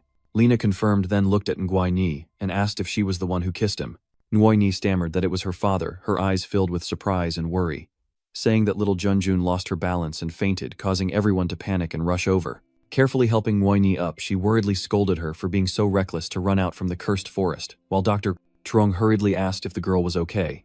Turning to Deep Bok, her eyes serious, she suggested locating Nguai father, her voice tinged with concern about the current situation. Deep Bok crossed his arms, bowed his head, and said in a cold yet determined voice that sunset was near the situation, outside would become more dangerous, and that the mechs needed repair and upgrades, while the defense around the research institute also had to be strengthened. Dr. Truong quickly approached Diep Bok, his face flushed with anger, and asked in a tense voice, "Are you the one who should be explaining to them? Have you already known everything and still stayed silent?" Dr. Truong looked at Diep Bok with suspicion, sighed, and said he couldn't understand why he was keeping these secrets to himself. It's also unclear what your extraction is dealing with, and although he doesn't want to interfere, he still feels uneasy inside. Hearing this, Zhao Hang nodded in agreement with Dr. Zhang and said that if next time Diep Bok encounters something unexpected and they can't pull him out, there will definitely be serious consequences. Diep Bok hesitated for a moment, then decided it was time to tell everyone. He looked at everyone with a serious face and spoke with determination. While Duong, Tien Si Truong, and Trey Hong listened silently, Diep Bok stood in front of them, his eyes determined as he said that he was a time traveler from 50 years in the future. Dr. Jang looked puzzled, his eyes full of doubt, and asked if time travel was real, whether it was a physical kind, or just on the level of consciousness. Duong was surprised, wondering how humans could continue living for 50 years, absolutely miraculous. Deepbok, holding a blue crystal in his hand, his eyes cold, says that this is the root of everything, and the key to scientific advancement. He said that by studying the vocal gold they managed to resist the zombie virus, and the latest achievement is the time machine, which can teleport consciousness across time within the radiation range of the vocal gold. Dr. Zhang was stunned and incredulous when he heard this. Dietbok continued, saying that although they could travel back in time, they couldn't prevent the zombie virus from spreading. They could only teleport their consciousness to the moment just before the outbreak. Dietbok told Dr. Trung that he had also researched the composition of the Hatkim and found that it was not similar to elements on Earth's surface. Due to the mysterious loss of information, they suspected it was likely an object from outer space. Cho confusedly asked, could it be an invasion by aliens? Deepbok replied, maybe so. If that's the case, the aliens could have already won during the years the virus ravaged the entire Earth. 50 years later, there are hardly any people left in the world, and at this moment Lena is sitting by Nuni's bedside. He continues, yet humans still keep fighting and killing each other over resources, and the senior leaders of your organization have all been killed. In the end, only Dietbok can carry out the organization's final task of returning to the past to rebuild it. Hearing this, Cho Hang finally understood the reason why Dietbok was always searching for Hat Kim, and wondered if Dietbok was already over 50 years old. Dietbok says maybe he's already over 70 years old, but no matter what, his consciousness can only go back to the moment he first saw the zombie at school. Then he continues with sincerity, they didn't have time to run more experiments, and after escorting him, his teammates were also responsible for blowing up the lab and destroying the time machine. Dietbok lowered his head with a sad voice, saying he didn't know how they tested the results of the experiment. Chao Hang said that this was the first time he'd heard Dietbok speak so much, and that this story could be turned into a novel. Tang Tang also spoke up, saying that if you told them your identity, they would be your allies in the future. Dietbok said he wasn't sure, but that was all he wished for. Cho Hang asked, so does that mean the future will change? Dietbok said it already has, then turned to Dr. Duong, and asked if she, who had studied the characteristics of the zombie virus, knew about it. Dung Dung replied, indeed, she once said that surviving is a miracle, and the zombie virus isn't simple, it's not just contracted after being bitten by a zombie. Dung Dung continued, this virus is actually transmitted through the air. Dr. Zhang and the market vendor, after hearing this, stood up with worried expressions, their eyes full of disbelief and concern about what they had just heard. Dao Dao said, so they are the chosen ones by heaven, their body's antibodies have prevented the spread of the virus, which is truly remarkable. But she said that being bitten doesn't guarantee you won't mutate, and Cho Hang looked worried with clear anxiety on his face. Deepbok agreed, saying that their bodies had long been infected with the zombie virus, and normally, even without being bitten, they would eventually turn into zombies. They can resist the airborne virus, but are not completely safe. Choram said it's terrifying, no wonder Dietbok didn't say anything. Dietbok replied that he had always had doubts, but what happened today proved his suspicion. He frowned, and said that he had detected someone accelerating the spread of the zombie virus and mutations. Everyone was panicked with worried and confused looks, all gazing at Dietbok, and asking urgently, who is it? He said it's the hidden organization, his voice firm and serious, his eyes sweeping over the waiting faces as if the name carried an undeniable threat. Dietbok recalled the moment when his limbs and body parts gradually changed, stammering with a trembling voice, saying that he was starting to turn back, his eyes filled with fear as if facing an inescapable nightmare. He was surprised, suddenly sat up and said that his body had truly changed back into a human, with eyes shining with mixed joy and disbelief, as if he couldn't believe what had just happened. He says that from now on you have officially become a member of the Shadow Clan, his voice full of satisfaction and pride. You thank him eagerly with a joyous expression, repeatedly saying how great it is. As if finally reaching something he had longed for, a sense of excitement could not be hidden in his eager eyes. At the same time, a girl stood silently gazing outside through the window as if watching something. Outside, a horde of zombies wandering forward slowly, their vacant eyes and distorted faces like terrifying ghosts attacking the living world around them. Returning to reality, Deepbok mentions that during his original timeline, although the zombie virus could spread through the air, only a small portion of infected and mutated individuals were caused by, that most were bitten by zombies. However, now zombies absorb sunlight to undergo first-level mutation. This process, which used to take weeks, has been shortened to just a few days, and the rate of ordinary humans transforming into Psi users is also higher. Dietbok is sure that the Shadow Organization also sent people back from the future, but he doesn't know if they are repairing the destroyed time machine or something else.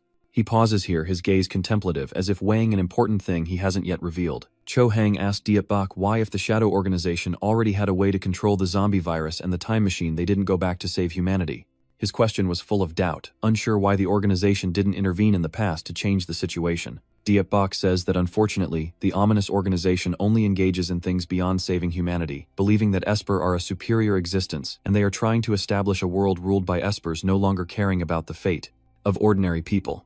Then you turn back and say in a hushed tone that the purpose of the Shadow Organization is to destroy humanity, a cruel plan, hidden behind appearances of progress and power. Choi, Hang, and Duong. Duong listen, then look at each other and say, so it's just a delusion. I can't believe there is an organization with such a cruel purpose, leaving both of them stunned by what Deep Bok just revealed. Doctor. Trong seems to have Kimura something, his face growing serious, eyes narrowing, as if the final pieces of a big picture have just fallen into place. He ponders for a moment, then speaks as if realizing something important. Dr. Zhang said that the medicine in the black boxes that Chu Hang brought back earlier, he took some out for analysis, and found its composition similar to black gold. Black gold also responds quite strongly to this drug, which could be the key factor that helps the Shadow Organization control the zombie virus and develop fake abilities. He said this feeling is similar to Hak Kim's function, possibly a key factor in enhancing Hak Kim's power. Dr. Truong asked Diet Bok if the Shadow Organization secretly administered this drug to everyone. Diet Bok confirms and says they can add this drug into water and drinks, causing those who consume them to gradually be affected without realizing it.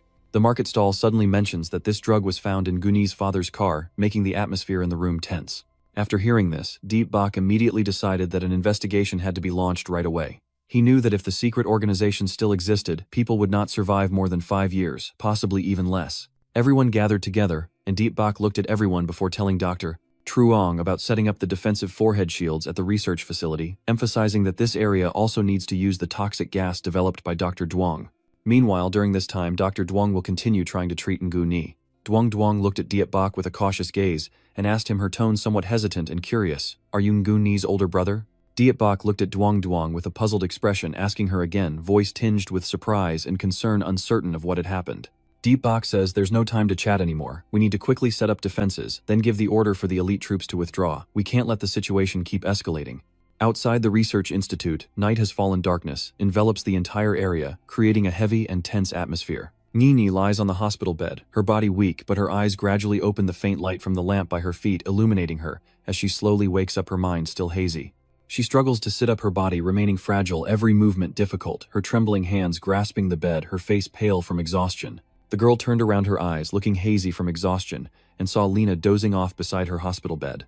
Looking at Lena's face, Nuni sensed deep fatigue, her eyes closed tightly, eyebrows furrowed as if struggling to resist sleep. Nuni stepped off the bed carefully, slipping on her slippers, then gently covered Lena with a blanket before quietly heading to the door, each step cautious to avoid disturbing the sleeping person. In the dark hallway, Uni is walking, the surreal glow from the dim lights casting on her face, her small footsteps echoing softly in the quiet space.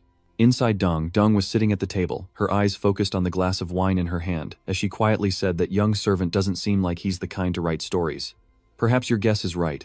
She lifted the glass to her lips and took a sip, her gaze still fixed on the space before her, as each swallow of wine brought a warm feeling but also deep contemplation. Deng slumps over the table, exhausted, sighing as she utters between gasps that she still hoped to resolve a few issues here, but instead the problems kept piling up one after another, with no apparent way out. Suddenly, Duong was startled when she turned around and saw Nuni standing silently looking at her with curiosity, but also a hint of confusion. Nguni stands still, her eyes slightly tired, but determined, saying she can't sleep and wants to go outside for a bit. Duong sighs, her eyes full of worry, knowing Nguni misses her father very much, but also unable to neglect her own health. She softly said that the group of doctors is also resting, and tomorrow, they will continue to find ways to help. Nguni said she heard Duong talking to someone, so she thought everyone was here. Duong shyly smiled, because Nuni had discovered who she was talking to, something she thought no one would know. She touched the zombie head in the container, her eyes reflecting complex feelings, then said, "It's him." Nuni was surprised, her eyes widening as she looked at the zombie in the container, unable to believe what she was seeing, a strange feeling rising in her heart. Duong looked at the zombie's head, then smiled softly, her eyes full of affection, and she said this was her childhood sweetheart, Than Mai Trukma, a very silly guy. Nuni looked confused after hearing what Duong said, her face showing surprise and worry. She couldn't understand how Duong could speak about someone like that, with such a strange expression, feeling that everything was gradually becoming blurry and hard to understand. Deng recalls her friend Than Mai Trukma, a kind but very silly, weak person who doesn't know her limits. Despite not liking to be a doctor, she persisted in taking exams, was rejected many times, but never gave up, like a steadfast neutered dog following every step, never willing to give up. During that entire time she could only cry and say it, but he was the only person who always stood by her side. No matter how often the world changes, he will always be her steady support, her only loyal friend who never leaves her. That group of old men, sitting comfortably in the hospital, trying to steal her research results, only he dared to speak up for her. Not afraid of danger with no personal gain, he only wants to protect what she has dedicated herself to, and what she rightfully deserves. Even when disaster struck and facing the zombies, he still protected Duong Duong without hesitation, knowing full well the danger, but he still gave his all just to keep her safe. Nuni felt moved when she heard Duong Duong speak. Truly a person who is hated for his kindness, someone who despite being hurt many times never stops giving sincerity and protecting others. Duong Duong recalled with pain that during the toxic gas check, he kept running into danger to protect her and help her escape. Surrounded by zombies and infected himself, he still tried to fight, refusing to give up until he was bitten. Her body torn into pieces, Duong Duong's voice trembled with tears as if each word was a cut to her heart, while her hands trembled as she looked at the fragments of the zombie's body scattered on the ground. She could no longer distinguish which pieces belonged to him, those fragments like shattered memories of her childhood friend, now only leaving pain and regret in her heart. Duong Duong said she still believed that after risking her life he might still be alive, and she asked him, causing Uni to feel confused, not knowing how to answer.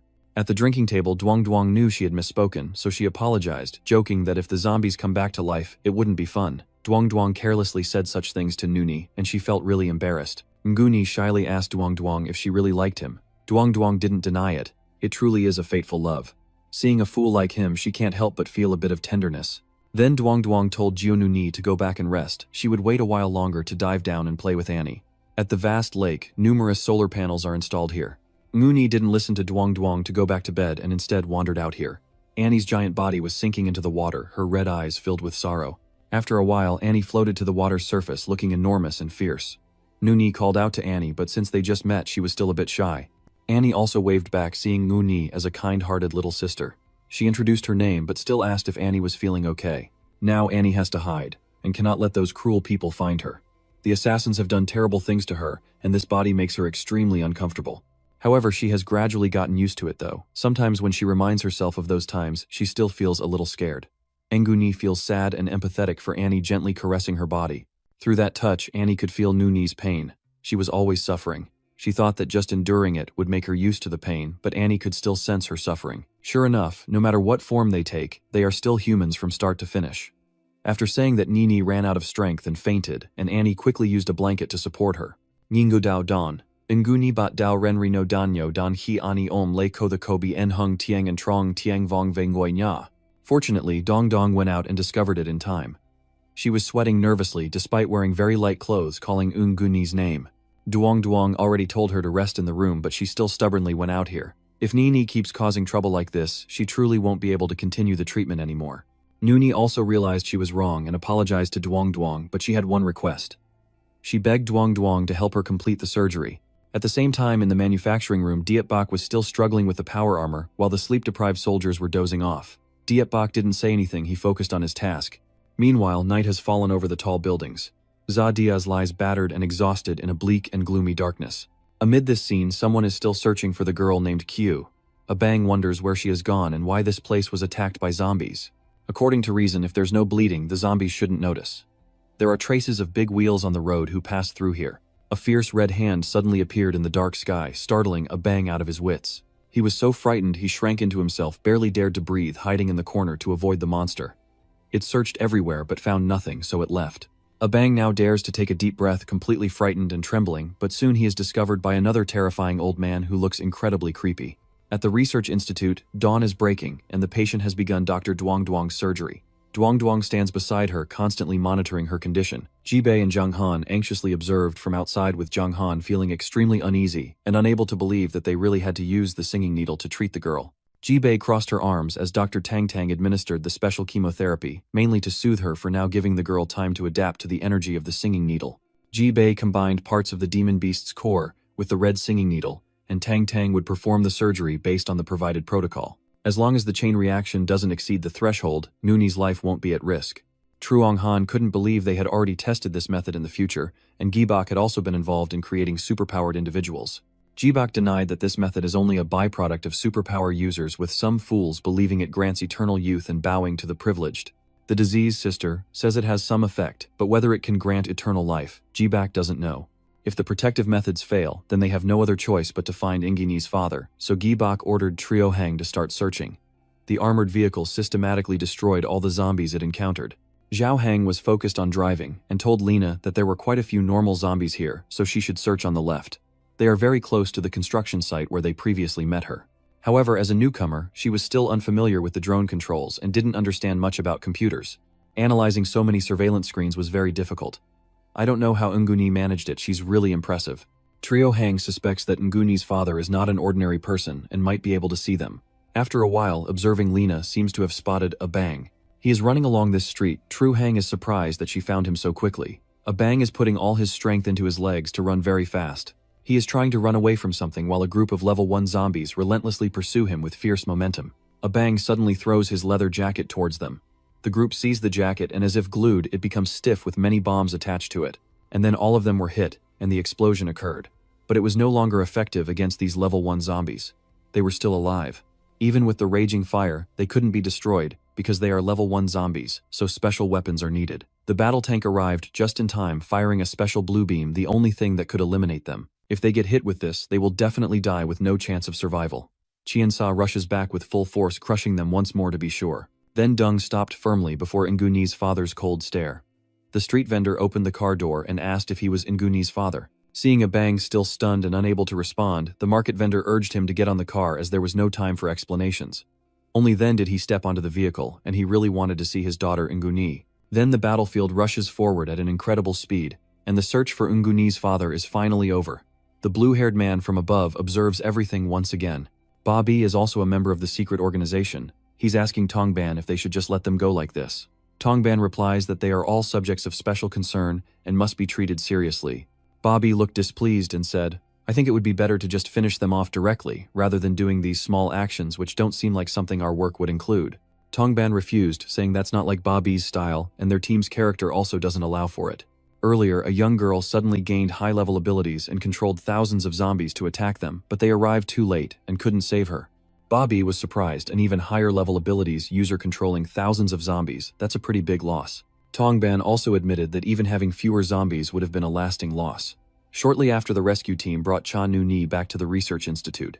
Zhang Han saw Dao Yu-ni, and he couldn't believe it was really him alive and back. Maybe Abat also couldn't believe it. He's very happy to be able to return. He felt he had troubled everyone a lot, but Truong Han was happy, and didn't know whether to thank heaven or say that Abang was truly blessed.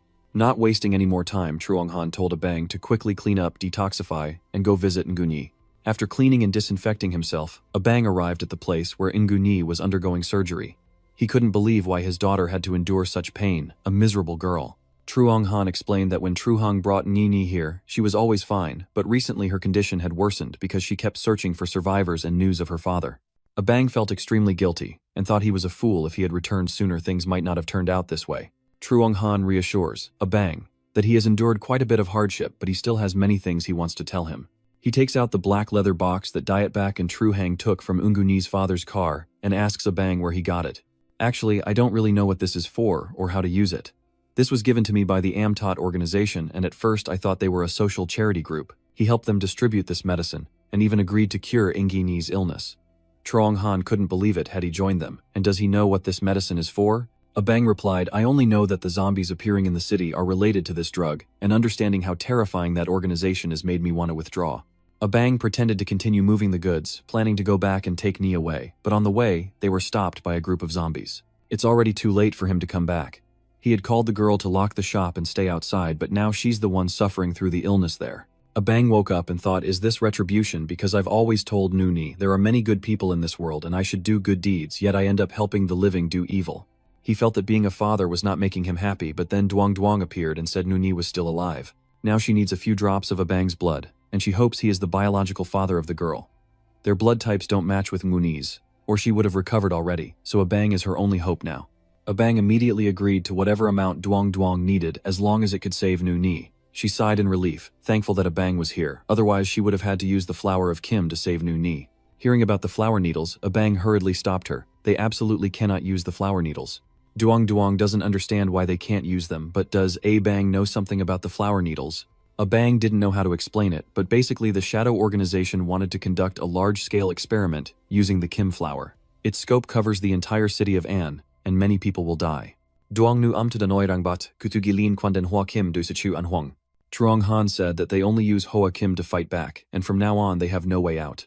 Abang frantically clung to Truong Han, insisting they must leave no matter how far they have to go. Then he desperately tried to take Uni away, but was stopped by Zhang Han. Uni couldn't leave the treatment chamber now, but then a bang was hit hard in the face with a sledgehammer. It turns out Dietback was the one trying to keep things quiet.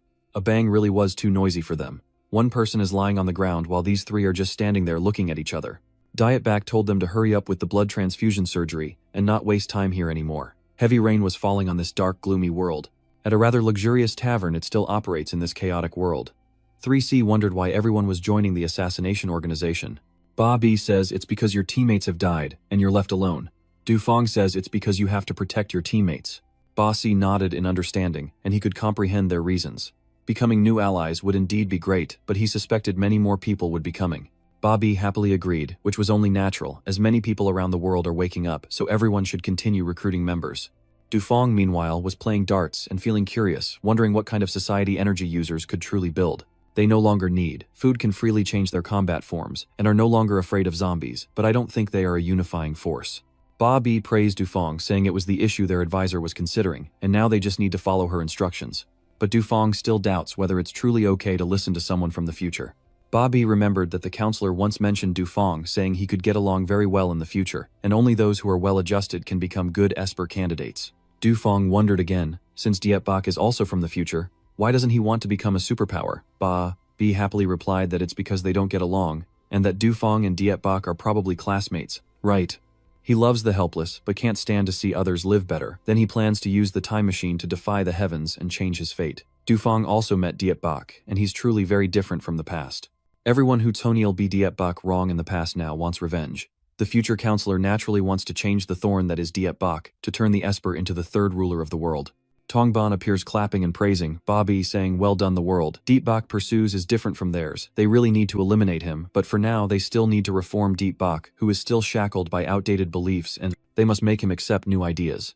Tongbin declares that they live for black gold, which is the entire meaning of their existence. They abandon their bodies to seize a new life.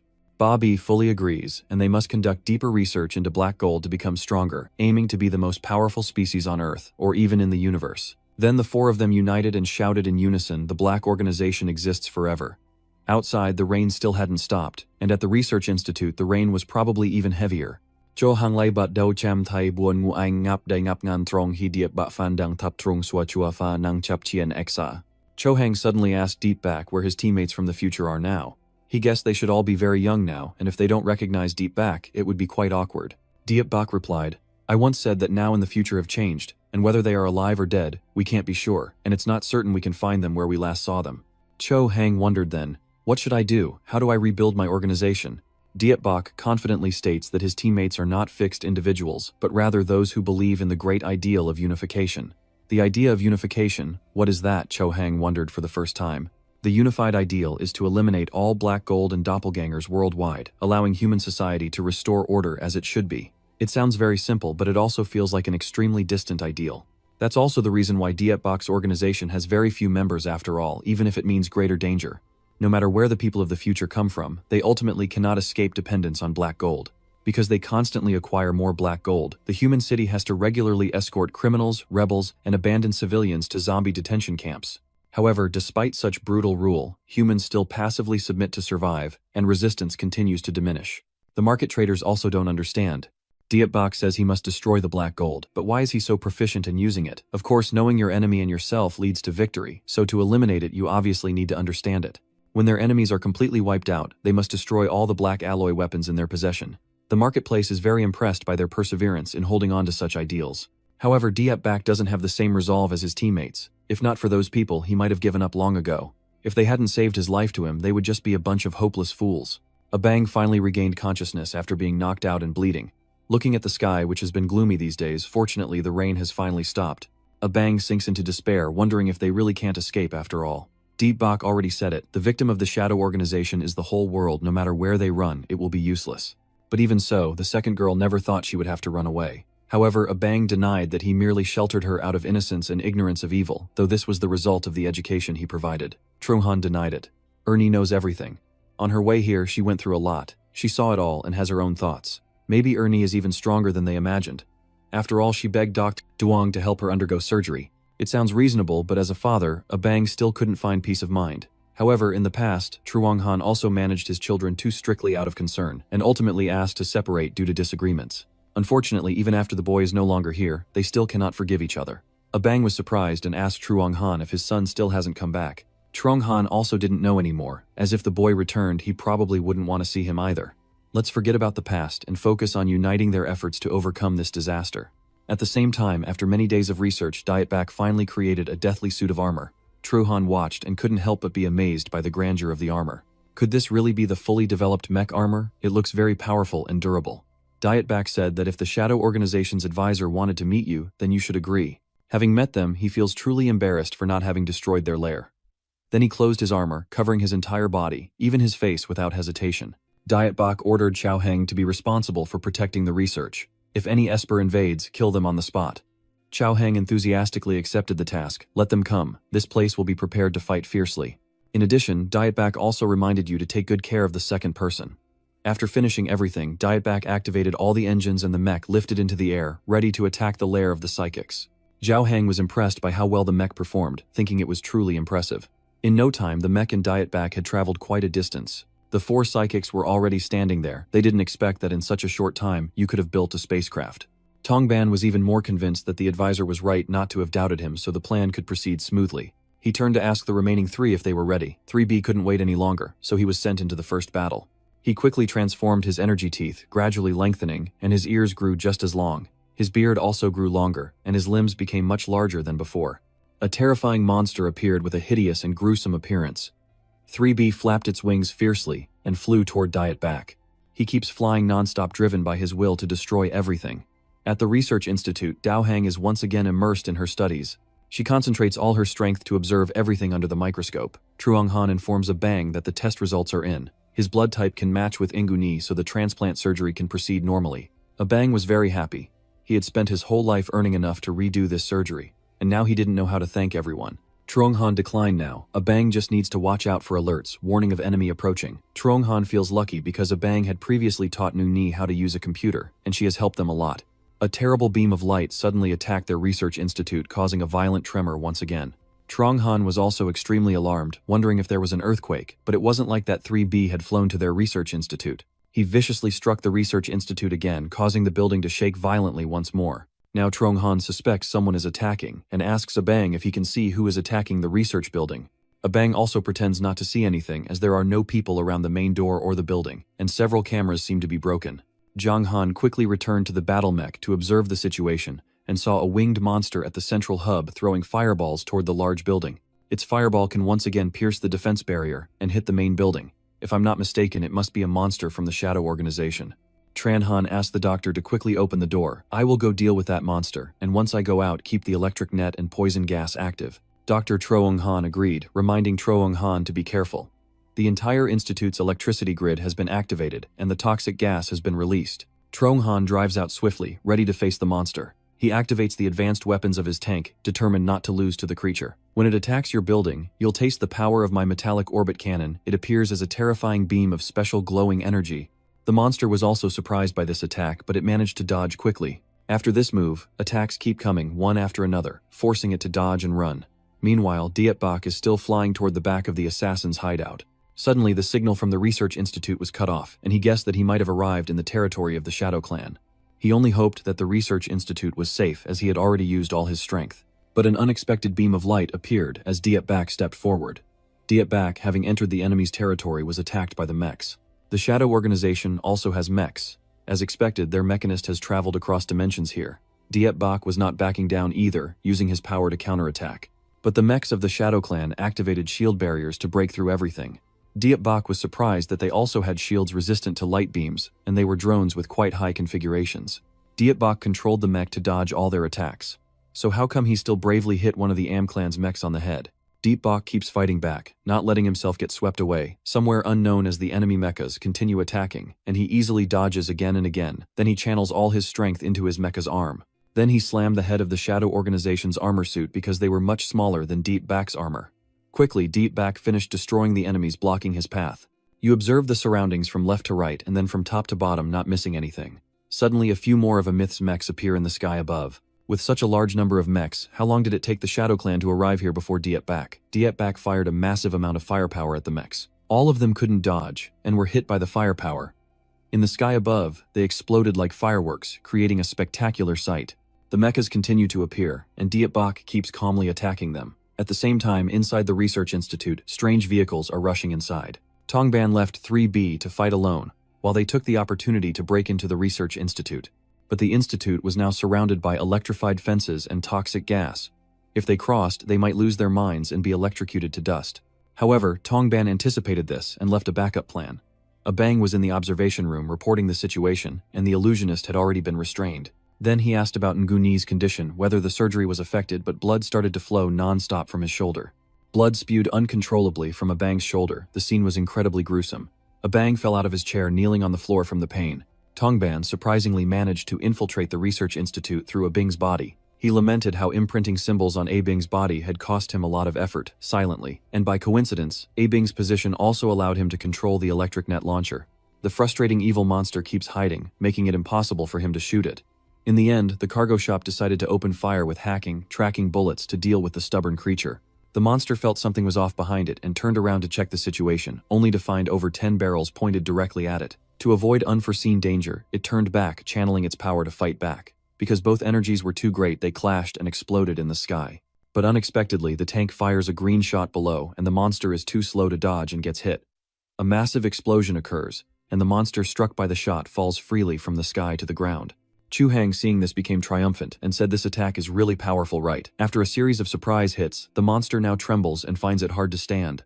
But it was determined to deliver a counterattack, transforming into a powerful purple energy and charging straight at Chu Hang's combat tank. Chu Hang couldn't move in time and got hit directly by the counterattack. Inside, he was shaking uncontrollably. Now the monster was triumphant. With such a powerful weapon, he threatened him, but it's probably best to stop here.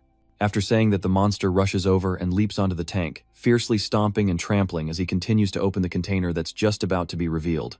But it's not that easy. As they were fighting, the car's trunk suddenly opened. Ju Hang quickly prepared himself and decided to confront the stubborn monster face to face. As he hurriedly looked back after the crash, Chu Hang had already aimed straight at them. He shouted, "Go back to hell, you demons!" A shot then pierced through the monster's shoulder near Ku Li. The afternoon earlier made him fall back and roll painfully on the ground. Chu Hang stepped forward to face him as the monster suddenly burst into loud laughter. Ha ha ha, finally he understood why they called him here. Chu Hang tu gyan vi tai dunyo nop kwa ten kwai vat hoi rot kwak tai sao han lai koi, nam him nu the kogi dang koi hai sao, ten kwai vat van koi roi hoi, a hung de lao roi kong gap. So the monster, suddenly transformed back into a human, doesn't recognize him. Chu Hang was stunned. What is this? Is Lao Tu here? Back in the research room, it's a bit gloomy and desolate. Nunyi is still lying peacefully quiet inside the glass cage of the laboratory. Dong Dong managed to reassure everyone that Nuryi was fine. In the ruined room, Lao Trong said that the previous attack seemed to have cut off the main power, and they are now using the backup power. Duong Duong also confirmed that the current situation is very bad. The sacred relic container taken from Trong Nini's body has been crushed by debris, and now normal surgery is no longer possible. Duong Duong suggested they try to revive Trang Nu Ni once more, and Lao Truong considered this proposal. Suddenly, a stranger appeared out of nowhere and said that Trang Nu Ni would never make it, causing everyone in the room to become suspicious. The strange man introduced himself as Tong Bin, one of the loyal officers of the secret organization, and asked for forgiveness if he offended. Old Zhang was confused. How did he get in here? Was the outer wall's defense system no longer effective, or had the siege been broken by you guys? Tong Ban says, don't even think about that, he's just using Diu Hai's blood and flesh, which can let him freely transfer within 100 meters. Lao Trung was extremely panicked upon hearing this. Had he already killed Du Hai? Tong Bin felt proud. For some people that was true, but it wouldn't be long before he would turn into a zombie. That was actually quite good. Lao Truong was furious. You people are really crazy, a bunch of murderers. Tong Ban then calmed down. He won't hurt either the doctor or the respectable people. He knows who they are, and their advisor's job is to protect you well. Tong Ban wonders if everyone truly trusts Diet Bak so much, given how much he has told them, and he suspects that Diet Bak is willing to do anything to survive. Outside, Diet Bak in his armor was still fiercely fighting the steel men. One by one, he burned them down until suddenly they stopped, and Diet Bak sensed someone was there. A series of other robots begin to move, and Diet Bak rushes in to attack. From afar, a white-haired girl watches everything. A series of robots continue to attack fiercely at Diet Bak. He has created a protective barrier to avoid the impact of gunfire. Finally, he counterattacked by spraying flames from both sides of his armor's ribs, continuously firing at each robot fighting out there. So a series of robot warriors fell before Diet Bak's ferocious attack. He's not shy about criticism. This makeshift artificial intelligence is quite powerful, but it looks like a modified construction robot really too weak. Suddenly, from afar, a mysterious gaze at the nearby door caught Dietbak's attention. When looked closer, the face of another monster emerged with fierce green eyes. However, its lower body is large and shattered like a dinosaur. Nearby, there are somewhat withered wings, but their colors are surprisingly eye-catching. Overall, the monster is extremely odd with a smaller upper body and disproportionate wings. Dietbak couldn't quite judge, only thinking that the aesthetics of this shadow organization had never disappointed him. The monster's eyes gleamed intensely as it roared crazily, ready to attack. It swung its massive front paw forcefully towards Dietbak's armor, but he quickly dodged. The surprise lies in its wings, which glow like a tank's thrusters, and immediately afterward a barrage of energy beams shoots out continuously toward Dietbak. The current situation has the monster attacking fiercely, while Dietbak quickly dodges. But this monster seems better equipped than before, and its eyes emit a strange glow, causing the opponent's movements to slow down. Dietbak finds it strange this light delay is what exactly. Oddly, the beam doesn't need to fixate on the eyes to work, but still directly slows down the opponent with the metallic creature. So when the opportunity came, the monster spat out another surge of power from its mouth. It blew towards Dietbak, but with his slowing speed he found it very difficult to defend. Dietbak realizes things are getting more difficult than ever. The scene continues as before, with him fighting the monster while a girl observes everything from above. In the midst of the chaos on the battlefield caused by Cho-hang, he is still confused about how Lao Tu is alive and well. Setting aside Cho-hang's suspicions, Lao Tu has something he wants to ask you. Cho-hang was furious. If there's something to say it quickly. And why is he with the assassins at all? He kept shouting, did he really sell us out? Did he really kill A-Khan and Tu Ki? Lao Tu did not deny it. He said that everything was his doing, but not entirely intentional. Cho-hang went crazy. Why did he keep harming them? They had always trusted Lao Tu, and even regarded him as their older brother. Lao Tu explained, teasing their helplessness, that their theft at the border, robbing the rich to help the poor, had drawn the attention of authorities. When they filed their last petition, enemies laid a trap for them. Luckily, the shadow organization helped him escape, but when he returned, A-Kon and Tu Ki had been wounded, and he didn't know anything else. After hearing that, shopkeeper Hang asked if he had taken A-Kon and Tu Ki to the secret organization, and if they were alive. Lao Tu just responded vaguely, and even urged shopkeeper Hang to follow him, so they could reunite with everyone, as their gang scene could once again gather. Hang once again exploded with anger. What kind of joke is this? Transferring people and turning them into monsters is the Dark Organization, a place for humans. He not only turned himself into a monster, but also dragged A-Kwan and Tu Ki into the pit of fire. Cho-Chu, what are you talking about? Lao Tu said that although the days of robbing from the rich to give to the poor were glorious, it couldn't go on like that forever. Either they have no identity, or are constantly hunted by enemies, while the Dark Organization can transform them into skill users who surpass all humanity. Chu-hang couldn't take it anymore, and immediately struck with a slash. Old Tu was in pain, his tail had been severed. Hang Market asked again if A-Kon and Tu Kai were still alive. Mix could no longer persuade him, and reverted to his original monster form, believing that the pawnshop still remained as stubborn as before. The two of them prepared to fight again, and he thought that if the pawnshop refused to listen to him, he might as well go meet them directly. The laboratory was breached. Old Trung is arguing. Dietbak probably has his own reasons, but he risked his life to protect Nguni. It's clear as day, so stop putting on a stubborn act here.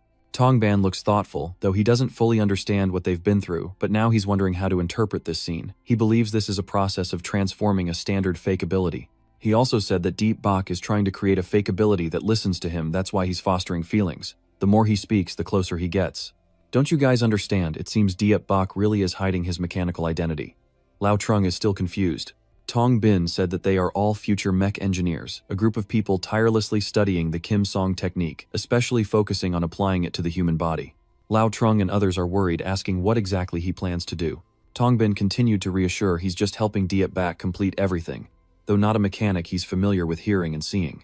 He now shows a scheming look. As long as he changes the configuration, he can turn her into a loyal skill user for the Dark Organization. Press the finish button and we'll have another skill user and an extra source of power. Lao Trung could no longer tolerate Tongban's reckless actions and shouted at the gang, "You bunch of cowards."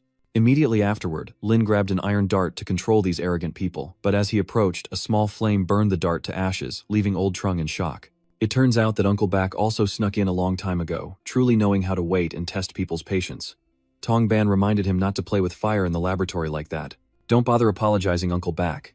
He grins mischievously, just a little eager to meet his new teammates. Looking down at the unfortunate mermaid trapped in the glass cage, Uncle Bao still daringly claims that he and the girl share a small fate.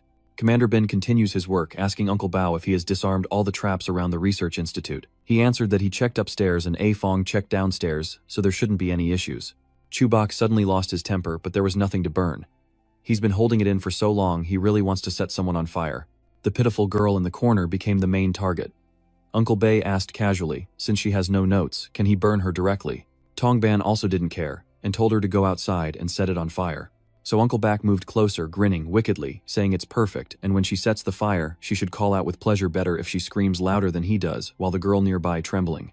But as he approached, a loud noise from above caught his attention, a powerful force shaking the house, as if it was about to burst apart. It was soon shattered by Annie, one of the strongest psychic users. Both Lao Chung and Duong Duong were surprised by this appearance, and Annie's eyes burned with anger at the evil people. She releases a source of power that slows down the activity. Both Tongban and Chubak are quickly dealt with, their bodies no longer intact. The fate of those evil people who dared to threaten others is a painful death. Old Man Chung praised Annie's destructive power, and then told her to chase that bastard out of the laboratory. At that moment, Dang Dang quickly adjusted the data, but Hak Kim's reaction had already begun, and the energy could no longer be reversed. Hearing this, Annie continued to release a blue energy to slow down the reaction process in Ungu Ni. As expected, it works. Duong Duong was surprised because the activity of black gold had weakened. Very well, if this continues for a while, it might slow down the mutation. Deep Bak Tu Ka said that if anything unexpected happens, run the backup program. Suddenly a powerful beam shot across the sky directly at Annie fighting nearby, causing her pain. It came from the arm of a mysterious ability user who entered and asked Annie if she was the experimental subject the organization was seeking. He also reiterated that if he couldn't bring her back alive, he would kill her immediately. After saying that, he quickly attacked with a blade extending from his arm, unleashing a sharp burst of power. Fortunately, Annie's large body quickly dodged, causing it to ram into the wall. To counterattack, Annie used the huge mouth on her belly and started pulling out a large stream of water. Then he immediately fired straight at the man, but he also reacted quickly and dodged. The powerful blast sent debris flying everywhere, crashing into the biopreservation boxes. As a result, the items obtained from the living zombie shattered into pieces. Outside the research room, the battle between Diep Bak and the winged monster is still ongoing. The remnants after the blast are a dangerous purple fire blazing fiercely. Diep Bak's armor is still resisting to prevent the flames from harming inside. Inside, he's angry because that wastes too much energy on the defensive shield. Sensing that things have gone too far, Diep Bak decides to use all his strength to kill that stubborn monster. The wing of the armor starts to ignite with a flame. Soon after, it transforms into a giant fireball. Whether it's a fire zombie or not, you won't win against me. Because it was so huge, the monster couldn't avoid the flames burning towards it. It had to use the light to slow down its movement to block Diep Bak, but he quickly ran past. Then a barrage of bullets shot out from the wings, firing continuously at Diep Bak, but this created an advantage for him, as the thick smoke made it difficult for the monster to move. Seizing the opportunity, Diep Bak rushes out from the misty village, his hands transforming into sharp saw blades, rapidly slashing into the monster's flesh, blood oozing bright red. The monster, after being fiercely struck and driven crazy, was wounded and too painful to stand steadily, wobbling terribly. Before it could regain its balance, Diep Bak suddenly appeared from the sky, using his iron foot to stomp directly into the monster's eye. From above, the mysterious girl is watching Diep Bak fight the monster quietly. She's just observing. She's met the standard. The stubborn monster has finally been fully defeated, burning in the fierce flames. Diep Bak feels the gaze fixed on him, and he becomes increasingly alert. He starts channeling power into his right arm, and it begins to grow stronger. The source of power suddenly surges straight up towards the mysterious figure standing on the roof of the laboratory, triggering a massive explosion that nearly shatters the entire top floor. The enemy analysis system ran out of the explosion site at full speed. Suddenly, the girl was standing beside him, believing that with Diep Bak's strength, he could truly merit the title of mechanic. Diep Bak quickly spun around to strike, but she vanished as swiftly as lightning. She was already standing on the rooftop, puzzled why Diep Bak didn't enter the mechanical committee. Truly a pity. Diep Bak inside is furious, so he's the one who knows how to move at the right time. Immediately afterwards, he quickly moves towards that girl. But her strange power from her hands suddenly held him back, causing his whole body to freeze, something Diep Bak had not expected. His body lost control, and his energy transfer quickly decreased. In the end, Diep Bak had to stand still and ask, who is she, a traitor within the Union Committee, or what? You also came from that point in time. The strange girl introduced herself as the Northern Music Grand Illusionist of the Committee of Mechanical Masters, so Diep Bak probably isn't unfamiliar with her. After saying that she performed a spell with her hand again, making Diep Bak's body extremely heavy. She then introduced this as the singing gold manipulation technique from 1,000 years in the future, and told him he didn't need to resist too much. Cooperating with their organization was the smart move. Diep Bak remembered and laughed loudly, so she was actually a great fake of Bak Nak. I heard she's dead or missing somewhere, but it turns out she's working as a foot soldier for the Shadow Organization. I really didn't see that coming. Diep Bak scolded that her actions really bring shame to her grandfather, and accused her of stealing the girl from the ancient sage, Dr. Trong, the fake Trong Nguyet Dai. She then justified that joining the shadow organization was to carry out the plan more effectively, claiming that her uncle invented the theory of manipulating singing metal, and she was only expanding on his foundation. Turning humans into mutated skill clones, that's her so-called plan. Deep Back laughed. You must be the one responsible for killing the mechanical engineers in the secret organization, right? Truong Nguyet Dai didn't care. She revealed the truth, but few believed her, so to eliminate obstacles, death was the only way. She started warning that if Dietbak also reacted negatively, the outcome would be the same as theirs. Dietbak scoffed and said, fine, let's see what clever plan she has. Do you think that zombies and the metal song are the entire apocalypse? Dietbak immediately replied, isn't that the case? The heavenly rock brought the zombie virus to Earth, infecting humanity, and forming the Hat Kim inside the body through photosynthesis. Trong Nguyet Dai explained that this was her theory, though it had not been fully disclosed, and the Mechanical Specialist Committee chose to deal with it to avoid a large-scale crisis. In the end, they all considered it urban legend. She told the Mechanical Union Committee many times but ultimately received a ban order. Dietbak wasn't too surprised. So what huge secret made her willing to fake death and not hesitate to kill Truong Nguyet Dai? Simply replied, the asteroid. 5 months ago, the object that brought the zombie virus to Earth was just a small asteroid, less than 30 meters in diameter, but 100 years later, a similar asteroid 10,000 times larger would strike Earth. If they are aliens invading, then the one in front is the scout and the army behind. Dietbak was surprised when Zhang Yue Dai continued. Even if it was an ordinary asteroid, it would be difficult to destroy with the weapons they had on Earth, especially given it was a fast-moving small planet with high radiation energy. Combined with the apocalypse and the weak aerospace technology and the indifference of the Mechanical Committee member, she can only watch with her eyes from afar, until finally, the Mechanical Committee member realized the truth and secretly used the remaining scarce resources to build a rescue ship for herself. Dietbak continued to listen, and luckily the time machine those people had destroyed was dug out and repaired, so although it could only transmit their consciousness back, it was enough. Dietbak was confused. If Earth's destruction was unavoidable, then what was the point of her returning to this point in time? Compared to saving humanity, he thought she was more obsessed with turning people into zombies. Zhang Yue Da continued in another era, when the meteor strikes humans can no longer turn back, and all must become zombies. Moreover, those immune to the virus will become psychic users, and because of refining the black gold, she is only accelerating the noise of the scream. To face a greater disaster 100 years later, she must focus on the strength of humans and Esper users worldwide. Going back to research, Annie and the Esper are still fighting. People are constantly swinging their blades, while others are retreating and slowing down the pace, causing debris and ruins around them. Old Truong is pinned under a pile of shattered bricks lying sprawled on the ground. He is calling the name of Dr. Duong, who is lying helpless nearby. Tongbin has returned to his original state after being torn apart. It's too dangerous, too dangerous. Han thinks that using defective products like this is very dangerous and asks around if everyone is okay. Old Zhang is so angry he calls him a scavenger, and Tongbin thinks it's good that he's okay. He also mentioned that someone wants to protect him well. These are some requests from his granddaughter which left Elder Zhang a bit confused. He said that his granddaughter is very extraordinary, and 30 years from now she will become a great mechanical scientist. 100 years later, she will become an advisor to the secret organization, and lead many to conquer more than half the Earth. Old Zhang still couldn't believe it, and asked again if Truong Niet was a member of their organization. She was one of the founders of the Shadow Organization, a matriarchal figure, but if her legs had been whole, she might have achieved these accomplishments much earlier. Mr. Zhang still can't believe it. How could the girl be capable of this? Tang Bin continued. 10 years ago, an accident during an experiment caused her to lose her legs.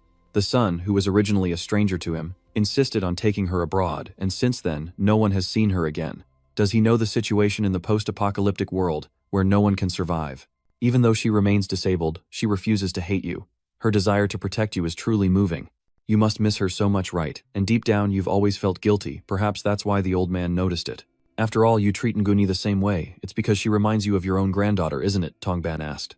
After saying that, he turned back to wake up, the uncle and aunt telling them not to sleep, and to quickly report the results with Dr. Trung and Dr. Duong Duong. After the chaos of the power, when Songbin and the uncle were about to escort Dr. Zheng, a zombie suddenly appeared blocking the door, and Songbin asked irritably why he had become a zombie and was standing there. He then ordered the uncle to chase him away. But in front of him now was a terrifying creature, an outstretched zombie covered in disgusting, slimy flesh, and he decided to breathe fire to kill it, but it had no effect at all. What kind of monster is this? It's immune to fire too. The uncle is terrified. Even after the coma, he's starting to regain consciousness. She saw little Thon transform into a monster and couldn't understand why he was here. Songbin seemed to have no patience and directly kicked a bang. At the critical moment, messing things up frustrates him greatly. Old Zhang helplessly watched Ah Bang being beaten viciously. What caught the uncle's attention the most was Yuni's glasses case suddenly increasing in power. The girl was rushing to find Annie, who was fighting alongside the psychic. When he looked down, he saw Annie writhing in pain. She had been defeated. The Esper thought Annie should accept her fate, asserting that matching his speed was impossible, her body covered with cuts. The situation outside isn't much better, with Tru Hang being defeated by Lao Tu. Lao Tu's man claims he spared him, but he continues to manipulate Tru Hang into becoming a psychic. Suddenly, a blue light emitted from the research room, resembling the glow of black gold, catching Lao Tu's attention. The heat grew stronger, and eventually a huge energy source poured down into the research room. From afar, Diet, Bak, and Trong Nyet Dai are still arguing, and he thinks she shouldn't talk like she's a little girl anymore. Because destroying the asteroid for 100 years later, now she wants to give up the entire world's network. What kind of moral nonsense is that? Trong Nyet Dai believes that as long as Hak Kim exists, the meteorite can lock down the planet's atmosphere, preventing it from moving under its influence. Creatures worldwide will be exterminated, and even if they destroy it in orbit, radiation exposure will still affect humanity for thousands of years to come. We can't avoid it. Only by becoming a superpower can we survive, Trong Nyet Dai said.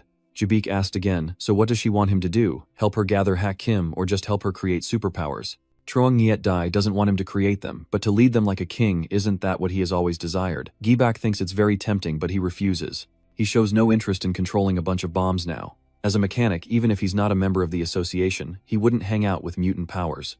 After saying that, Jiebei begins to stand up and attack with the first wave aimed directly at Zhang Yue Dai, but it was quickly stopped. Immediately after, 2 continuous volleys of fire like rapid gunfire. Truong Nguyet Dai, switching energy modes in a short time is indeed impressive. If you do not use black gold, how long can your normal energy last? Truong Nguyet Dai. Her immediate power causes the earth and sand around Jabak to shatter, making it impossible for him to stand firm. Continuously attacked Ye Bei had to move quickly to avoid being destroyed. But Zhang Yue Dai's speed was too quick, and just her gesture caused one of Ye Bei's arms to be severed. After landing a few more fatal hits, Ye Bei quickly escaped from the encirclement. He also didn't forget to counterattack by repeatedly setting off explosive charges. But Zhang Yue Dai easily evaded thanks to her protective barrier. Jibei quickly soared upward, ready to unleash her maximum power. It has subdued some of Trong Nyet Dai's ferocity. Jibei shouts loudly, so is it over? Is it impossible for you to appear now? Trong Nguyet Dai believes that if he thought he could block her actions by relying on her mid-fire energy support, he was too naive. She felt that Gibak's body would quickly be destroyed from overload. Jibei still insists. Bringing her to Western Heaven is not impossible. Zhang Yu also firmly believes that people like you should protecting yourself be your top priority. Jibei agreed, and essentially because he didn't want others to control him. That's why he didn't want to join the secret organization, Trong Nyet Dai asked. Jibei believes that although the council members follow old rules, they can still distinguish between what is humane and what is not. He thinks this is also why some people in the council place all their hope in him. Truong Nyet Dai asked what else he could do besides revenge and reason. Could he find the fastest way to save humanity based on himself? Jibei remained firm. There were still 100 years ahead. If he didn't try, how would he know? Zhang Yue Dai thought it was funny. Human weakness and self-interest were clear to see. Do you really trust them? Jibei sincerely agreed. Suddenly, a strange sound drew their attention. A psychic surrounded by a shimmering gold light like butterfly wings appears in the sky. It's Uni. Truong Nyet Dai laughs, proudly thinking that Gibak always talks about stopping psychics, but herself has created a high-level psychic. How could she not? Suddenly, Nuni's Esper releases a strong golden light energy, causing Truong Nyet Dai to lose her remaining strength and collapse uncontrollably. The scene is somewhat majestic, with the blue energy overpowering the purple dark song power. Jibei also realizes that the singing Kim energy is spreading everywhere. Zhang Yue Dai's legs, weakened by the loss of her power, couldn't move. She collapsed to the ground, still trying to process what had just happened, and Gaibei looked up into the distance. Jabak thinks that Uni might be able to absorb the Kim sound energy. Could this be a devolution reaction between the cancer cell implants in her body and the Kim sound? Uni responds that she can completely detach the Kim sound energy from the zombie's body, and finally, she can help everyone. However, Gibak is quite worried about Nuni's condition. The girl doesn't know how long she can hold on, but in truth she can't keep going much longer. The girl Jabak met in the past was the same. Jabak was surprised. How could she know? Unguni didn't hide anything. She also knew that Truong Nguyet Dai had returned to this point in time also to test her. He risked his life in the flames because of her, but was also turned into a zombie out of helplessness. Zhang Yue Dai was puzzled. How could she read his thoughts? Uni gently said she has always lived with everyone's help and support, and she can feel everyone's goodwill. Her father always said there are still many good people in the world, and the girl has always believed that. Nuni believes that when everyone unites, they will definitely overcome this insurmountable hardship, and she decides to absorb all the metal energy on the entire planet. Then she flew out of the solar system, guiding the meteor to a very deep place in the universe. After speaking, Ni flew away without forgetting to remind Diet back to be careful, because the future will definitely require everyone. Dietback couldn't bring himself to watch Nuni leave, but all he could do was thank her.